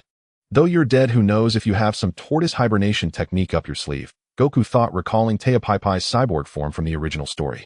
"This is a bit against my principles, but to stop you from harming the innocent again, I think you should end here for good. Kamehameha." Goku unleashed his maximum power, firing multiple high-density energy blasts that struck Teapaipai's body repeatedly. When he looked again, Teapaipai had truly bid farewell to this world. Now there shouldn't be a mechanically modified Teapaipai anymore. Catching a faint scent of burnt flesh in the air, Goku frowned. His nose was sharper than a dog's, and the odor was too strong for him. The next morning, West City was ignited by a sensational headline. Shocking. Yesterday, the largest mall in West City was attacked by terrorists. The mall suffered severe damage with immeasurable losses. Fortunately, no one was killed, and only one black-haired youth was seriously injured, already sent to the city hospital by kind-hearted people. By the afternoon, another newspaper with an even more exaggerated layout came out. Shocking again. City's wealthiest man, Dr. Brief, decides to fully fund the mall's reconstruction, all for the convenience of his daughter's shopping. Bulma, your family really lives up to being the richest. You can just fund such a huge reconstruction cost without a second thought. Goku and Bulma, dressed in casual loungewear, were sitting in the tea room, chatting over tea. Bulma drank coffee. This is small change. My dad could earn more than that just from collecting patent fees from a few multinational companies. Any problem money can solve isn't a real problem. This is small change. My dad could earn more than that just from collecting patent fees from a few multinational companies. Any problem money can solve isn't a real problem. Bulma bit the rim of her cup, lightly boasting proudly before Goku. In his presence, her financial power might be the only skill she could flaunt. Besides, the damage to the mall this time is also our fault. We can't just shirk responsibility just because no one saw us. My dad said the mall owner even gave me a gift when I turned one. He's a nice uncle. Goku smiled wryly. I caused the mess and you foot the bill. Well, I'm living off a cushy meal ticket now. Speaking of the instigator of this incident, what are you planning to do, Goku? Bulma recalled the arrogant youth. Goku had beaten him so badly his own mother wouldn't recognize him. Though she trusted Goku's strength, the Red Ribbon Army, which had stumped the world's military, still worried her slightly. That, Goku showed a look of sudden realization. You reminded me, I almost forgot about that kid. They'll go wipe out that organization. Don't make that face. The Red Ribbon Army might be terrifying to ordinary people, but remember, I've met the Earth's guardian. It's a piece of cake. Oh, that's right. You've even met the god of Earth. Goku, you're getting more and more amazing. Bulma finally broke into a relaxed smile. On the other side, Masinda, who had narrowly escaped being drained dry by Pai, spent less than 2 days in the hospital before being escorted by his bodyguards in a panicked retreat to the Red Ribbon Army headquarters, to the southwest of Karen Tower, deep within a mysterious and vast forest. From the outside, there was nothing unusual here. Only the high-ranking officers of various nations knew that this place concealed a terrifying military behemoth known as the Red Ribbon Army. The Red Ribbon Army's headquarters covered an area comparable to a small town, tightly embraced by dense mountains and forests, as if nature itself had deliberately set up a secret barrier to shield it from prying eyes. Numerous radar installations and counterattack cannons were placed in the desert at the bottom of the lake and on various parts of the mountain peaks. Within the headquarters, countless machine gun nests were set up, each with 2 to 3 soldiers on constant standby. At the center of the headquarters stood a sharply angular central tower, towering like a giant over the land where the command center of the Red Ribbon Army was established. Around the tower, several watchtowers were scattered, each manned by soldiers equipped with infrared and thermal imaging devices on rotating patrols. Below were the barracks for soldiers and junior officers, arranged in neat order where numerous soldiers lived and trained. Rows of armored vehicles equipped with heavy weapons were neatly lined up near the barracks, while several attack helicopters hovered and roared across the airspace at any moment. Inside the tower, many technicians were gathered around a set of complex instruments focused on debugging and operations, constantly checking the precision of the equipment. At that moment, at the top of the tower, with a series of thunderous bangs, the stout golden-haired Commander Red, standing on a wide sofa chair, furiously pounded his desk, sweeping documents to the floor. You bastard. Are you telling me that the top bodyguard I hired for 50 million a month, Tao Pai, died at the hands of some brat in West City? Mercenary Tao, listening to his father's thunderous roar, knelt on the ground in terror, burying his head without a word. Commander, though it's not my place to meddle in your family affairs, Tao Pai was a world-class assassin. The one who could kill him must possess considerable strength. Remember when we first hired him, he eliminated our elite soldiers with just his tongue. Hearing Adjutant Black's words, Red's gaze turned gloomy. Black, what are you trying to say? You must understand the power Tao Pai displayed was such that even our army's most powerful robots might not defeat him. That brat who killed him is surely even more formidable. I believe we should carefully consider how to prevent retaliation from that child. Kyuso, what an unforeseen complication. If this is the case, our Dragon Ball plan. Though Red was livid as the Supreme Commander, he knew what mattered most. Yes, we have no choice but to postpone the plan. Recall all generals to headquarters and prepare for an enemy assault. 247. For at least a month we cannot do anything else. My plan, my wish. Though Commander Red agreed with Black's suggestion, his fury had not subsided. You useless fool, you good for nothing. How could I, the great Commander Red, have sired such a worthless son? Red strode over to the kneeling Mercenary Tao and delivered a resounding slap across his face. Blood began to flow again from Mercenary Tao's mouth and nose, but he dared not say a word. Even as the blood dripped from the corner of his mouth to the floor, he did not dare to wipe it away, still kneeling and trembling. Atop Karen Tower's son Goku was pestering Karen for something. You haven't come for ages, and the first thing you do is ask me for Senzu beans. I don't have that many. Karen was astonished. When this kid came to train, he never mentioned Senzu beans. Why was he now demanding 1,000 or 800 of them? Don't try to fool me. I know you have at least 8,000, if not 10,000. I only want 1,000. I'm going to fight the Red Ribbon Army, and I can't go without supplies. Relying on his current strength, which far surpassed Karen's son Goku, clung to him relentlessly. No, those are my hard-earned beans. You think you can just take them with a word? No way. Unable to break free from Goku, Karen resorted to acting spoiled. Hey, you cat. Who said I came empty-handed? Goku grinned and released him, pulling a capsule from his pocket. He tossed it onto an empty space, and with a bang, a large refrigerator appeared on the ground. You? What do you mean by this? Karen asked suspiciously. Just a little token of appreciation. Son Goku pressed a switch, and the refrigerator slowly opened. The next moment, Karen's cat eyes widened for the first time. Fresh sea fish, countless, simply countless. Wow. Karen threw his staff aside, executed a perfect dive into the pile of fish, grabbed 2 large ones to examine, almost cheering with stars in his eyes. Karen, about my Senzu beans. They're in the jars in the next room. Take them all. They'll grow more when they're gone. In the end, Goku packed 2 jars of Senzu beans, a full 2,000, into a portable capsule. He also wrapped a few and tucked them into his inner pocket for easy access before bidding farewell to Karen. Having achieved his goal, Goku immediately erupted with powerful ki and flew toward the Red Ribbon Army headquarters. Soon he could sense waves of killing intent emanating from the dense forest ahead. But he did not hesitate for a moment. Instead, a smile curved at the corner of his mouth. This is the place. Red Ribbon Army, here I come. The moment he stepped into this defensive zone, the nearest, most expertly concealed defense cannon fired first. A flash of fire erupted from the massive muzzle, and a devastating shell screamed towards Son Goku.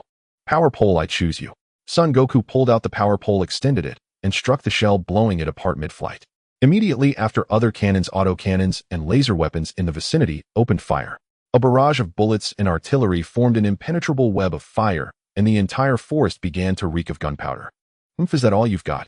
Son Goku flashed a contemptuous smile, boosted his ki again, and spun the power pole into a defensive wall 100 meters in diameter, intercepting all incoming fire.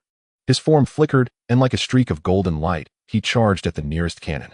With a swing of the power pole, the cannon was smashed to pieces, sending parts flying in all directions. Afterward, he alternated between swinging his staff and firing energy blasts. The defensive cannons and laser weapons were all destroyed under his powerful assault. The sounds of twisting metal and explosions intertwined, plunging the entire defense zone into a sea of flames. Inside the Red Ribbon Army's headquarters command center, the atmosphere hung thick and heavy, so dense it seemed moisture might condense from the air itself. Commander Red and his aide Black stood rigid before a massive surveillance radar screen, their eyes locked onto the unfolding chaos. As they watched Sun Wukong tear through the defensive perimeter as though it were empty space, shattering fortress-grade installations they had deemed impregnable, one monitor after another dissolved into static. Shock and fury twisted both men's faces. This is impossible.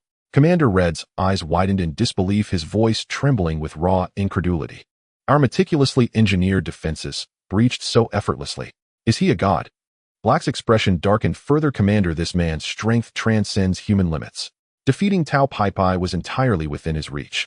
Nearby, Maxenda watched the screens in abject terror, her mind flashing back to her reckless actions just days prior, until sheer panic nearly unmanned her. I actually survived. A wave of profound, dizzying relief surged through her. Yet it vanished instantly beneath a crushing tide of dread, for she knew full well he had come for her alone. Her fate now hinged entirely upon the portly, round-faced father standing before her. Father, what should I do? Silence. You wretched spawn. Maxenda's voice had barely escaped her lips before Commander Red, already teetering on the edge of fury and tension, exploded with renewed rage. Look at this monstrosity you've summoned. Decades of my life's work, about to crumble beneath your feet. From now on, don't call me father. I refuse that title. You are the father here. I am your son. Maxenda froze on the spot, shrinking inward like a battered quail. Gazing upon his inept son, Commander Red sighed deeply. Blood was blood. No matter how flawed, he could not abandon him entirely. Black, at your command, take this worthless boy and 2 or 3 loyal men to sublevel Garage 1 and depart immediately. What, Commander? You mean to? Black had not anticipated such an order. You've seen it yourself. He is no mortal. Numbers mean nothing against him. Inside Garage 1 lies a capsule, the last reserve upon which the Red Ribbon Army's rebirth depends. We must preserve at least one seed of our legacy. I swear upon my honor. Black bowed solemnly, voice low and resolute. Then, even as Maxenda wept uncontrollably, snot and tears streaming, he hoisted her over his shoulder and sprinted toward the secret garage. Ah, what a wretched fate, Commander Red murmured, watching them vanish. Then his face hardened into cold resolve. Sacrificing my own son and closest aide as decoys, surely karma will strike me down. But sons can be sired again, subordinates retrained. My dream of growing taller, that is eternal. Once I escape, I shall rally my forces and reignite the Dragon Ball project.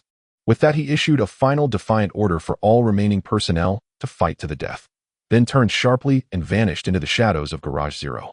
Yes, Garage Zero housed the true capsule, the Red Ribbon Army's ultimate contingency, its sole hope for resurrection.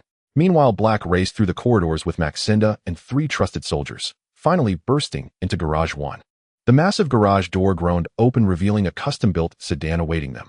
Its armor-plated body, explosion-resistant chassis, and puncture-proof tires gleamed under dim light.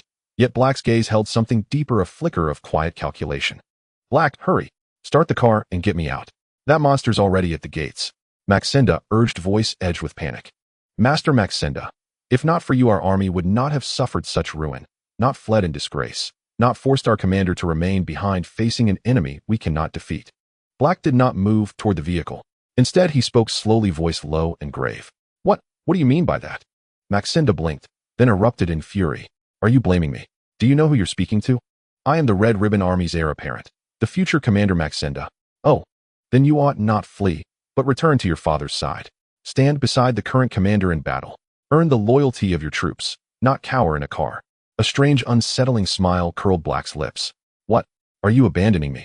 Do you grasp the gravity of your words? My father will destroy you. Realizing Black's intent, Maxenda shrieked, only for Black to cut her off with chilling finality. First survive, then speak, young master. Black, done with pretense, drew his pistol and leveled it at her forehead. Treason. Guards, seize this insubordinate traitor, now? But Maxenda's cry echoed unanswered. Her 3 escorts stood motionless beside Black, silent and unwavering. Their allegiance was absolute and singular. Realizing abandonment was inevitable, Maxenda shattered, sobbing, clawing, clinging desperately to Black's leg, begging him not to leave her behind. Bang! A single clean shot dropped her. Eyes wide and unblinking, she collapsed lifelessly to the floor. What an incessant nuisance. Let's go. Black and the 3 soldiers climbed into the sedan, revved the engine, and blasted open the garage doors, roaring thunder erupting from the machine's throat. In the next instant, the car shot forward like a bolt of lightning. Meanwhile, Sun Wukong soared triumphantly above the Red Ribbon Army's headquarters. Amid volleys of tank shells, armored assaults, and infantry fire, he moved with lethal grace, smashing, observing, until a sleek, elongated limousine burst from the compound's rear flank. Humph. So the commander flees. Not acceptable. Instantly, Sun Wukong darted after the vehicle. His Rui Jingu Bang shot downward like a meteor, embedding itself precisely where the sedan's right front wheel would soon pass. Whoa, what in the hell is that? The soldier in the passenger seat screamed in terror. Damn it, we've drawn his attention. Black recoiled. The wheel struck the rod, jolting the sedan violently sideways. Only seatbelts kept them from being flung across the cabin. Lift. Sun Wukong seized the staff's opposite end and heaved upward with titanic force. The heavy armored vehicle leapt skyward as if weightless. It spun wildly midair, then crashed down with a deafening, earth-shaking detonation, landing hard nearby in a billowing cloud of dust and twisted metal. How did you end up here, Black Baldy? Sun Wukong ripped the car door off its hinges and dragged a man out, scrutinizing his face. To his surprise, it was not Commander Reed, but rather his black deputy officer. Our commander is at headquarters. This has nothing to do with us. We only wish to survive. Please let us go. Brock was nearly paralyzed with terror. His hand had been shattered by the earlier blow, leaving him utterly helpless, only able to beg incessantly. Oh, thank you for the information. However, I have no habit of leaving threats alive. Sun Wukong released him, then before departing fired a single energy blast, sending the man straight to the underworld. Sun Wukong soared back toward headquarters and plunged directly toward the tallest tower. With one mighty swing of his Rui Jingu Bang, the spire snapped clean off, revealing banks of humming instruments and technicians frozen in panic. Not here. No, that's impossible. I sense a vital aura fleeing outward at tremendous speed. Sun Wukong hovered above, eyes locked on a streak of chi darting rapidly into the distance. Though I clearly sense a human aura, there's no trace of movement on the surface. So he's traveling underground. How intriguing. This aura must surely belong to the one I seek. A mischievous smile flickered across Sun Wukong's lips as he dove headlong toward the earth, to shatter the pavement and pierce straight into the depths. Indeed, a hidden realm lies beneath. The Red Silk Army somehow constructed an underground highway over 100 meters deep. Breaking through layer after layer of resistance, he suddenly felt a rush of open space. And there it was, a perfectly straight asphalt highway stretched before him. Commander Reed sped along the tunnel in a compact, yet fiercely powerful jeep. He was elated, proud beyond measure of his own foresight in insisting on building this emergency route. Ha ha ha. Fortunately, this tunnel is known only to me. My foolish subordinates still believe I intended to perish alongside them. Commander Reed recalled how his deputy and officers had urged him to abandon the project. He'd feigned reluctant compliance, publicly declaring its cancellation, while secretly coercing engineers and laborers into constructing it under threat and bribe. As for expenses, preposterous. When the Red Silk Army undertook projects, money was never spent. To ensure absolute secrecy, he first ordered all workers buried alive within the tunnel, and then quietly eliminated every subordinate involved. Just as he reveled in his brilliance and the imminent triumph of escape, a sharp, tearing sound sliced through the air behind him. What was that? He glanced into the rearview mirror and nearly leapt from his seat. The monster was closing in. Ha ha ha ha. Did you ever see this coming? Sun Wukong erupted in a villainous laugh. The first time since mastering flight that he'd hunted a fleeing prey like a game of cat and mouse. A thrilling novelty surged through him, pure and electric. Stay back. Commander Reed's eye patch nearly flew off as he slammed the accelerator to the floor, hurtling toward the exit. Sun Wukong didn't rush. Like a predator savoring the chase, he trailed just 50 meters behind. Always close, always patient. As the exit drew nearer, Reed gritted his teeth and reached for the detonator. It was his final contingency, a failsafe he'd installed himself. If pursued by enemy vehicles, he could trigger the explosives overhead at the very moment of escape. Over 100 kilograms of TNT would collapse the entire entrance, sealing his pursuer inside forever. Less than a kilometer from the exit, Reed instinctively checked the rearview mirror, only to find it empty. I've lost him. Relief washed over him. Until now, he'd feared that if the monster drew too near, even timely detonation might inadvertently release him. If triggered too early, the blast could endanger himself. Without hesitation, the moment he cleared the tunnel, Reed pressed the detonator. A cataclysmic explosion shook the heavens. Then the exit vanished beneath an avalanche of boulders, sealed irrevocably. Imagining his escape secured his resurgence inevitable, and even his lifelong dream of growing taller now, within reach. Commander Reed threw back his head and roared with laughter. Old man, what are you laughing about? Suddenly a face slammed against the windshield from above. His voice jolted Reed's heart past its cosmic limits once more. Monster, eh? With a deafening crash, Sun Wukong tore the entire roof off the Jeep and yanked Reed, still strapped in the driver's seat, straight into the sky. Spare my life, please. It was my wretched son who offended you. I'll surrender everything I own for this one miserable dog's life. The man, barely 5 feet tall, kicked wildly in midair, then realizing how high he'd risen, gave up struggling entirely and fumbled a capsule from his inner pocket, offering it in desperate supplication. Sun Wukong took the capsule without a word and kept flying, still gripping Reed aloft. Returning to the skies above Red Silk Army headquarters, he gazed down at him with a faint, knowing smile. Killing you means I inherit your wealth anyway, don't I, eh? As Reed stared with one wide open eye, trying to grasp the meaning of those words, the hand holding him simply let go. Commander Reed plummeted in utter despair, straight toward the ruins of his own headquarters. Then came the full-power Kamehameha Reed, and every sin he embodied was reduced to ash in an instant. Finally over, Sun Wukong mused, gazing down at the smoldering wreckage. The scattered remnants of fleeing soldiers posed no further threat. But Dr. Gero's laboratory for artificial humans, I truly have no idea where it is. My mistake. I should have interrogated Reed before ending him. Sun Wukong frowned, acknowledging his oversight. Or perhaps, retrieve the Dragon Balls, resurrect him, ask, then kill him again. Foolish. If I'm already summoning Shinran, why not simply ask him the location of Dr. Gero's secret base? Sun Wukong drifted aimlessly in midair, then dismissed the notion entirely. Haunted by memories of Dragon Ball GT, he preferred not to overburden the Dragon Balls. Besides, with his future strength, defeating 2 mechanical dolls would be effortless. No need for excessive caution. Only cultivation mattered. With that, Sun Wukong departed without delay, clutching the Red Silk Army's entire fortune, and headed west toward West City. 2 days later, summoned generals stood stunned before the shattered ruins, speechless and directionless. Amid their confusion, an elderly man with snow-white hair stepped forward, Dr. Gero himself. He assembled the generals and shared his latest technological breakthroughs. Deeply impressed, the generals pledged their loyalty and resolved henceforth to operate discreetly, biding their time for a calculated resurgence. Sun Wukong, having departed, remained oblivious to the Red Ribbon Army's subsequent plans. Yet even if he had known, he would have been too indifferent to interfere. The Red Ribbon Army was now a spent force, easily handled by Earth's military. If they couldn't manage it, he might as well drag the current king down for a dogmeat hot pot. Upon returning to West City, he handed the capsule to Bulma. Initially, she didn't think much of it. After all, as the daughter of the world's wealthiest man, she had seen countless marvels. It was only when Dr. Briefs happened upon it that he discovered its extraordinariness, a special custom label that only magnates with billions in assets could afford. Driven by curiosity, they opened the capsule in an empty room. A puff of white smoke dissipated, revealing mountains of gold, silver, jewels, and stacks of cash that nearly buried them alive. Subsequently, Wukong once again enjoyed a tranquil period of reclusive life in West City. One day, to his astonishment, son Gohan miraculously reappeared before him. Overwhelmed with joy, Wukong nearly shed tears. After all, throughout his life, the only one who truly felt like family was his grandfather's son Gohan. Yet despite his grandfather's return, he couldn't afford to rest for long. A year had passed since their last wish upon the Dragon Balls. It was time to venture forth and seek them once more. Bulma was reluctant to see Wukong leave again, but she understood that a true martial artist could never be restrained. Anyway, your grandfather is in my hands now. You can't escape. Bulma thought with unwavering confidence. Before departing, a sudden inspiration struck Wukong. He asked Bulma if she could develop a portable device capable of converting a creature's combat power into numerical data. Seeing Bulma nod in agreement, expressing interest in researching it, Wukong bid them farewell and once again set out on his quest for the Dragon Balls. This time the search for the Dragon Balls was far less lengthy. Armed with the Dragon Radar and his ability to fly, there was scarcely a place on the globe that could hinder him.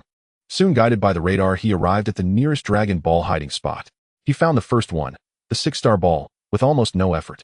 However, to his slight surprise, there were a few buildings about 5 kilometers away. A quick observation revealed this to be one of the Red Ribbon Army's Dragon Ball search squads. I didn't expect them to have already set up camp nearby, Sun Wukong murmured. Looks like other places are probably garrisoned too, huh? I can't ignore this. I might as well wipe them out while I'm collecting the Dragon Balls, he muttered to himself just as a tall man emerged. The man was about to wash up when he suddenly spotted a figure hovering in midair. After a closer look, his face twisted in terror. Monster. Recognizing him as Colonel Silver's son, Wukong wasted no words. With a single energy blast, he ended the man's wretched first half of life. It turned out that after gathering at headquarters, all the high-ranking Red Ribbon officers had been placed under Dr. Gero's command. Though Commander Red was dead, Dr. Gero had no intention of halting the Dragon Ball search. He ordered the officers to return to their original stations and continue the quest, distributing printed surveillance images of Sun Wukong, instructing them to memorize his face and flee immediately if encountered. Yet they never anticipated that Sun Wukong would use this opportunity to pick them off one by one like a string of fools walking into a trap. After clearing the first outpost, Wukong flew directly toward the next Dragon Ball location. Crossing the towering northern mountains, the climate grew increasingly frigid, the north wind biting and fierce. Wearing only his turtle school GI with bare arms, Sun Wukong, despite his combat power having surged past 500, still felt a chill as the icy wind sliced against him during high-speed flight. Hiss. Now I understand why the original little Wukong froze stiff here. Even at my level, I'm still affected by the climate. I've been slacking off. I need to train harder. Gritting his teeth, Sun Wukong declared, I've already adapted to 8 times gravity. 10 times. Activate. His body dipped slightly, but he quickly adjusted. Ahead is Jingle Village. Huh, what are those people doing? On an open field several kilometers from the village, a group appeared to be constructing a tower-like structure. Despite the bitter cold, the laborers were drenched in sweat, each wearing only a single cotton coat. Spotting armed soldiers overseeing the workers, Sun Wukong suddenly realized. This was General White's division of the Red Ribbon Army coercing the men of Jingle Village into building Muscle Tower. Looks like it's time for another big fight. Sun Wukong couldn't help but crack his joints as he accelerated toward the target. Perfect for warming up in this freezing weather. Oh, it's that monster. Wukong's undisguised aura quickly caught the attention of the overseer soldiers. One sharp-eyed guard, after a closer look, was terrified out of his wits. Ha ha ha. Right on the mark, but no prize. Sun Wukong let out another hearty laugh, heedless of the cold air rushing into his wide-open mouth. Extending his power pole once more, Sun Wukong dealt a blow to each soldier as if picking them at random. Apart from the fleeing villagers, every Red Ribbon soldier took a hit and collapsed to the ground, playing dead. Inside a cluster of nearby semicircular buildings, General White, upon receiving the urgent report, was stricken with panic. He immediately ordered Sergeant Metallic and Ninja Murasaki to engage. Seeing the two, Sun Wukong found himself amused. On the left, Sergeant Metallic was a robot bearing an uncanny resemblance to Arnold Schwarzenegger from the Terminator. The other, a ninja whose name had forgotten, was a practitioner of dubious arts. His abilities, however, were a fair representation of the real-world ninja's skill level. Yet he had to admit General White's unit was the most intriguing in the entire Red Ribbon Army, boasting a powerful robot android aide and a giant-tongued monster immune to physical attacks. With effortless ease, Sun Wukong sent the two flying. As for the giant-tongued monster, he collapsed its shelter, leaving it to freeze into an icicle in the cold wind before easily dispatching it. Finally, he eliminated General White and instructed Android 8 to take the village chief back and inform the villagers of all that had transpired. Before leaving, Android 8 hesitated for a moment before ultimately pulling out the Dragon Ball from his pocket and handing it to Wukong. Taking the Dragon Ball, Wukong nodded, bid them farewell, and hurried on to the next location, eager to leave this frigid region behind. Sun Wukong journeyed southward and soon arrived at the vast domain of the sea. In this picturesque landscape of pleasant climate and seamless horizon where sea and sky merged, General Blue, amidst his bustling tasks, was struck by a full-power Kamehameha, sending everyone to meet their ancestors. To be safe, Sun Wukong searched thoroughly, and upon discovering General Blue's corpse, proceeded to dive beneath the sea.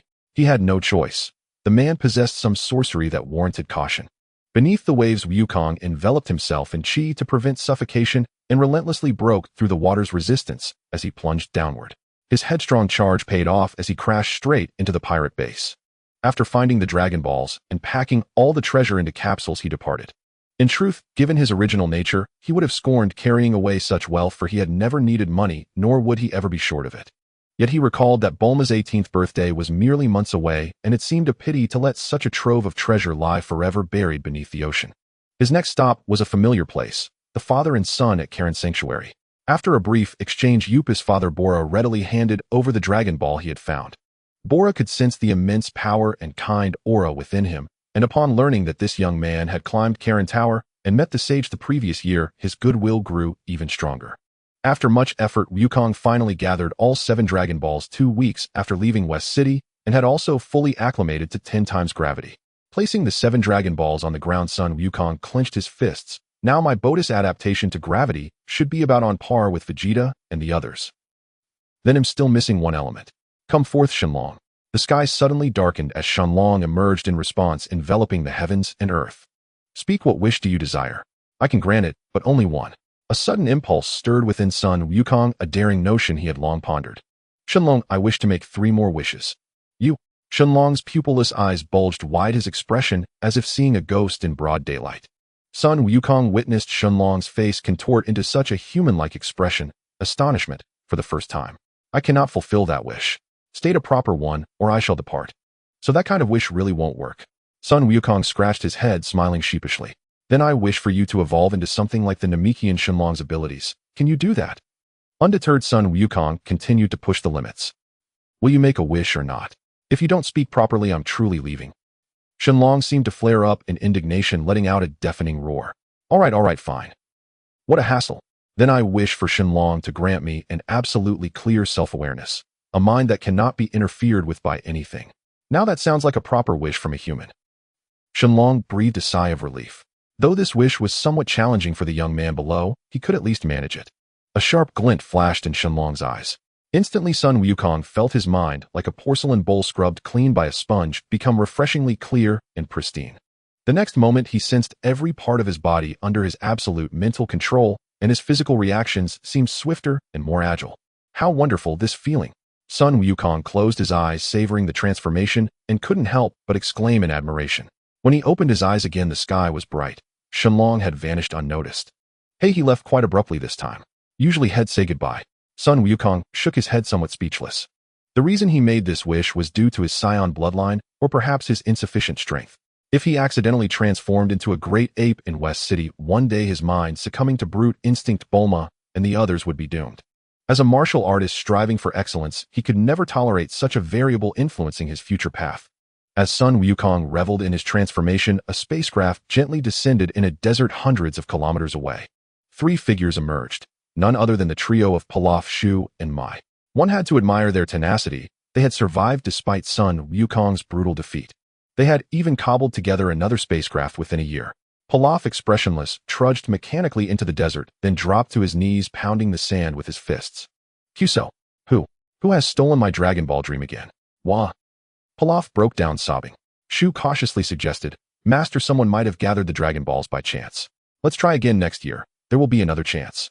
I doubt we'll have much luck next year either. The one who collected them this time is probably that same brat from last year. Someone who can find the Dragon Balls so quickly must have a radar on par with your technological level master. I poured cold water on them, leaving Shu at a loss for words. Meanwhile, days after Wukong left Karen's sanctuary, 2 others arrived together. Yamcha were finally climbing Karen Tower. Are you confident? Don't worry, Kuririn. I trained on that island until I felt like lifting the whole place. It'll be a breeze. These 2 were Yamcha and Kuririn, who had bid farewell to Master Roshi. After the Tenkaichi Budokai, they had trained under Roshi for several more months. In the end, Master Roshi practically drove them away, and they reluctantly parted ways to train on their own. Unsurprisingly, they met Bora and Upa at Karen's sanctuary. After brief pleasantries, learning they were Wukong's friends, Bora and Upa welcomed them warmly to climb the tower. Good luck. Let's go. They bumped fists, their eyes brimming with confidence in their mission. With 2 swift whooshes, they leaped agilely like monkeys onto the tower dozens of meters high and began their ascent. Watching their retreating figures, Bora sighed. Upa, you must train hard. and become as strong and brave as Wukong and his friends. Don't worry, Dad. When I grow up, I'll climb Karen Tower too. UPA gazed after them, his eyes filled with admiration and determination. Half a day later, UPA looked at the two sliding down in disgrace, his face a giant question mark. Huff. Huff. This tower. It's got some height to it, huh? Right. Yamcha, let's rest up and try again. Bora remarked. UPA, I think you'd better learn from Wukong first. 3 days later, Yamcha and Kuririn finally crawled to the top of Karen Tower. The Karen sage gently shook his head as he watched the two, who were as exhausted as a pair of golden retrievers that had been run ragged by a greyhound. In truth, Yamcha and Kuririn had already made some progress compared to their peers at the same stage, with their power levels hovering around 110. Unfortunately, with Goku having set a precedent by effortlessly climbing the tower the previous year, the Karen sage found it difficult to offer them any insincere praise. Still, it wasn't too bad. The Karen sage cleared his throat. Greetings. I am the Karen sage, or you may call me the Sage Cat He. Meanwhile, Son Goku had begun his special training in a desolate wasteland. For his daily regimen, he now set the gravity to 20 times the norm. With roughly 2 years left until the 22nd World Martial Arts Tournament, he was determined to use this time to enhance his strength, and then on the night of the full moon attempt the transformation he had long anticipated. To prepare for this transformation, he had deliberately come to a wasteland often frequented by bandits. After wiping out all the bandits within a 100-mile radius, he settled down. Thus time passed day by day. Goku trained relentlessly, eating when hungry and sleeping when tired, gradually increasing the gravity as time went on. Whenever he felt his physical body had reached its limit, he would stop to meditate. When his spirit grew weary, he would venture farther afield to dismantle a few criminal dens as a form of relaxation. Finally, the long-awaited night of the full moon was upon him. Son Goku slowly opened his eyes, gazing thoughtfully at the darkening sky. In truth, the moon had already risen behind him, but he had yet to fully prepare himself for the transformation into a giant ape. His strength was now sufficient to fully adapt to 20 times gravity, and his body was in peak condition. Success or failure hinges on this moment. Son Goku thought to himself. Although he had made a wish to Shinran, he still felt a bit nervous facing such a critical juncture. Fortunately, the place he had chosen was far from West City and Kame House. Even if he lost control, the destruction during the full moon should not reach that far. He silently mustered his courage and abruptly turned his head to look at the clear, bright, full moon. Soon the sunlight reflected by the full moon, imbued with powerful blood waves, reached his tail through his eyes. Instantly, his tail began to swell, muscle fibers stretching and reorganizing, his size increasing at a visible rate. Whoa! The intensity is ramping up. Feeling the tearing pain from the physical transformation, Goku's expression was filled with agony. But before he could react further, the power surging from his tail swept through his entire body like a raging tide. His height shot up, quickly surpassing the limits of an ordinary human. His once well-fitting clothes were shredded by his expanding frame. Then his mouth widened, fangs protruding from the corners, and his eyes gleamed with a blood-red light, exuding wildness and ferocity. Roar! A giant ape over 10 meters tall howled at the full moon. Its powerful aura shattered all the weathered rocks nearby into dust, generating a small sandstorm centered on itself, which swept sand and stones in all directions, instantly shrouding everything in a haze of yellow chaos. Damn, that feels amazing. After enduring the excruciating pain of bodily reconstruction and the surge in power, Son Goku felt the boundless energy within him, leaving the entire ape feeling refreshed and brimming with vitality. If anyone had been nearby, they would have seen a giant ape almost 5 stories tall behaving bizarrely on the wasteland under the full moon, dancing and gesticulating as if performing some ancient ritual. As expected, I've maintained absolute clarity of mind. Even as a giant ape, my control over this body remains precise. Clenching his fists, Son Goku gazed at his thick, hairy arms with great satisfaction. Though he didn't know his exact power level now, he was at least 10 times stronger than in his human form. Then he elevated his aura, his hands moving like phantoms, and light flickered in his mouth. One by one, energy spheres condensed to near solidity, and carrying a world-shattering momentum blasted wildly in all directions. Wherever the energy spheres struck, everything turned to dust. The parched earth was gouged with bottomless craters, plunging the surrounding dozens of miles into a scene of apocalyptic devastation. After exhausting his frenzy, Goku slowly sat down in the newly formed crater, scratching the short fur on his tail, and began to contemplate in silence. Though he had glimpsed fragments of Dragon Ball's later storyline, things like Golden Great Ape and Super Saiyan 4, those were far beyond his current reach, so he decided to focus on the present. The enhancement from the Great Ape transformation was evident. Even with his mind fully clear, he remained in a state of mild excitement, his emotions seemingly more prone to irritability. As for the artificial moon Vegeta had created by combining an energy sphere with oxygen, Goku knew he couldn't yet produce such a high-density sphere. He would need to wait until his battle power reached at least 10,000. Thus, the Great Ape transformation could serve as a kind of stimulant, a last resort to be used only in dire circumstances. The next day, Goku reverted to his normal size and was immediately hit by intense hunger and fatigue. So this is what it feels like after transforming. It's even more like those cultivation novels where using a temporary power-boosting pill leaves you drained. Muttering to himself while naked, Goku used a capsule to produce a standalone house, went inside to take a comfortable hot bath, then slipped into loose pajamas, ate a huge meal, and slept soundly. In the days that followed, he resumed his daily training routine, continuously honing himself. Meanwhile, Yamcha and Kuririn had successfully graduated from Karin Tower. However, their ability to obtain the super holy water was somewhat lacking.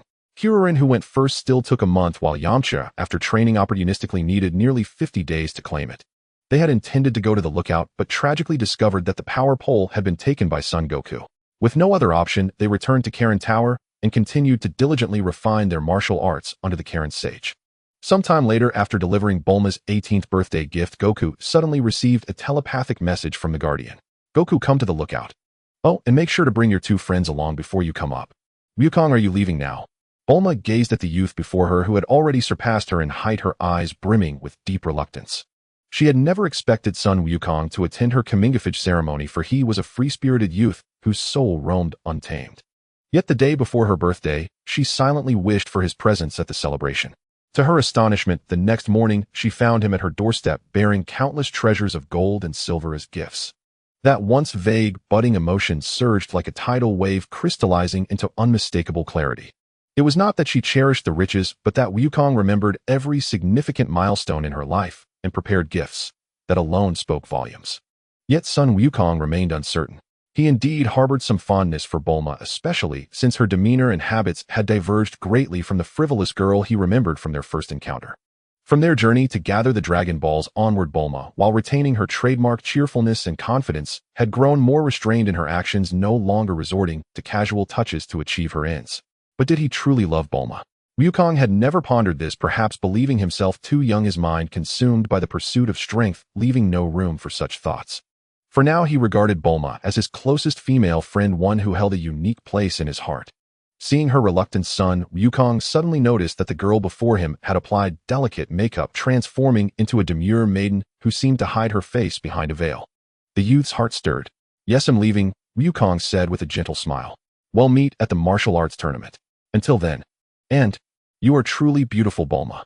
Hearing this, Bulma's cheeks flushed with crimson clouds, yet her heart brimmed with joy. You have good taste. This young lady is pleased and grants you leave. But before you go, I want to give you a gift. Do you want it? Son Gohan insisted on seeing Sun Wukong off. Wukong was puzzled but acquiesced. The two conversed as they sprinted at incredible speed. Wukong, next time you meet Bulma, give her a clear answer. Huh, Grandpa, what answer do you mean? But I'm only 14. Age is no excuse. Besides, you've always been mature for your years. I've seen through your little thoughts long ago. She has been very good to us. While you were away, she came every morning to greet me, regularly asked if I was comfortable and if I needed anything. In my eyes, she is as caring as a granddaughter. Son Gohan's words left a deep imprint on Wukong's heart. But having lived 2 lives, he was a pure novice in matters of the heart. How could he easily fathom a maiden's feelings? Now that his grandfather had spoken, even if he were dull, he had to seriously consider what to do when he next faced Bulma. Chatting as they went, they soon reached the edge of West City. Son Gohan stopped and waved. Go train well under the Guardian. Think of nothing else. Keep a calm mind and act with steadiness. When you return, reflect on my words. With a complex heart, Son Wukong waved back, then turned and flew toward the sacred temple. Once his grandfather was out of sight, he halted high in the sky and carefully drew from his chest a device that fit over his ear, with a display covering his left eye, the very model of the battle power analyzer he had mentioned. I only described it roughly, but she actually managed to create it. Truly remarkable.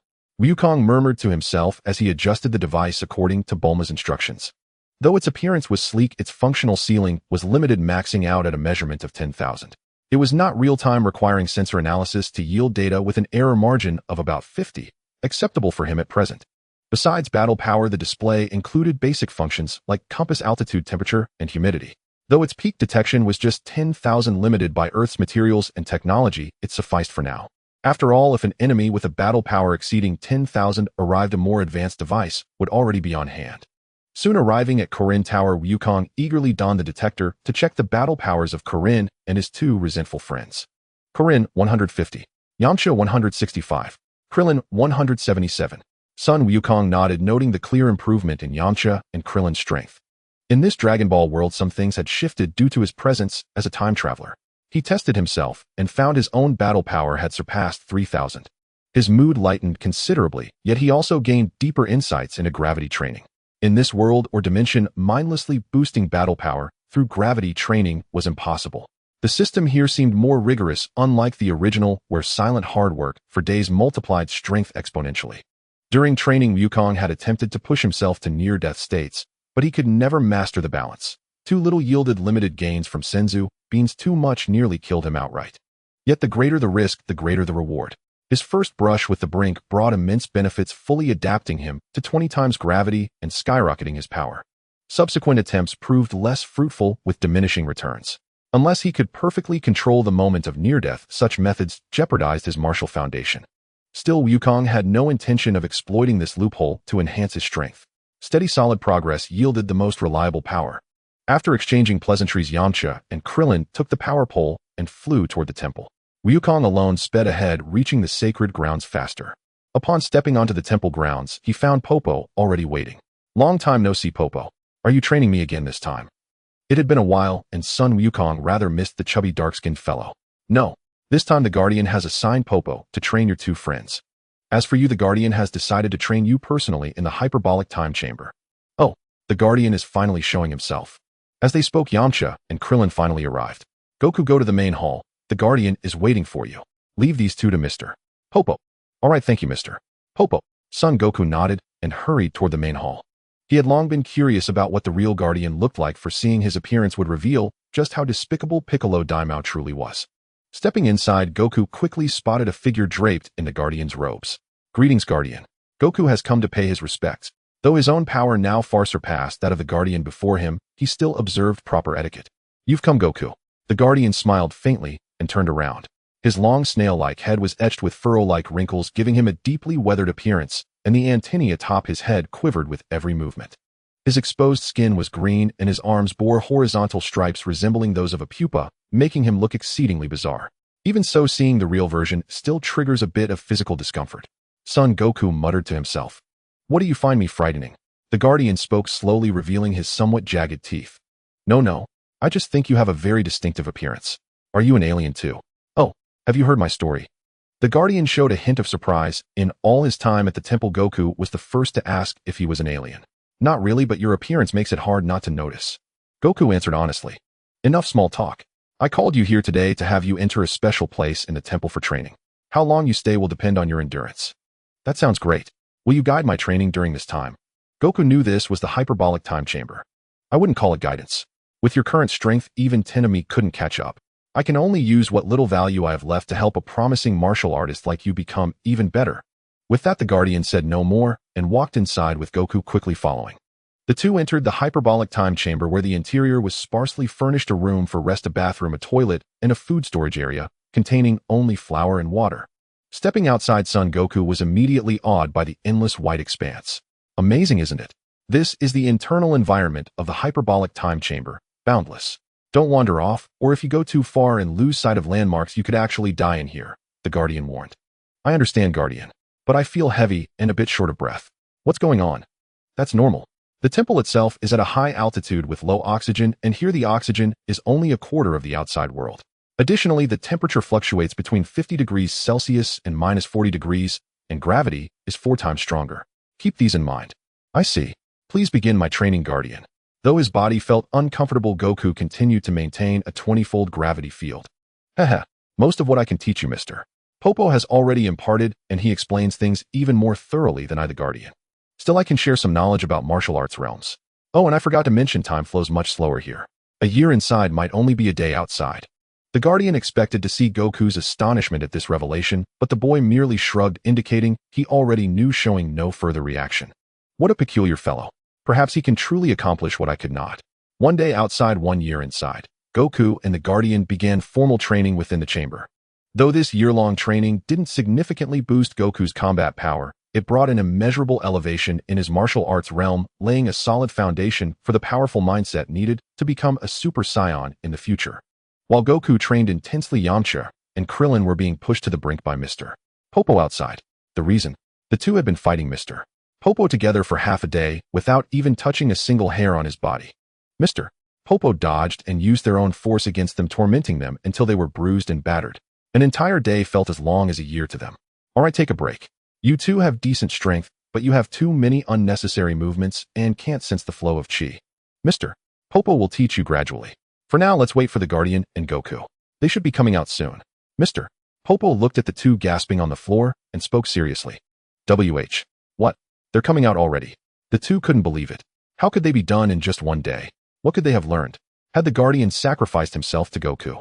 There's a mysterious place in the temple called the Hyperbolic Time Chamber. One day inside equals a year outside, Mr.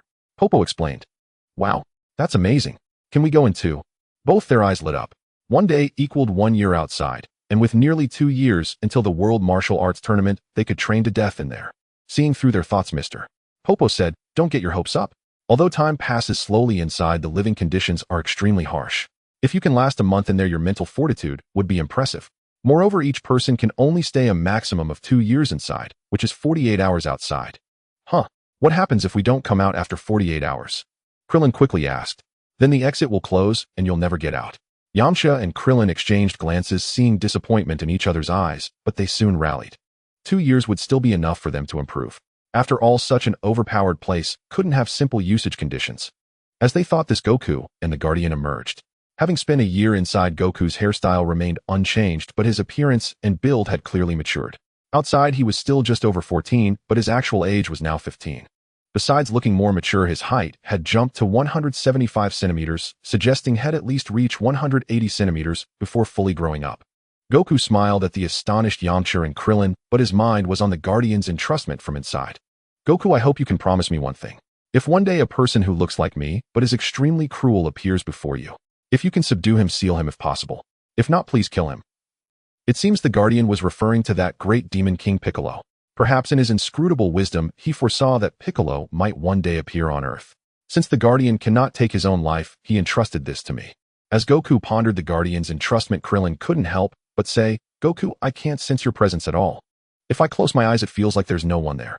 Mr. Popo nodded and said, it seems Goku's mind has achieved the tranquility of the sky itself. I can no longer sense his ki either. Mr. Popo, continue your training with Yamcha and Krillin for now. When the time is right, I will allow them to train there as well. Goku, you may train freely in the coming days and await the arrival of the World Martial Arts Tournament. Having given his instructions, the Guardian turned and vanished into the darkness. All right, let's train with all our might. Yamcha and Krillin raised their fists, their blood already boiling with excitement. Thus time slipped away quietly as they each immersed themselves in training. Goku spent most of his days meditating in the temple, consolidating his cultivation. In the blink of an eye, nearly 2 years had passed, and only 3 days remained until the opening of the 22nd World Martial Arts Tournament. At the temple's Son Goku, Krillin, and Yamcha had packed their belongings and were ready to depart. Son Goku had now grown to the age of 16. In truth, he should be 17. This age will be used henceforth, and his height had reached a full 1.80 m. This left Krillin utterly envious, as he was actually 18 years old by age, yet his height had only increased slightly, barely reaching 1.50 m. Knowing that his good brother might never grow taller than 1.60 m, Goku still comforted him. Men, they say you can still grow at 23 and fill out at 25. After bidding farewell to the Guardian and Mr. Popo, the three of them took off using the flying technique. Seeing the Guardian lost in thought, Mr. Popo couldn't help but ask with concern, Guardian, did you truly tell Goku that he could kill Piccolo? Yes, but I believe he can subdue Piccolo. But what if he cannot subdue him and has no choice but to kill him? Then you would also. Mr. Popo grew anxious. There is no other way. This is a calamity I brought about, and it is my responsibility to resolve it. Yet the Guardian cannot take his own life, so I must entrust this to a capable martial artist. Goku is well suited for this. I trust he will handle it well. Meanwhile, Master Roshi launched the turtle Bulma Oolong, and Poir had all boarded the plane to the city hosting the tournament. I wonder how much they've improved now. What surprises will this tournament bring us? Master Roshi, looking every bit the retired old man, stroked his beard and chuckled. I'm confident they have progressed. I hear this tournament has dozens more participants than the last, and the overall skill level has risen significantly. Bulma added with great excitement, though whether it was for the tournament or a chance to see someone was uncertain. Bulma, is there any progress with you and Goku? Launch, sitting beside her, whispered. Oh, no way, Goku and I are just good friends. What progress is needed now? Bulma blushed deeply and quickly explained. Is that so? Hee hee. Though Launch appeared innocent as a woman slightly older than Bulma, she was no novice in matters of the heart. She had sensed Bulma's unusual warmth toward Goku during their time at the last tournament. Now hearing Bulma claim they were merely good friends, even the blonde Launch found it hard to believe. After a bumpy journey, the group finally arrived at the tournament's venue, Papaya Island. By then the island was already bustling with crowds. Over the past few days, numerous celebrities, martial artists, and martial arts enthusiast families had flocked to the island to watch the event.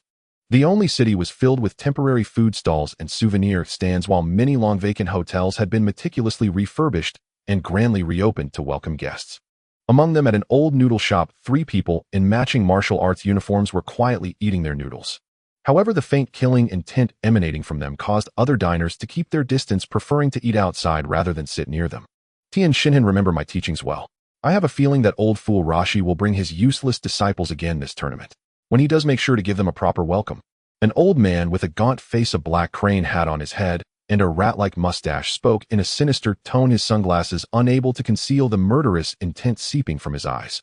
Don't worry, Master Kaiatsu, and I will teach them that there is always someone better. Tien Shinhan swallowed a mouthful of noodles and replied with a cold smirk. Can't we just kill them? A pale-faced child sitting in a booster seat beside Tien Shinhan spoke without a trace of emotion. Killing is not allowed in the tournament, you'll be disqualified. Besides, killing indiscriminately won't benefit your training right now. Just cripple them. Despite his words, the Crane Hermit was quite pleased with Kaiatsu's attitude toward Rashi and his disciples. Although Son Goku and Krillin had not deliberately revealed their master's identity at the last tournament, Krillin wore the Turtle School uniform, and Goku used the Kamehameha. The host eventually asked, and they openly admitted it. Naturally, this news spread like wildfire through the martial arts world, and soon reached the ears of the Crane Hermit. He immediately decided to bring his 2 disciples to the next World Martial Arts Tournament and teach them a harsh lesson. By the way, your uncle mercenary Tao has been out of contact for a long time. I asked his people, but no one knows where he is. Where could that bastard have gone? Thinking of his younger brother, the Crane Hermit felt a wave of irritation. You old geezer are still alive. A voice both unfamiliar and familiar came from outside the door. The Crane Hermit looked up and revealed a hint of mocking amusement.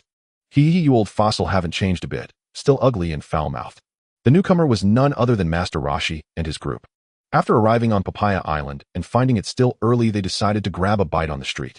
Eventually, they stumbled upon this relatively empty noodle shop, only to discover their old nemesis inside.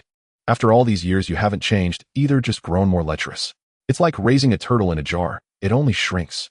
Master Rashi retorted without hesitation. What? Say that again, you bald fool. The Crane Hermit slammed the table, which collapsed, sending bowls of noodles shattering to the floor. What do you want, you half-bald old man? Master Rashi stood fearlessly in front of Bulma and the others, snarling. Master, should we teach them a lesson? Tien Shinhan and Kaiatsu straightened up, glaring at Master Rashi with hostility. Though I'd love to tear that old man's mouth apart, the tournament has already started and there are too many people here. Let's go register first. Then, he'll make sure his disciples are all crippled so he learns the cost of his loose tongue. With that, the Crane Hermit and his disciples walked out of the shop without looking back, heading toward the venue. That old bastard, but he has trained 2 impressive disciples, especially that 3-eyed one. His strength is truly remarkable. Though Master Rashi hadn't backed down to save face, he knew that if the other party truly started a fight, he alone would struggle to manage the situation. Seeing the 3 walk away, Master Rashi and the others finally entered the noodle shop. The table had been smashed to pieces, with wood shavings, broth, and broken bowls scattered all over the floor. Bulma directly swiped a card to pay the shop owner. After all, the damage was indirectly caused by them, and Bulma, not lacking for money, used her financial power to get things cleaned up quickly so everyone could have a hot meal. True enough, the shop owner and his staff, who had been somewhat downcast, were instantly elated at the sight of the payment.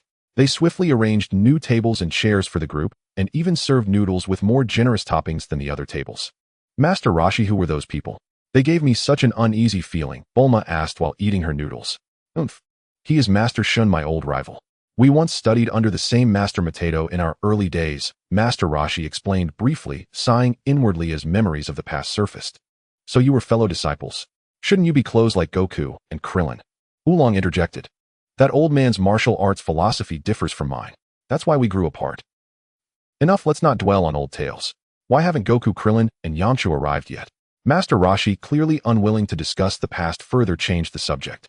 Master Roshi, missing us already? Well, here we are. Before the words faded, Goku's voice rang out from outside the noodle shop. Goku.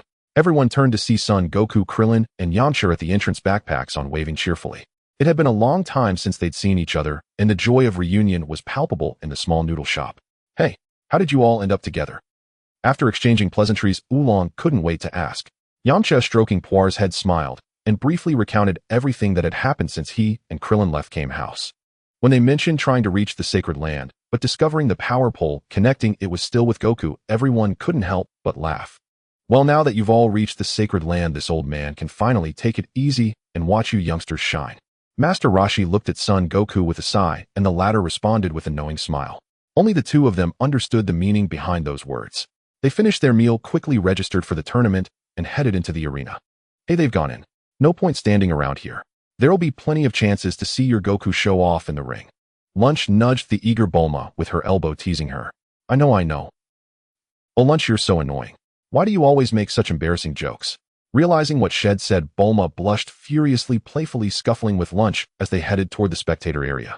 It wasn't her fault for swooning. Goku was 4 years younger than her, though she didn't yet know his actual age was 17, but his current height and appearance made him look no different from a handsome young college student. Standing at 1.8 meters with a muscular, well-defined physique and an innocent, handsome face. He was an irresistible heartthrob for young women and even older ladies. This thought sent a warning bell ringing in Bulma's mind. He was like a freshly bloomed flower, a rare and exquisite specimen. There would surely be plenty of bees drawn to his nectar, and some might even try to take the whole pot away. No, I have to make a move. At least I should ask Goku how he really feels about me. Bulma resolved silently. This tournament, she would definitely have a proper talk with Goku. At that moment, Son Goku couldn't help but sneeze. He paid it no mind, however, and continued fiddling with the scouter Bulma had given him. Yamcha, your current power level is 992. Krillin, yours is 1100.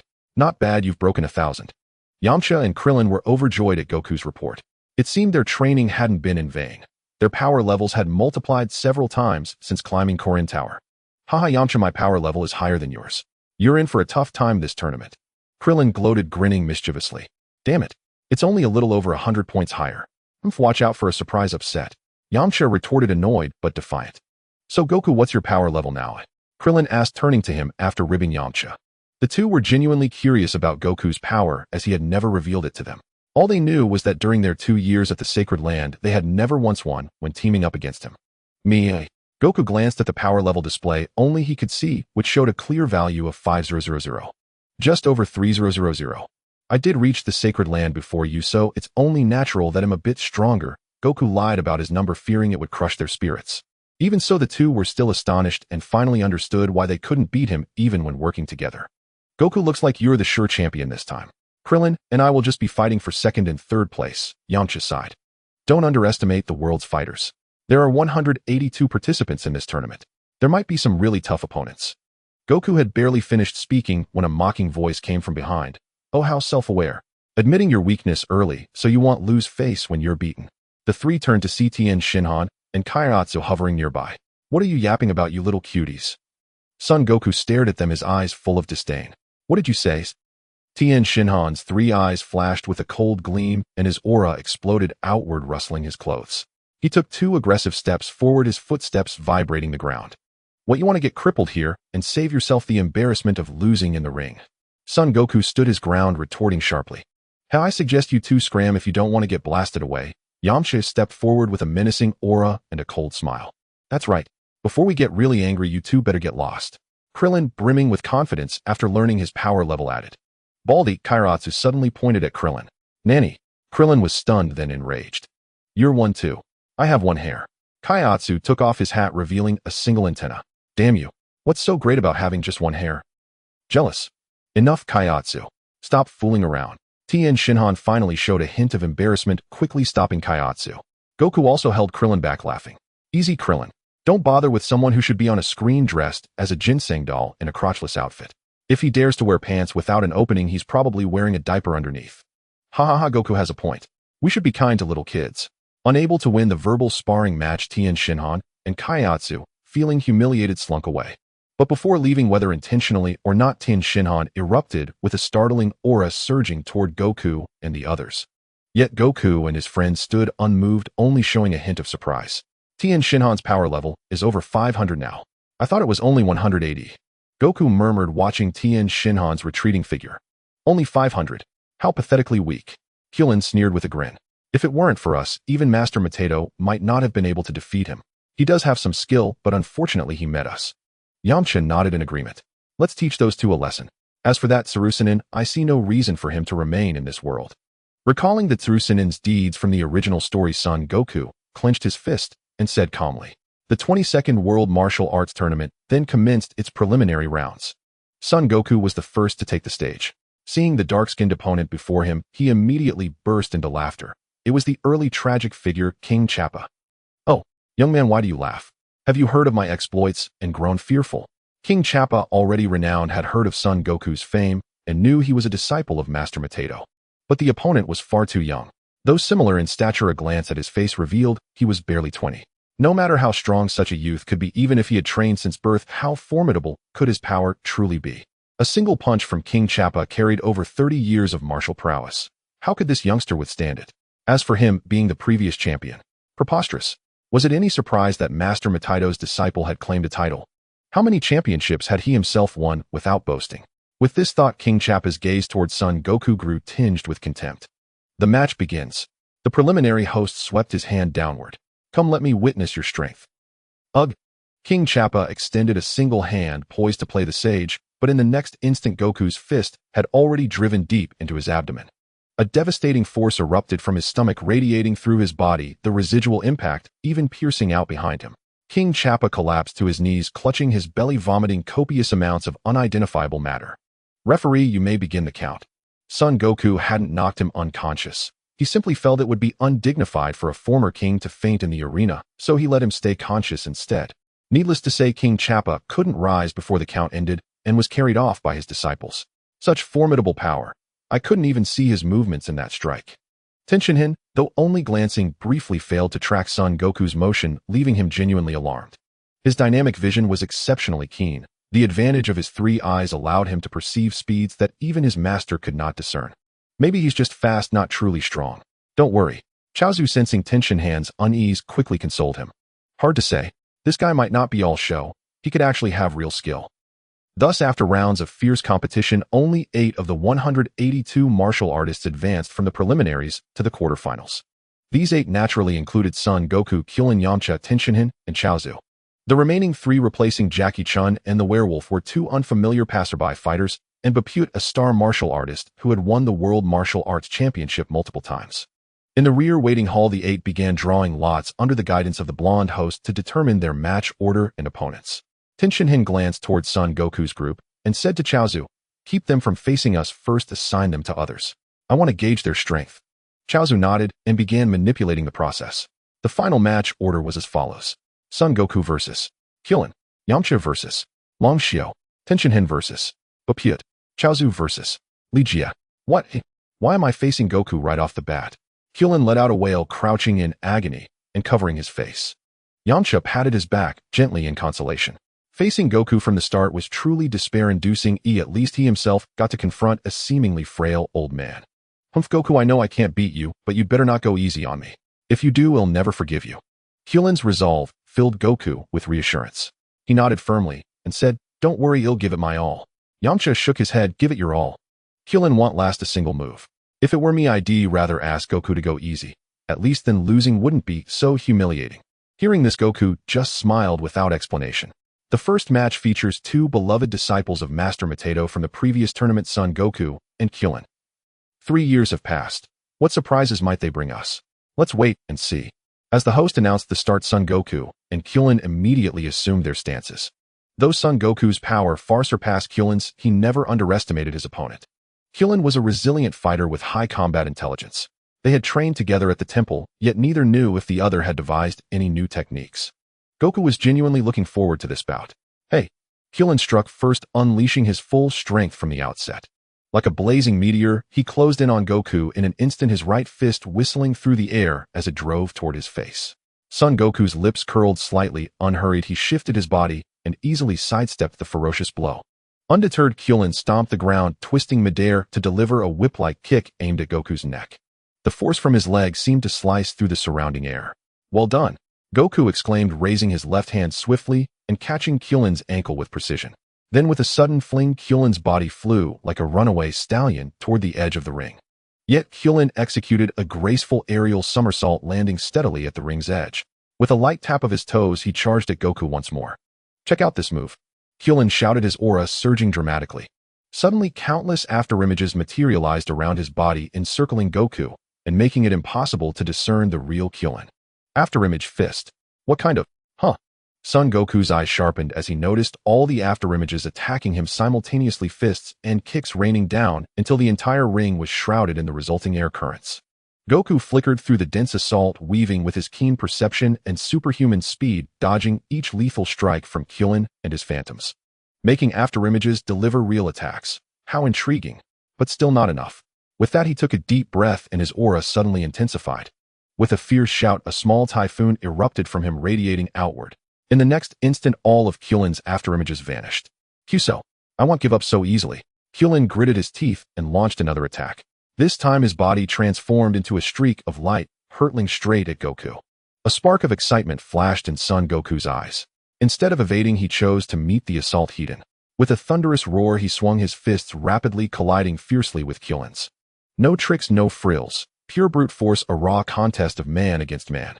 Each impact produced deafening sounds, and the sheer power sent cracks spidering across the ground around the ring. Those two, how can they be this strong? Tien Shinhan, watching from the competitor area, was already stunned. Even the usually expressionless Kaiatsu was now sweating. Meanwhile, in the spectator stands, Master Shun had lost his earlier arrogance and confidence, replaced by a creeping dread. How can those brats be so powerful? Could that old rogue mutant Rashi really have the ability to train disciples of this caliber? Tien Shinhan and Kaiatsu. They might get killed. So cool, Goku. You're the strongest man. Bulma cheered inwardly. After a fierce exchange, Krillin began to feel his stamina wane, his attack speed and power were diminishing. Son Goku sensed this. Moved by Krillin's tenacity and indomitable spirit, he decided to grant him a dignified defeat.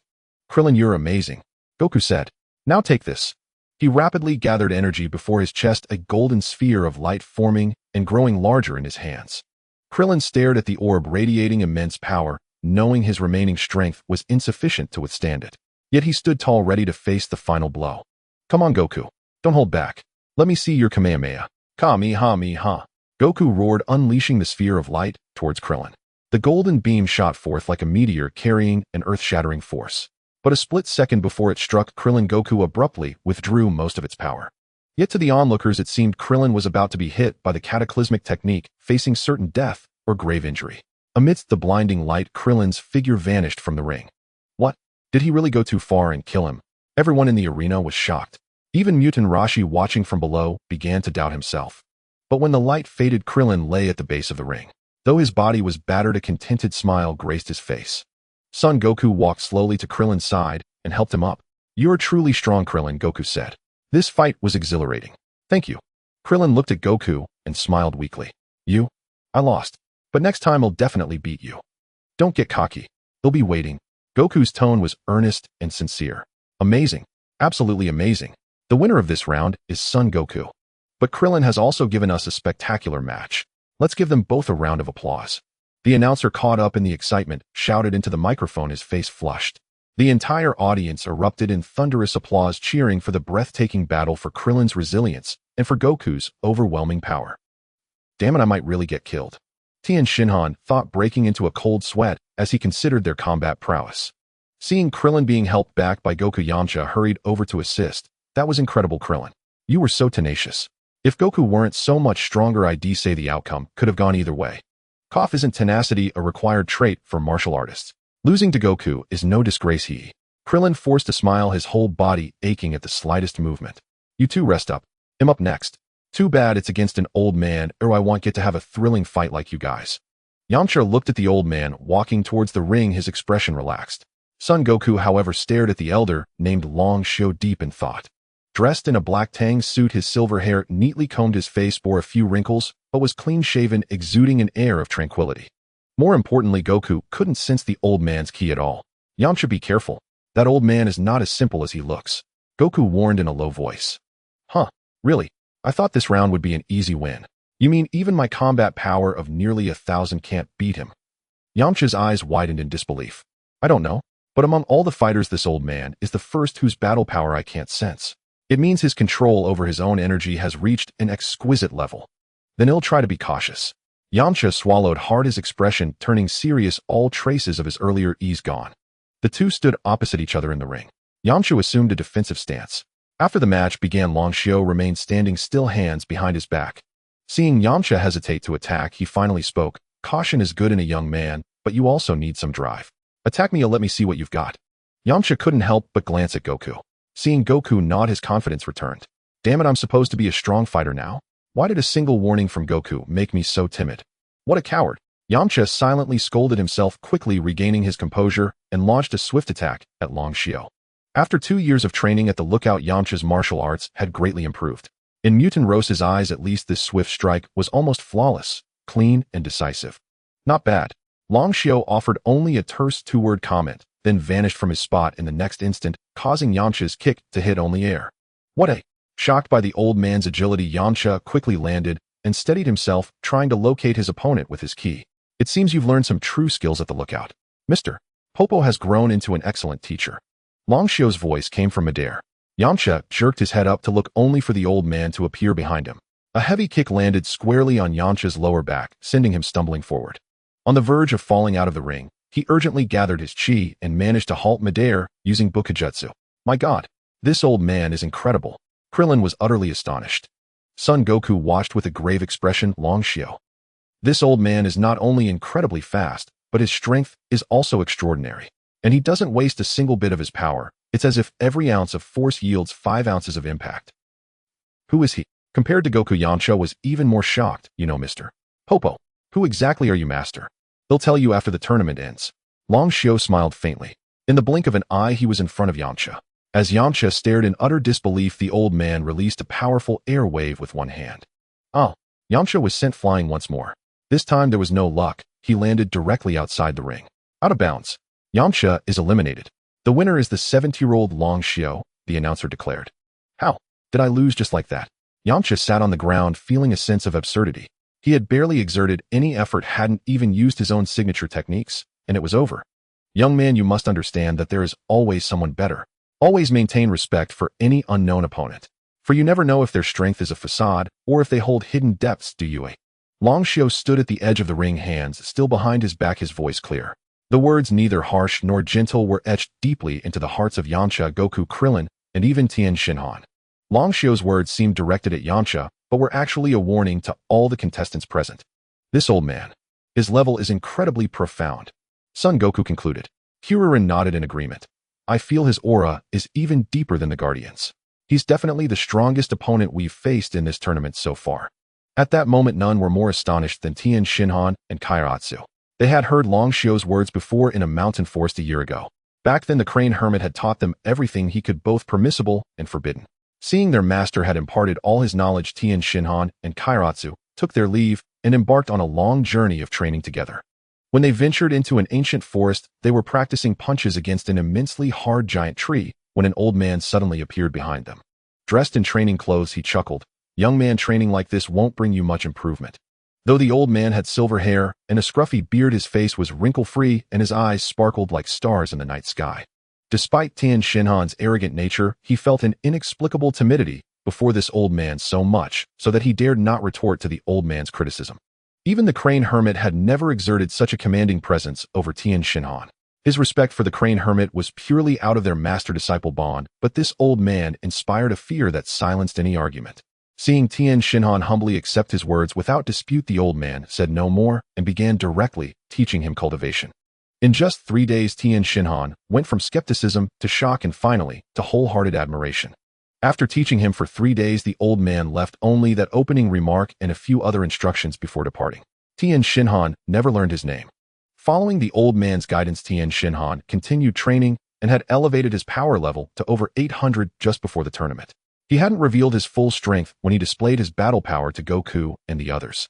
Now Tien Shinhan stared wide-eyed with all 3 eyes fixed on Long Xiao walking back from the stage. The old man's other words still echoed in his mind. Young man, I taught you because you have the heart of a true martial artist unlike your master. Stay on the right path, and I will watch over you in secret. Do not tell your master about these 3 days of teaching and never reveal your full strength to him. It will not benefit you. Long Xiao returned to the contestants' waiting area, finding everyone staring at him in shock. He shrugged with a faint smile. It's been a while since I last ventured out. I didn't expect so many outstanding young people these days. But you're all still saplings this old bones can still teach. Then he glanced at Tian Xinhan and Kaiatsu. Isn't that right? Ah, yes. Tian Xinhan and Kaiatsu shuddered, standing at attention and bowing slightly, showing even more respect than they did to the crane hermit. Yamcha returned to Goku and Kuririn, looking ashamed. Sorry guys, I lost. Hey, it wasn't about carelessness this time. It was an absolute gap in strength, son, Goku consoled. Yeah, if it were me, I'd probably have lost too, Kuririn joked. That old man's power might not match mine, but his level is incredibly high, perhaps the highest martial arts realm on Earth. Through Long Xiao's earlier strike against Yamcha's son, Goku had sensed a hint of the old man's depth, relying on his own exquisite control over ki. As for the power level scouter, its sensitivity was lacking. Before it could register anything, his ki had already been withdrawn. The next 2 matches were unremarkable. Bape was about to show off his skills against Tian Xinhan when he was knocked away with an elbow strike, suffering a humiliating elimination. Kaiatsu faced Ligia, a clean-cut and reserved contestant. Just as everyone thought he might have some skill, Kaiatsu used a Dodon Ray plus telekinesis, scaring him so badly he wet his pants and surrendered on the spot. Thus the semifinals pitted Son Goku against Long Xiao.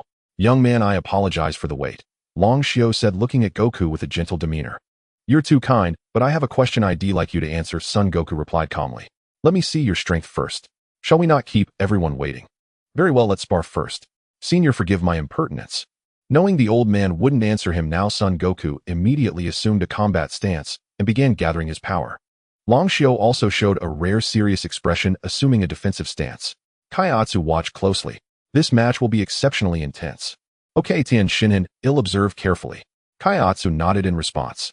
Damn it, why does this tournament make me feel so uneasy? What's going on? Why aren't Tian Xinhan and Kaiatsu fighting that old fool Kame's disciples? What are they thinking? In the spectator area, the crane hermit was growing increasingly agitated. Besides the unease caused by the unexpected strongman Long Xiao, he was furious that Tian Xinhan and Kaiatsu hadn't yet faced Kame's disciples. Son Goku's aura surged abruptly, and he shot toward Long Xiao like a cannonball. Long Xiao's eyes blazed like torches. Unfazed by Goku's fierce charge, he sidestepped with fluid grace, effortlessly dodging the powerful strike. The two immediately clashed, each displaying their unique skills. For a time, neither could gain the upper hand. Seeing the fight drag on with no success, Son Goku suddenly twisted midair, his right foot descending like a heavy hammer with a howling wind toward Long Xiao's head. This move had never failed. It was hard to defend against without a keen sense of danger. Long Xiao, as if anticipating it, crossed his palms and thrust upward, precisely blocking Goku's thunderous kick. In an instant, a powerful shockwave radiated from the two, lifting sand and stones into the air, swirling wildly. Son Goku used the recoil to perform a backflip, creating distance. He then brought his hands together, forming a dazzling sphere of light in his palms. Kamehameha. The energy wave surged like a roaring dragon, carrying a wave of heat toward Long Xiao. What astonishing power!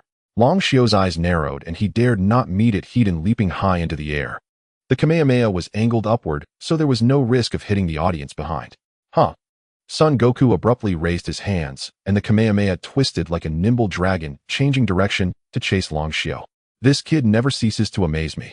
Long Xiao was genuinely surprised this time, seeing the immensely powerful wave closing and his form blurred. The Kamehameha passed through his body, vanishing into the sky. Afterimage fist. But such a precise afterimage fist. This old master's control over power is nearly perfect. Son Goku was not surprised, but rather more intrigued. The next moment, Long Xiao reappeared at the edge of the arena behind Goku. The clash between the two left the entire audience in stunned silence. So powerful. Their battle is utterly breathtaking, exclaimed the spectators in the contestants' area, their eyes fixed unblinkingly upon the combat, afraid to miss a single thrilling moment. Tian Xinhan clenched his fists tightly, fine beads of sweat forming on his forehead, his gaze filled with both shock and excitement. This is the true essence of a master duel. Every move and stance embodies a profound understanding of the martial way. But how does that Son Goku possess such a deep martial insight? Amidst his astonishment, he caught sight of the equally stunned crane hermit in the audience, and for the first time a new thought stirred within him. Just how did Master Roshi teach them? that Krillin and Yamcha also possess terrifyingly high combat power, and they seem reluctant to deliver lethal blows driven more by excitement for strength. But from the very beginning our master only taught US techniques, with devastating lethality, rarely imparting any wisdom on martial advancement. Tien Shinhan knew well that without the guidance of the old man those 3 days, given his own grasp of the martial way, he would have been lucky to have a combat power of 200. And now he was almost certain that the long show on the stage was in all likelihood that very same elder in disguise. The reason was simple. Whether it was his techniques, his demeanor, or even his tone of speech, they were all strikingly similar to that old man. Long Shio tapped the ground lightly with his toes, and once again shot towards Son Goku like a bolt of black lightning. His right hand transformed into a blur aiming straight for Son Goku's throat. The latter reacted with lightning speed, tilting his head slightly to evade the lethal strike. Simultaneously, he clenched his left fist and drove it fiercely toward Long Shio's abdomen. Long Shio swiftly withdrew his right hand and blocked the attack with his arm. The two exchanged blows relentlessly, the wind howling from their fists and shadows of their kicks overlapping. The arena was once again enveloped in a tempest of fierce techniques. The announcer below, microphone in hand, had no idea how to commentate and simply gave up. He merely instructed the cameraman to record and preserve this precious battle footage.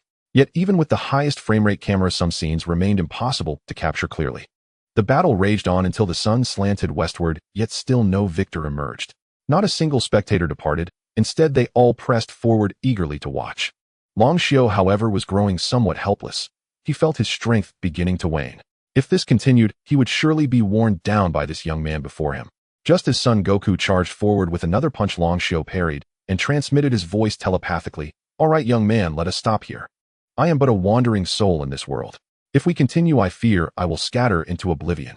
Abruptly receiving the telepathic message in his mind, Son Goku jolted.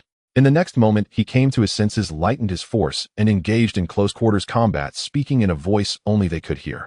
"Who exactly are you? How do you know Mr. Popo, and how do you possess such immense power?"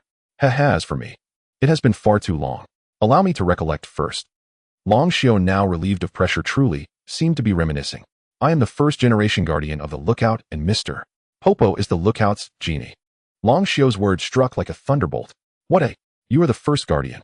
Son Goku's eyes widened, and for a moment he forgot he was still locked in combat. What is there to be surprised about?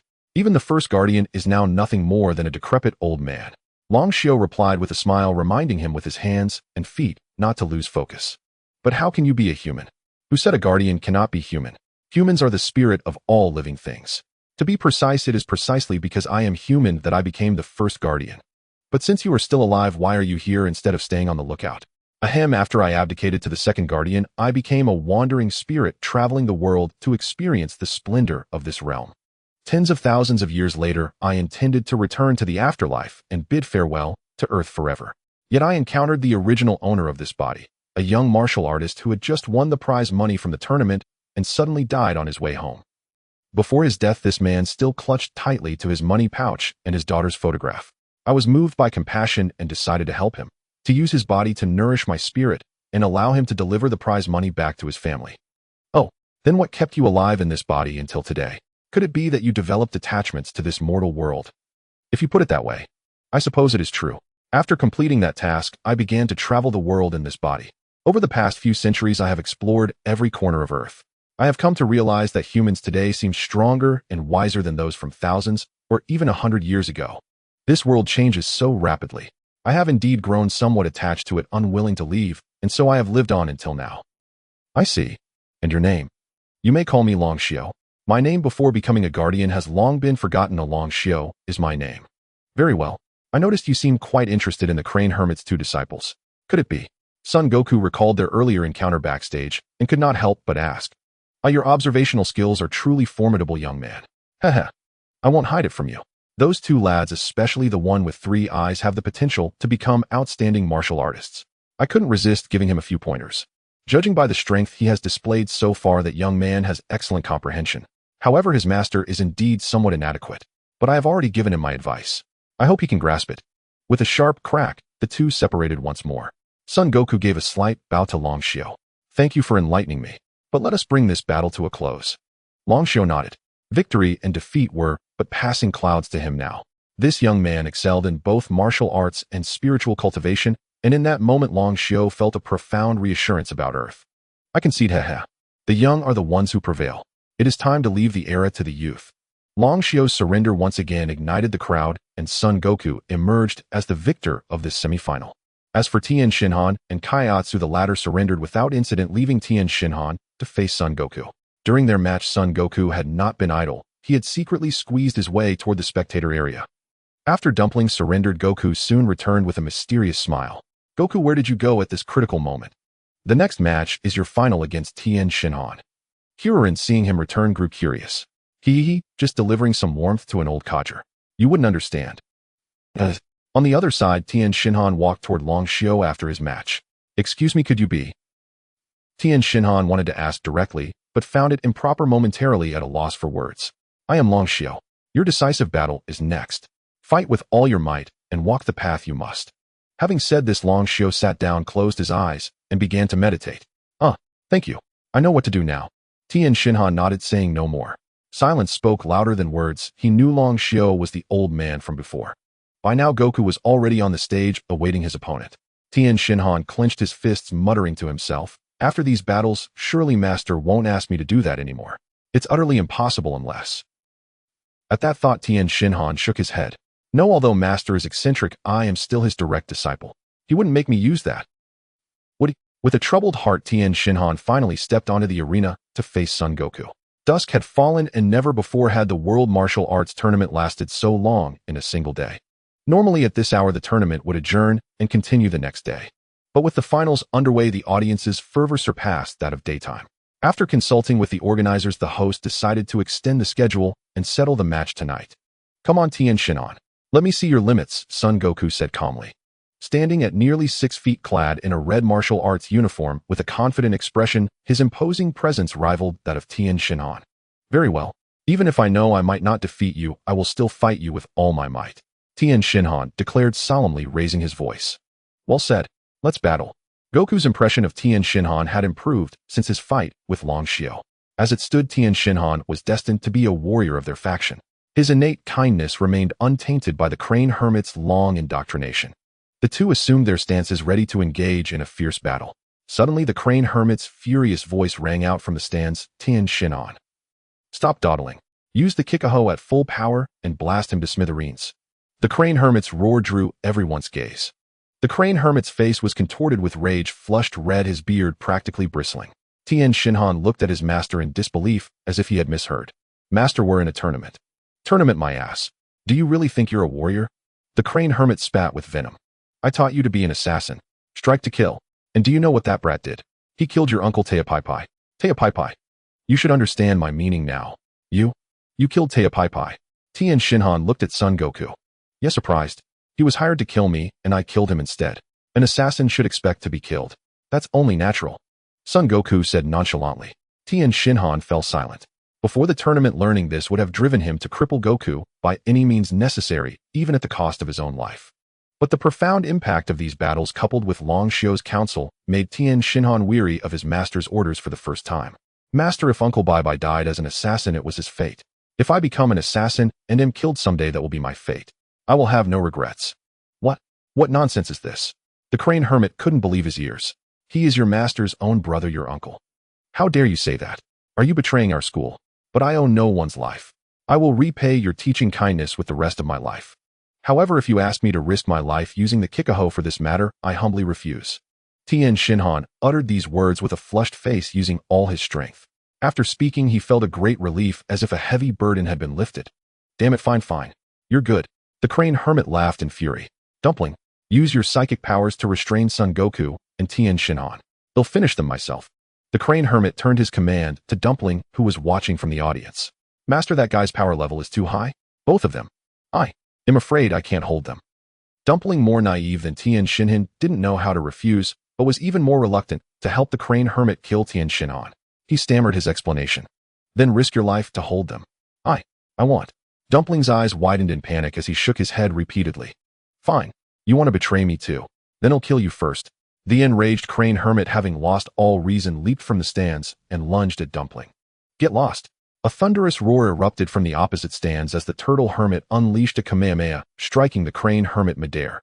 The solid white energy sphere propelled the crane hermit high into the sky, where he vanished amid his frantic shouts. All right, focus on your fight. That old geezer won't die, but you won't see him for a while. Under the stunned gaze of the audience, the turtle hermit slowly withdrew his hands and spoke with a resonant voice. Tien Shinhan sighed inwardly as he watched the direction where the crane hermit had disappeared.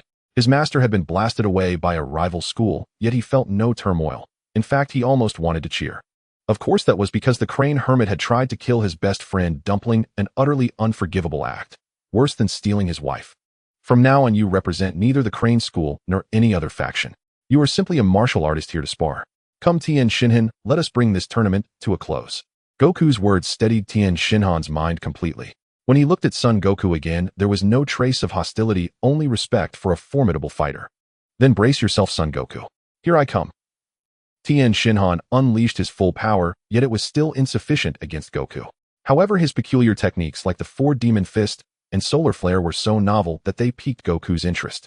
In the end, Tien Shinhan did not even use the Kikaho. After exhausting his strength, he was kicked out of the ring by Son Goku. He knew well that using the Kikaho would require forcing his opponent out of bounds. But Goku could also fly, and his combat prowess and agility far surpassed his own. At this point, using the Kikaho would be nothing but a waste of energy. As dusk fell, all the floodlights of the World Martial Arts Tournament were switched on, illuminating the arena as brightly as day. On the stage, the host grabbed Goku's wrist and raised it high, officially declaring him the champion of the 22nd World Martial Arts Tournament. This championship was thoroughly well-deserved. The entire audience cheered with exhilaration, tossing their hats, sunglasses, and even jackets into the air to celebrate Goku's victory. Even Kuririn Yamcha and Chaozu, watching from backstage, stood together and applauded with excitement. I lost, but I accept it wholeheartedly. I will train harder. Tien Shinhan sat outside the arena looking at Goku on the stage with sincere admiration. Wow, I've never noticed how handsome Goku is. The way he stands confidently on stage kind of captivates me. Lunch rested her crossed arms on the edge of the platform, her chin propped up as she murmured with a hint of tenderness. Unintentional words struck a chord. Beside her, Bulma's delicate frame trembled as if she had heard something deeply unsettling. What made it worse was that in the audience some young girls had already started scrambling for something to write on, scribbling their contact information and tossing it onto the stage with flirtatious invitations echoing all around. Damn it. How did Goku become so handsome in these 3 years? What should I do now? Bulma felt like crying, but had no tears. She had planned to slowly cultivate her relationship with Goku during Son Gohan's stay in West City, waiting until he came of age. But now Goku was being showered with blatant advances from countless young girls, each more obvious and passionate than the last. Who could withstand that? Should she step forward and declare her position now? Impossible. At least until now, the two of them had established no formal relationship. On what grounds could she assert her claim? Besides, she was 4 years older than him. She simply couldn't bring herself to compete for affection in public. It seems our Mr. Son is very popular with everyone. The host was also flustered by the scene, but his professionalism quickly helped him regain composure. Soon he realized that if the questions in this championship interview were explosive enough, they might bring even more attention and wealth to the tournament and himself. After asking a few routine questions, the host began to prepare his ultimate move. Mr. Son, as a young competitor who has won the championship 2 times in a row, everyone knows that you and Mr. Kuririn are disciples of a renowned master, which is why you are so skilled at such a young age. Now I'd like to ask something the live audience is more eager to know. Do you mind? Hiss. Since you're asking so publicly, how could I possibly mind? Son Goku pursed his lips, already knowing what the host was about to ask. Still, it wasn't a big deal, and he saw no reason to be arrogant just because of his strength.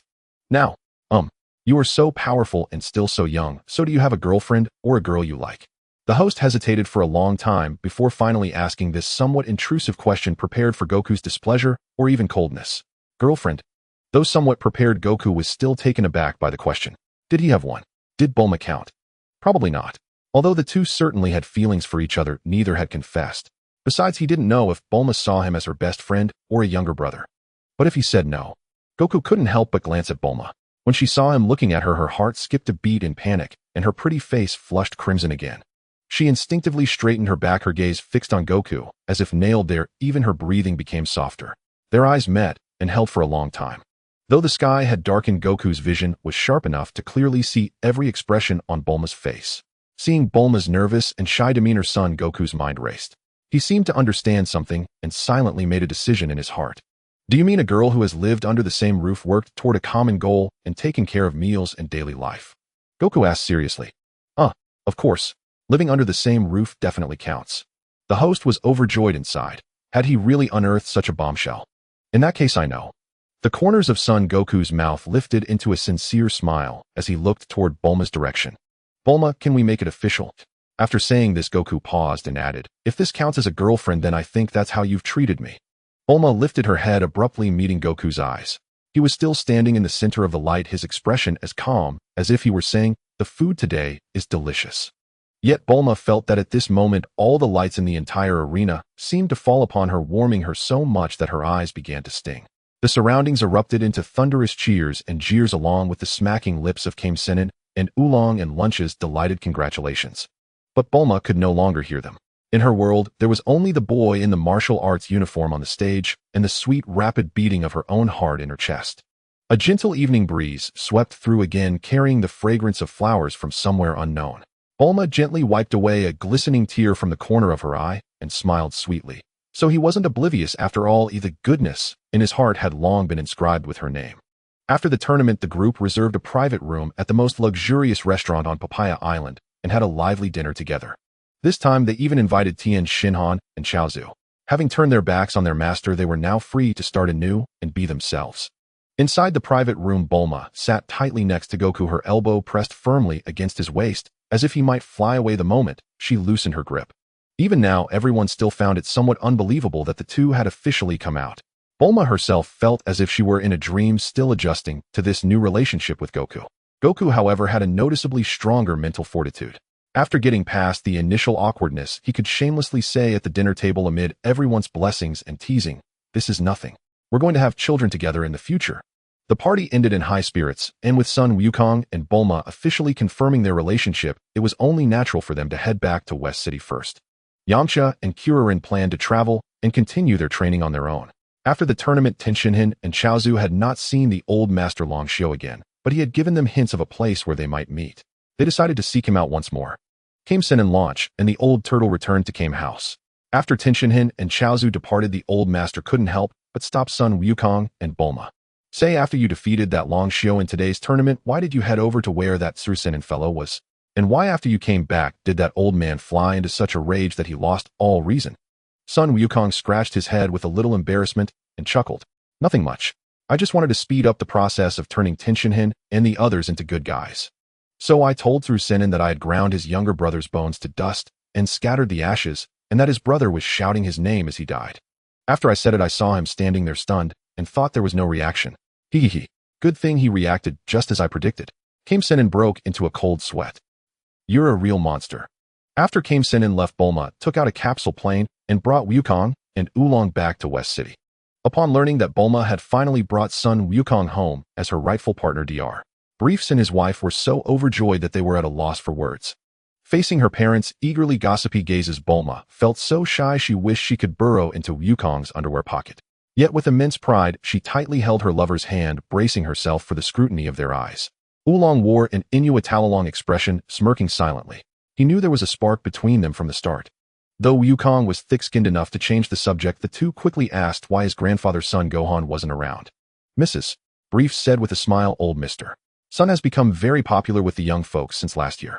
I heard he was dragged out by a group of young karate girls to attend an exchange meet today. He won't be back until late at night." Sun Wukong was speechless. The old man was having a second spring. No wonder he couldn't even be bothered to watch the martial arts tournament he himself was in. As they were immersed in a joyful and pleasant atmosphere thousands of kilometers away, a colossal airship slowly rose, gliding silently into the pitch-black night sky, soon vanishing into the darkness. The next morning, Bulma crawled out of her bed and went into the in-suit bathroom to wash up. She had already read through all the university materials and completed all her credits. There was no need to attend classes anymore. She just had to wait 2 years to receive her diploma.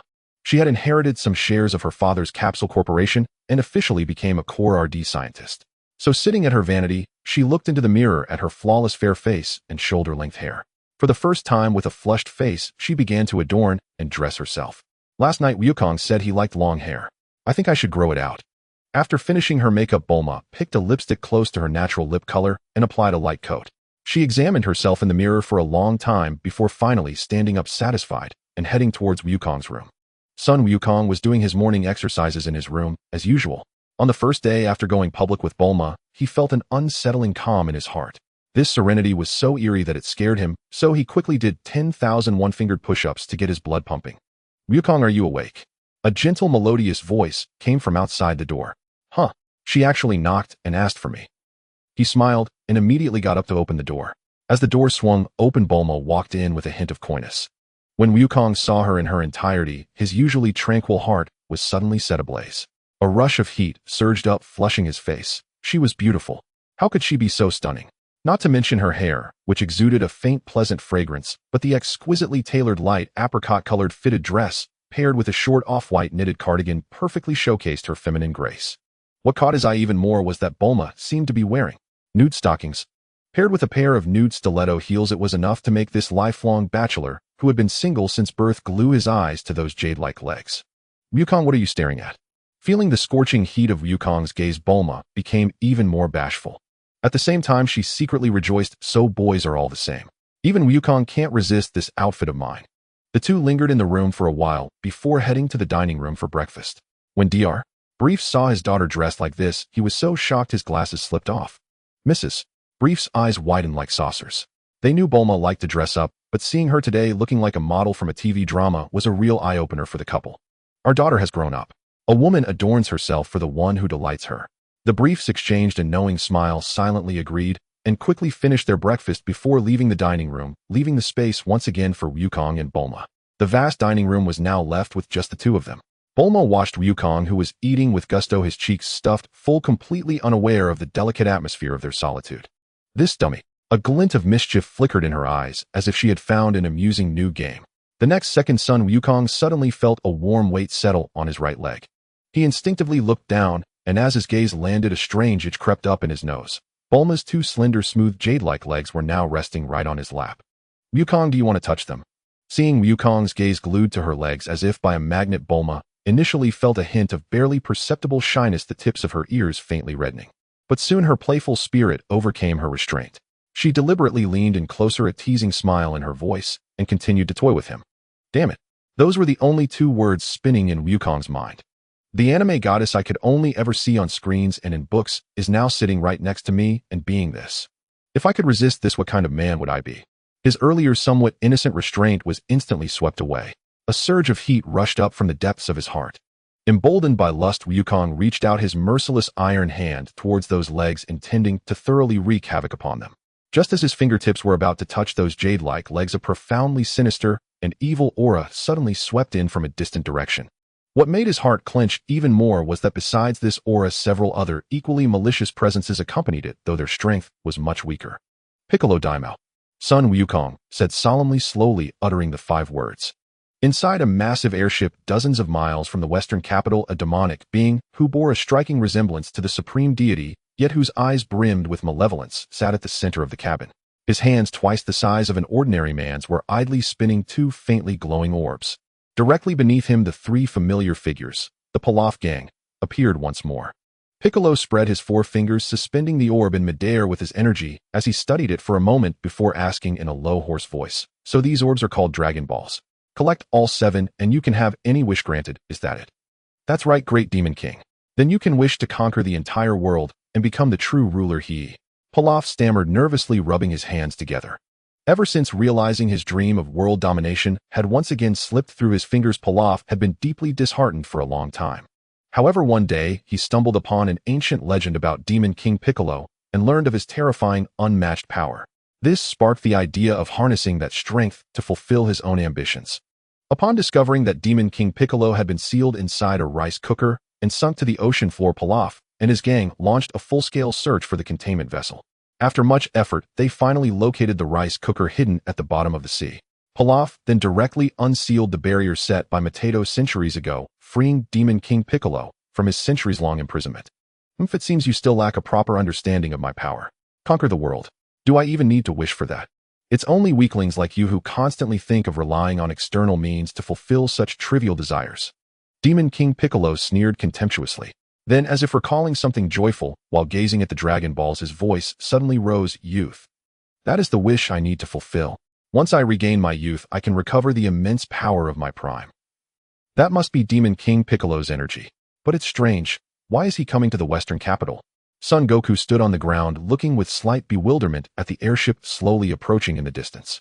Goku, what is it? Why are you suddenly so tense? Bulma stood beside him. Though a bit annoyed that her recent flirtation had failed, she was more concerned about what had captured Goku's attention so intently. I wouldn't say I'm tense, just a bit puzzled about something. Goku took her hand to reassure her. What's wrong, Goku?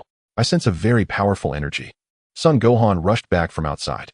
Seeing Goku and Bulma in the yard, he quickly asked, Grandpa, it seems Demon King Piccolo has arrived. What a Demon King Piccolo? Wasn't he sunk to the bottom of the sea by Master Roshi back then? Son Gohan exclaimed in shock. As the senior disciple of the Turtle Hermit, he was naturally familiar with the history of Demon King Piccolo. He might have been accidentally released. But Grandpa, what I'm more puzzled about now is why he's come to the Western capital. If he's looking for the Dragon Balls, we don't have any here, do we? Son Goku remained utterly perplexed. In the original timeline, he knew Demon King Piccolo had deployed his minions to search for Dragon Balls and eliminate martial artists. But in this world, there were no minions sent to the Tenkaichi Budokai to steal the participant list, nor did they have any Dragon Balls here. So from either perspective, it seemed impossible for Demon King Piccolo to have targeted them. Dragon Balls. We do have one. Son Gohan was taken aback, then replied. Huh, how could that be? Grandpa, you went looking for Dragon Balls. Son Goku was equally stunned.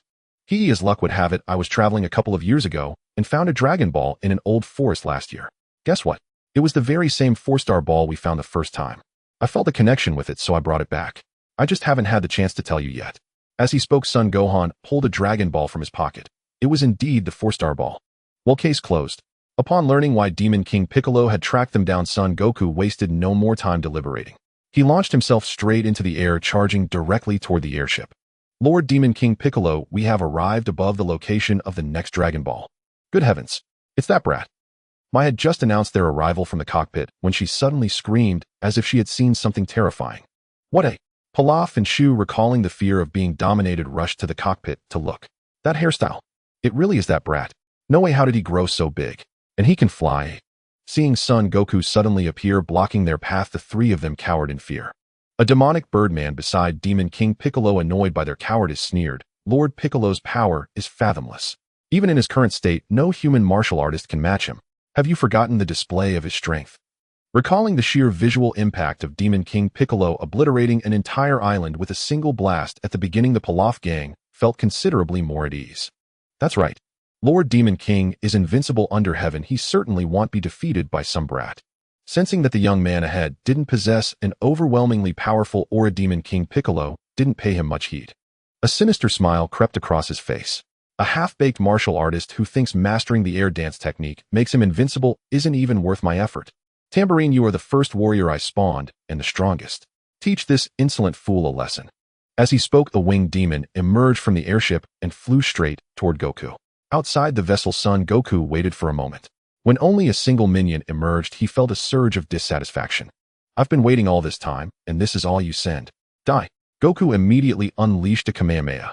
The poor tambourine was reduced to ashes before he could even utter a word. This display utterly stunned everyone inside the airship. After a pained groan from Demon King Piccolo, a wave of blazing fury erupted within him. He shot to his feet and flew straight out of the airship, coming face to face with Son Goku. So you are Demon King Piccolo? Son Goku looked him up and down, noting that he truly looked identical to the supreme deity, especially in this aged state. If not for the overwhelming aura of evil, Goku thought he might not be able to distinguish the demon from the deity if Piccolo wore the supreme deity's cloak. Indeed. May I ask why you are blocking my path? Demon King Piccolo asked with a faint smile. What a fake expression. Son Goku shook his head. Do you know why I haven't attacked yet? Oh, I'm all ears. Demon King Piccolo scoffed, surprised that a show of respect had gone to the boy's head. Son Goku grinned. I just wanted to see how much a demon who looks like the supreme deity could resemble him. Now that I've seen enough, you can die. What a... How do you know about? Damn it. At the mention of the supreme deity, Demon King Piccolo's heart convulsed violently. In an instant, Son Goku let out a mighty roar and a surge of overwhelming energy exploded forth. Feeling the formidable aura emanating from Goku, Demon King Piccolo's heart plummeted into the abyss. I'm done for. I'll really be killed. No, I've finally broken free to revive the demon clan. I can't die here. With this thought, Demon King Piccolo steeled himself. His aura surged violently as a dark green energy condensed frantically in his palm, nearly tearing the air around it. Then he thrust it forward. A blast like a roaring, malevolent dragon shot straight towards Son Goku. The moment the blast struck its target, Piccolo immediately turned and fled, his lips moving rapidly as cryptic incantations rolled from his throat with unyielding resolve. The next second, he opened his mouth wide, and a jade-white egg slowly slid out, its shell enveloped in a faint, ethereal glow. With a sudden burst of force, he expelled the egg, which shot away until it vanished from sight. At the same time, a far more condensed blast of energy counterattacked toward Demon King Piccolo, carrying an inescapable aura of annihilation. "My son, you must avenge your father." With those final words, Demon King Piccolo was struck by the blast. In an instant, his entire being was engulfed in light, leaving not a trace behind. "If it weren't for you spitting out that egg, I wouldn't have been able to kill you so easily." Sensing that the egg's aura had already flown 100 miles away, Sun Wukong revealed a mischievous grin. The future young nanny for the Sun family had just arrived, and now all that remained was a slow process of cultivation. Old Piccolo's total combat power barely reached 300, and since he had left his true strength for the new Piccolo, his attack felt no more than a tickle to Wukong. Killing old Piccolo would also mean the death of Kami, but the new Piccolo still held some hope for redemption, which would in turn allow Kami to survive. Afterward, Wukong rushed to the airship, slaughtered the remaining demon clan, and dragged the weeping trio of misfortunes back to the ground. "Wukong, seeing your strength, now your grandfather can finally rest easy." Son Gohan gazed at the youth before him, who now stood a head taller and had grown as sturdy as a mountain, recalling the day he had found him, and was overcome with a flood of emotions. "Grandfather, rest assured. From now on, I will protect Earth. I won't allow any villain to invade our home." Good, good, good. "Bulma is a good girl. You haven't let me down, my boy. You're a true man. Get along well with her, and strive to make me a great grandfather soon." Son Gohan's final words made both Wukong and Bulma blush involuntarily. Hey, Wukong, do you mean to recruit them to work for Capsule Corporation?" Bulma looked at Pilaf and his gang in surprise, seemingly puzzled by Wukong's suggestion. "Exactly. Don't underestimate this dwarf. His scientific research skills are quite impressive." Son Wukong then explained some of Pilaf's abilities to Bulma, and her eyes lit up instantly. "What? No. I, the great King Pilaf, am a noble and free being. I want work for a little girl." Pilaf stood his ground, shaking his head repeatedly. "Humph." Son Wukong said nothing, reaching out with his chi to lift a large boulder nearby. With a sudden clench of his fist, the boulder shattered into pieces. After wandering outside for so long, working occasionally to cultivate some refinement isn't so bad." And so, under Wukong's gentle persuasion, Pilaf and his team officially joined Capsule Corporation. However, given their questionable character, Bulma naturally didn't allow them to participate in core research immediately. Instead, she assigned them to different departments to start from the ground up. The company provided them with meals and accommodation, a 4-day workweek, a shockingly short 6-hour workday, and even afternoon tea. The environment was excellent, and aside from being monitored around the clock during work hours, they received a generous salary at the beginning of each month, along with very thoughtful candies. However, there was one thing that puzzled Pilaf and his gang. They had to eat a candy in front of the supervisor before leaving. Soon the trio of Pilaf went from initial dissatisfaction to gradually sinking into contentment. No more sleeping in the open, no more worrying about daily survival. Though they occasionally dreamed of world domination, they soon sank back into the comforts of their new life. Elsewhere, in a small mountain village over 1,000 miles from West City, a tiger-headed, naive-looking young Piccolo clad in Demon Clan attire struggled out of his eggshell. Standing on the grass, he surveyed his surroundings, frowning at the idyllic scenery of birdsong and floral fragrance. I must avenge my father. I hate peace." The new Demon King Piccolo, with a combat power of around 220, had perfectly inherited all memories. He knew that his current level was no match for Sun Wukong. So all he had to do now was train relentlessly, finding ways to enhance his strength. "Now let me massacre this village to stretch my limbs." The young Piccolo flew out of the forest, heading straight for the village. An ordinary village woman was washing rice and clothes by a stream with a little girl. Piccolo's eyes gleamed as he saw the mother and daughter. "Let me first witness the fear these mortals hold for me, ha." Holy crap. Perhaps because his newborn body hadn't fully adapted to the inherited power, Piccolo lost focus, forgot to control his flight, and with a startled cry fell from midair straight into the stream. What's that sound upstream? Could it be a mischievous child throwing rocks? The village woman looked toward the noise and saw a little green creature flailing in the water. "Nina, go help that child." The woman dropped her clothes and ran upstream, while the little girl Nina also set down her pot of rice and followed her mother. Piccolo grabbed the branch they offered and was pulled ashore by their combined effort. Huff puff. How utterly humiliating. To fall into this river and in front of these two weaklings. Piccolo was burning with shame and anger. After catching his breath, he noticed the girl was doing something with her back to him. So defenseless. "How dare you?" Take my heart-gouging claw. But just as his claw shot out, the girl casually handed him a piece of flatbread. The bread was still warm, carrying a faint scent of green onions, leaving Piccolo's mind momentarily blank. What? Do I look that approachable? In the end, Piccolo did not kill the mother and daughter. Staring at the bread in his hand, he suddenly felt that these two were so innocently foolish that he couldn't muster any interest in killing them. Enough. I, the great demon king, must go train.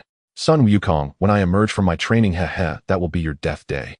Remembering his mission, Piccolo let out a sinister chuckle. Of course he didn't throw away the bread, he tossed it into his mouth and swallowed it whole. It was quite tasty, fresh out of the pan, must be even better. Mom, Little Green looks like he hasn't eaten for a long time. How pitiful. Nina watched him devour the bread ravenously, her face full of sympathy.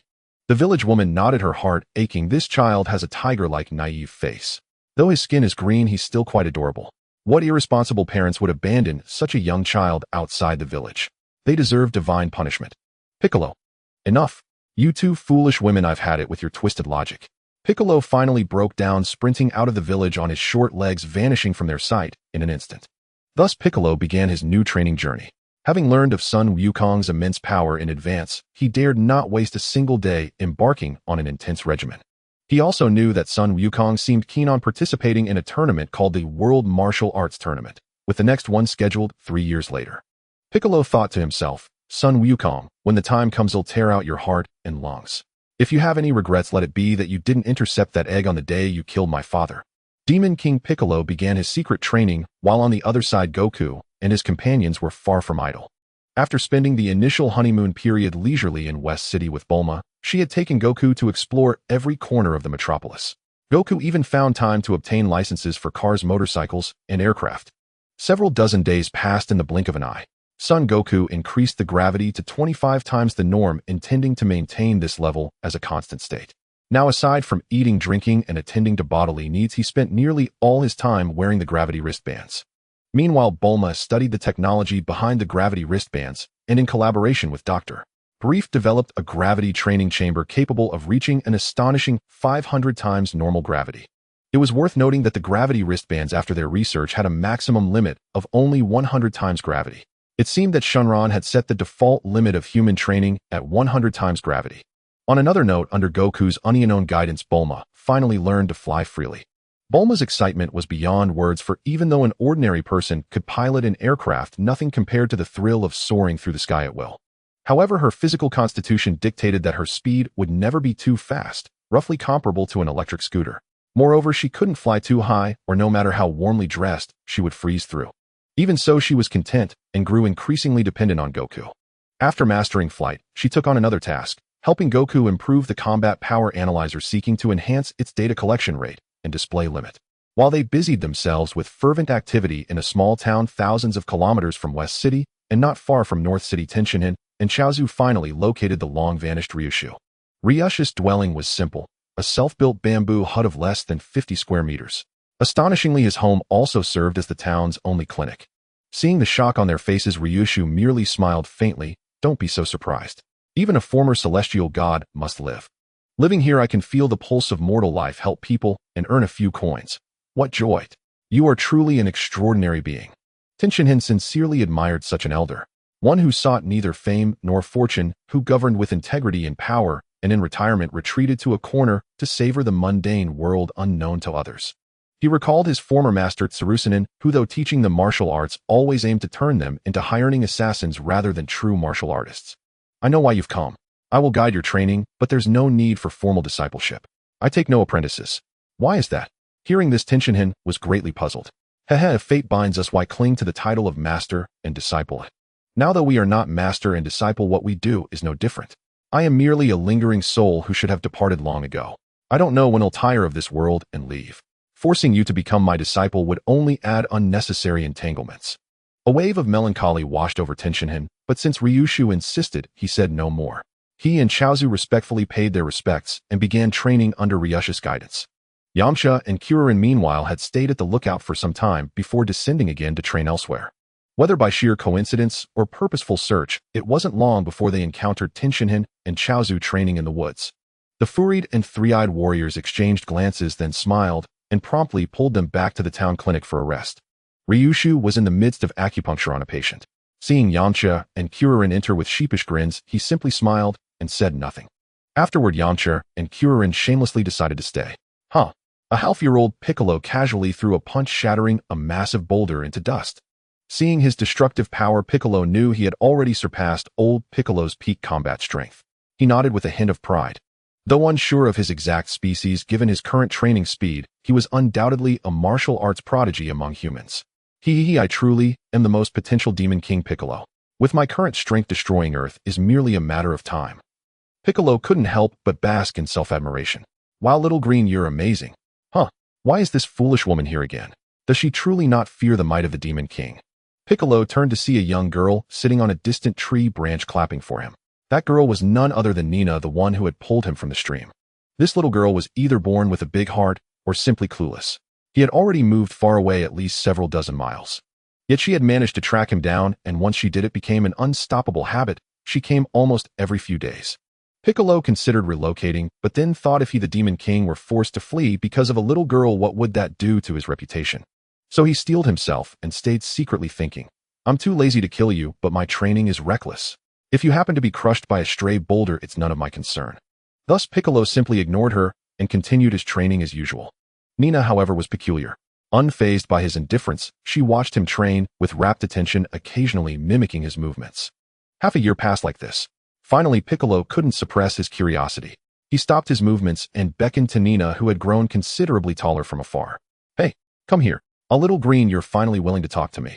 Nina exclaimed with joy, then bounded over in 2 or 3 steps. My name is not Little Green. You will address me as Lord Demon King Piccolo.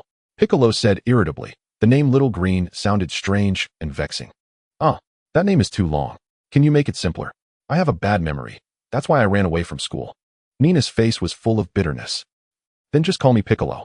Piccolo waved his hand helplessly. Over the past year, his height had grown to over 1.7 meters. Facing a little girl less than 1.5 meters tall who looked up to him with adoration, it was hard to muster any anger. You sneak a peek at my training every day and don't play with the village kids. Won't your friends come looking for you? Piccolo got to the point. Me? I have no friends. I've always been a bit slow-witted, and my father left my mother and me early. The village kids don't want to play with me. If I weren't here, I'd just be with my mother.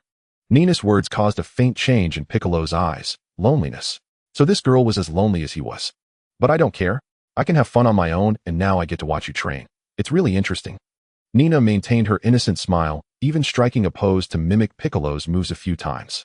Piccolo was silent for a moment, then a sly grin crept across his face. Would you like to learn a few moves from me and get back at those kids who won't play with you? How can I learn from you? Nina said, as if hearing the best news ever. They'll study hard, but I don't want to deal with those guys. I just want to be strong enough to protect my mother. TSK.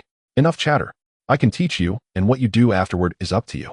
Though Piccolo said this, a strange desire to nurture arose within him, to subtly mold this girl into his future enforcer. After all, she was human. With proper training, she could get close to Son Goku and deliver a fatal blow. What a splendid plan.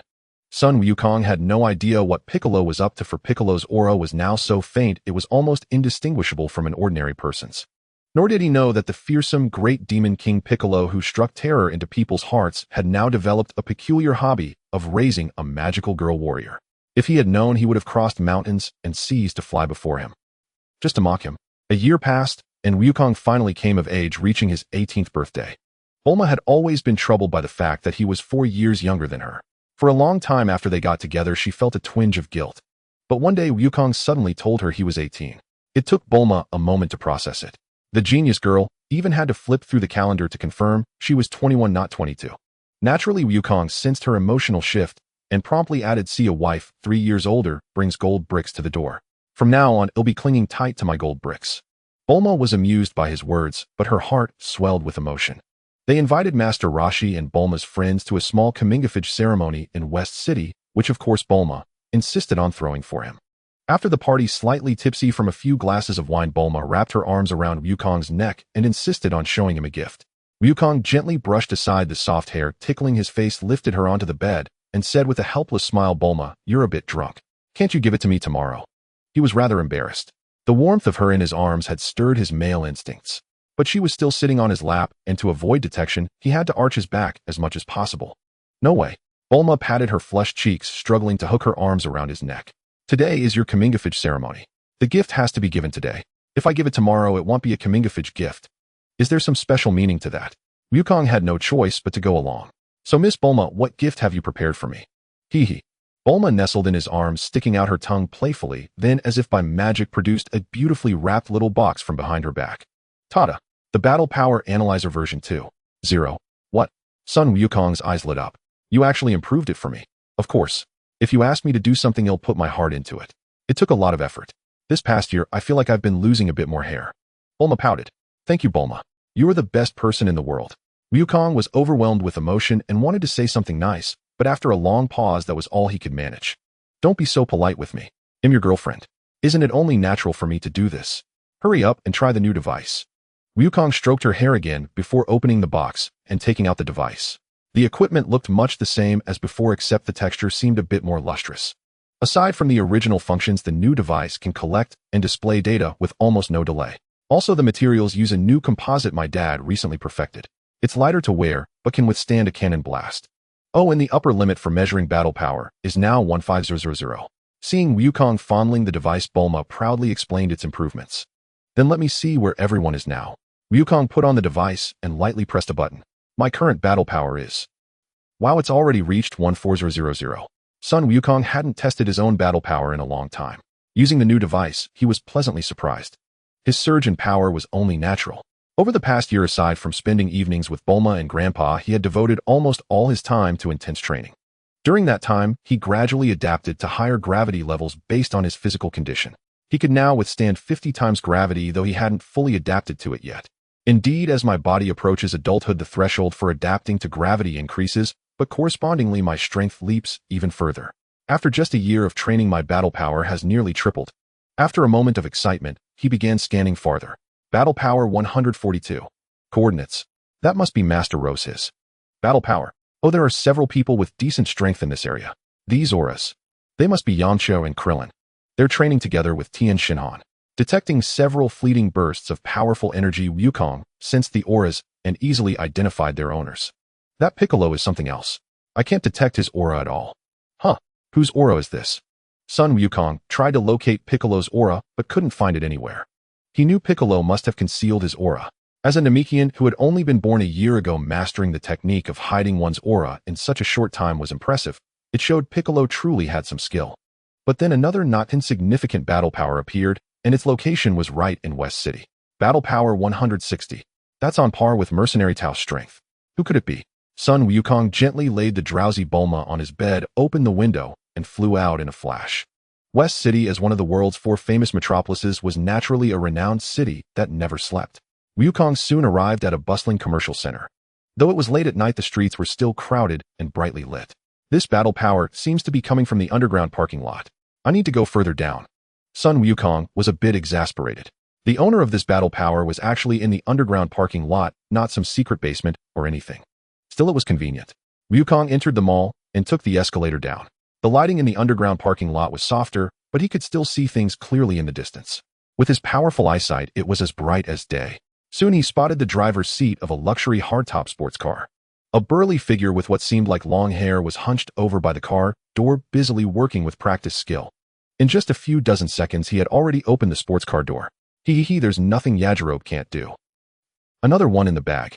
He skillfully slipped into the car, fumbled around for a moment, found a button, and pressed it.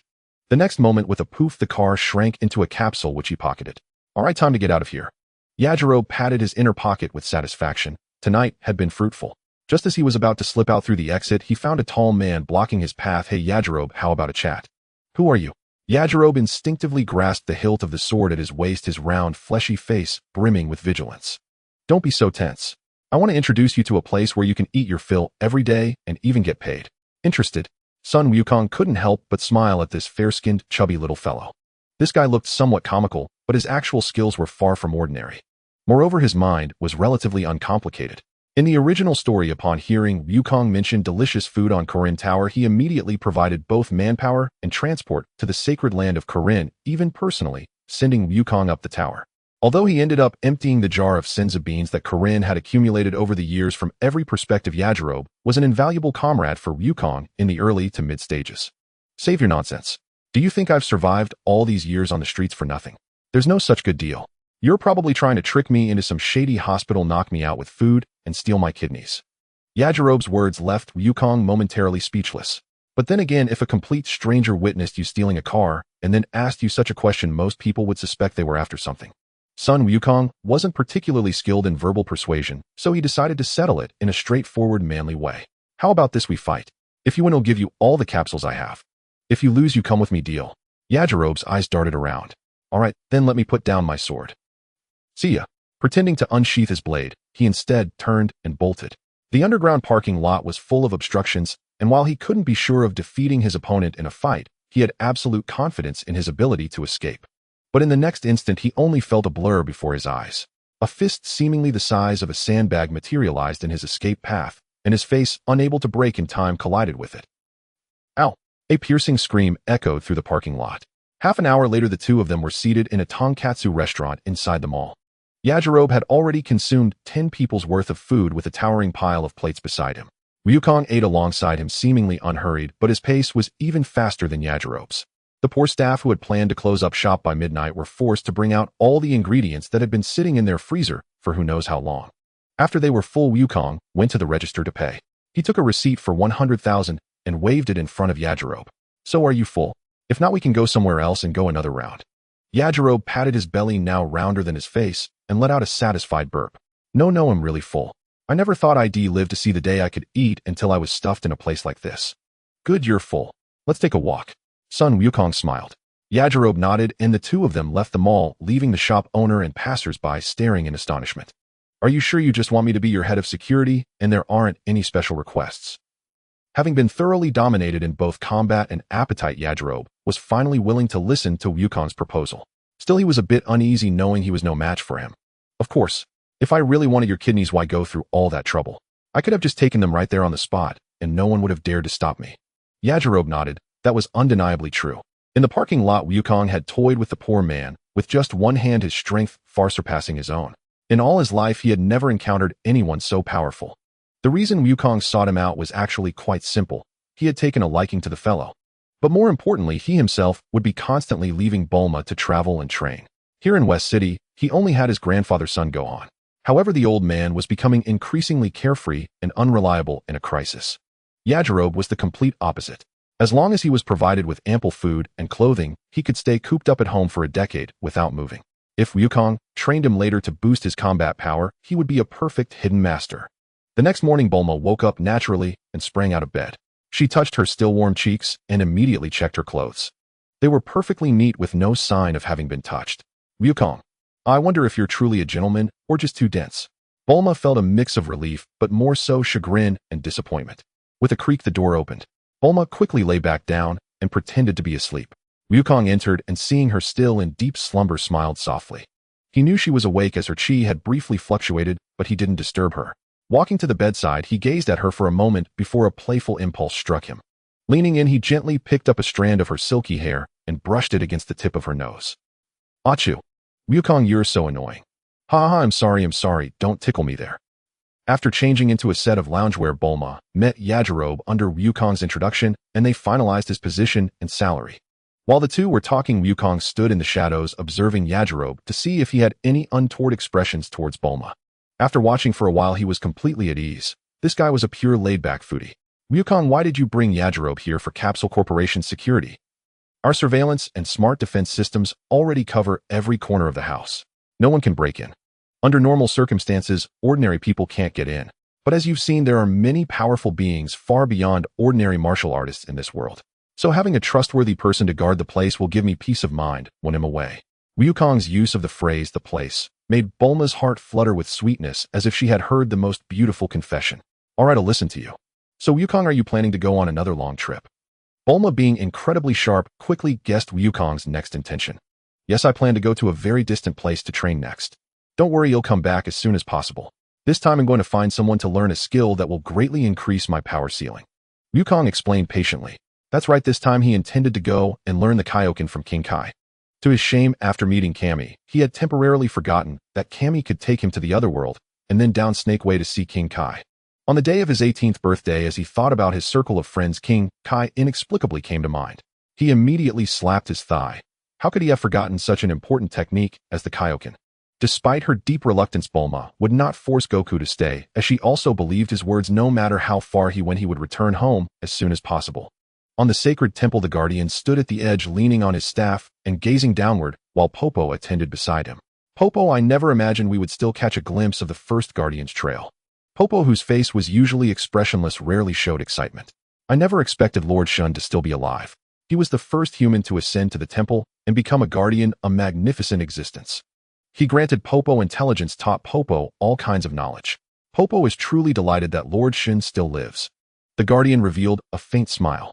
This world feels somewhat deviated from the path I anticipated, yet it is a deviation I am pleased to witness. The guardian gazed down at the mortal realm for a while longer before slowly stepping back. I should prepare myself. Goku will be arriving soon. Lord Guardian, what does Goku intend to do this time? He seems quite urgent, and we have nothing left to teach him. We shall know soon enough. This child seems to harbor many secrets unknown to others. Indeed, it is fortunate that Goku is pure-hearted, otherwise it would truly be the end of Earth. As the god and his servant conversed, Goku flew up. After a long separation, he greeted them first, then explained his purpose to the guardian. The guardian was astonished that Goku knew of King Kai's existence. He asked why he knew, but Goku merely shook his head, saying he had learned of it by chance. Seeing that Goku was unwilling to reveal more, the guardian had no choice but to relent. Very well, since you are not inclined to say more, I will not press you. But Goku, you must remember, no matter where your path came from, Earth is your eternal home. Always bear this in mind. Have a clear conscience. Don't worry, I understand your meaning. There are things I cannot explain, but believe me, I love Earth more than I love myself. Goku said solemnly.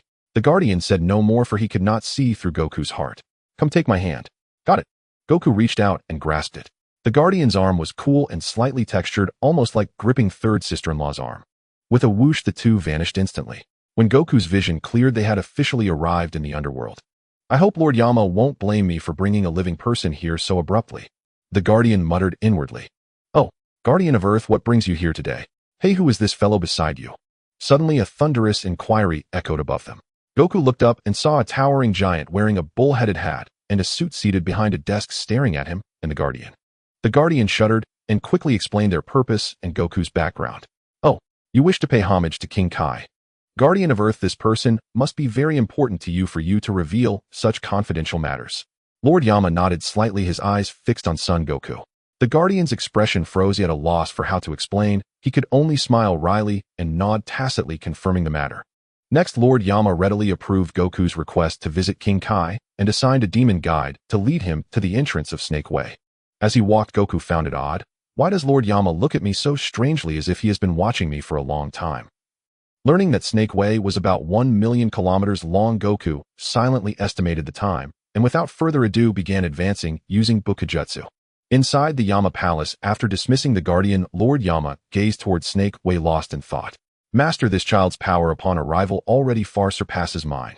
I wonder how far this child you have chosen can go. Meanwhile, having eaten a Senzu bean to restore his peak condition, Goku flew at full speed, lifting the gravity restriction. With sparks and lightning trailing behind him, he covered the entire distance in less than 2 days. Soon he stood at the end of the snake's tail, gazing at the tiny planet above him in contemplation. Although he knew the planet was very small, it appeared even smaller than he had imagined. He flew above the planet to observe. The surface was covered with grass scattered with 6 or 7 fruit-bearing trees and a path encircling the entire planet. On the ground stood a small house, a well, and some small structures along with a brand new vintage car. The gravity here is indeed greater than Earth's, but it is hard for me to feel it now. Son Goku muttered to himself, then landed. Since you could arrive here in such a short time, you are indeed a formidable fighter. Unnoticed, a short man with 2 antennae on his head and round sunglasses emerged from the house, speaking slowly. Oh, a chimpanzee clapped and bounded out. King Kai's pet Bubbles. Son Goku quickly bowed. I apologize for the intrusion, Lord King Kai. My name is Son Goku, and I have come from Earth to learn martial arts from you. Oh, martial arts. But your combat power is already unfathomable, even surpassing mine. What do you hope to learn from me? King Kai studied him with interest. Whatever you are willing to teach me, I am open to. Although my combat power is inflated, my realm is still insufficient. I hope you can help me greatly. You are quite polite. Since you are so well-mannered, I will give you a simple test. Make me laugh with a joke, and I will teach you, otherwise you can go back. Son Goku secretly rejoiced. If it was about jokes, he would have King Kai in stitches. After all, King Kai was someone who could be amused by something as simple as a blanket carried on the back. Thinking of his past lives repertoire, Goku suddenly found himself troubled. There were too many to choose from. What should he tell? Seeing him lost in thought, King Kai said smugly, "Son Goku, take your time. I am an expert at telling jokes. Don't expect to amuse me easily with anything mediocre. Alright, I'll go with this one." Son Goku quickly settled on a corny joke. Lord King Kai, why did 2 children die after telling jokes by the seaside? Huh. King Kai was taken aback. Was this a joke or a riddle, and why was he being asked? Because a shark came up and ate them. King Kai ventured. Wrong, because of a tsunami laugh. Goku said with a straight face. King Kai, damn, it's a pun. Ha ha.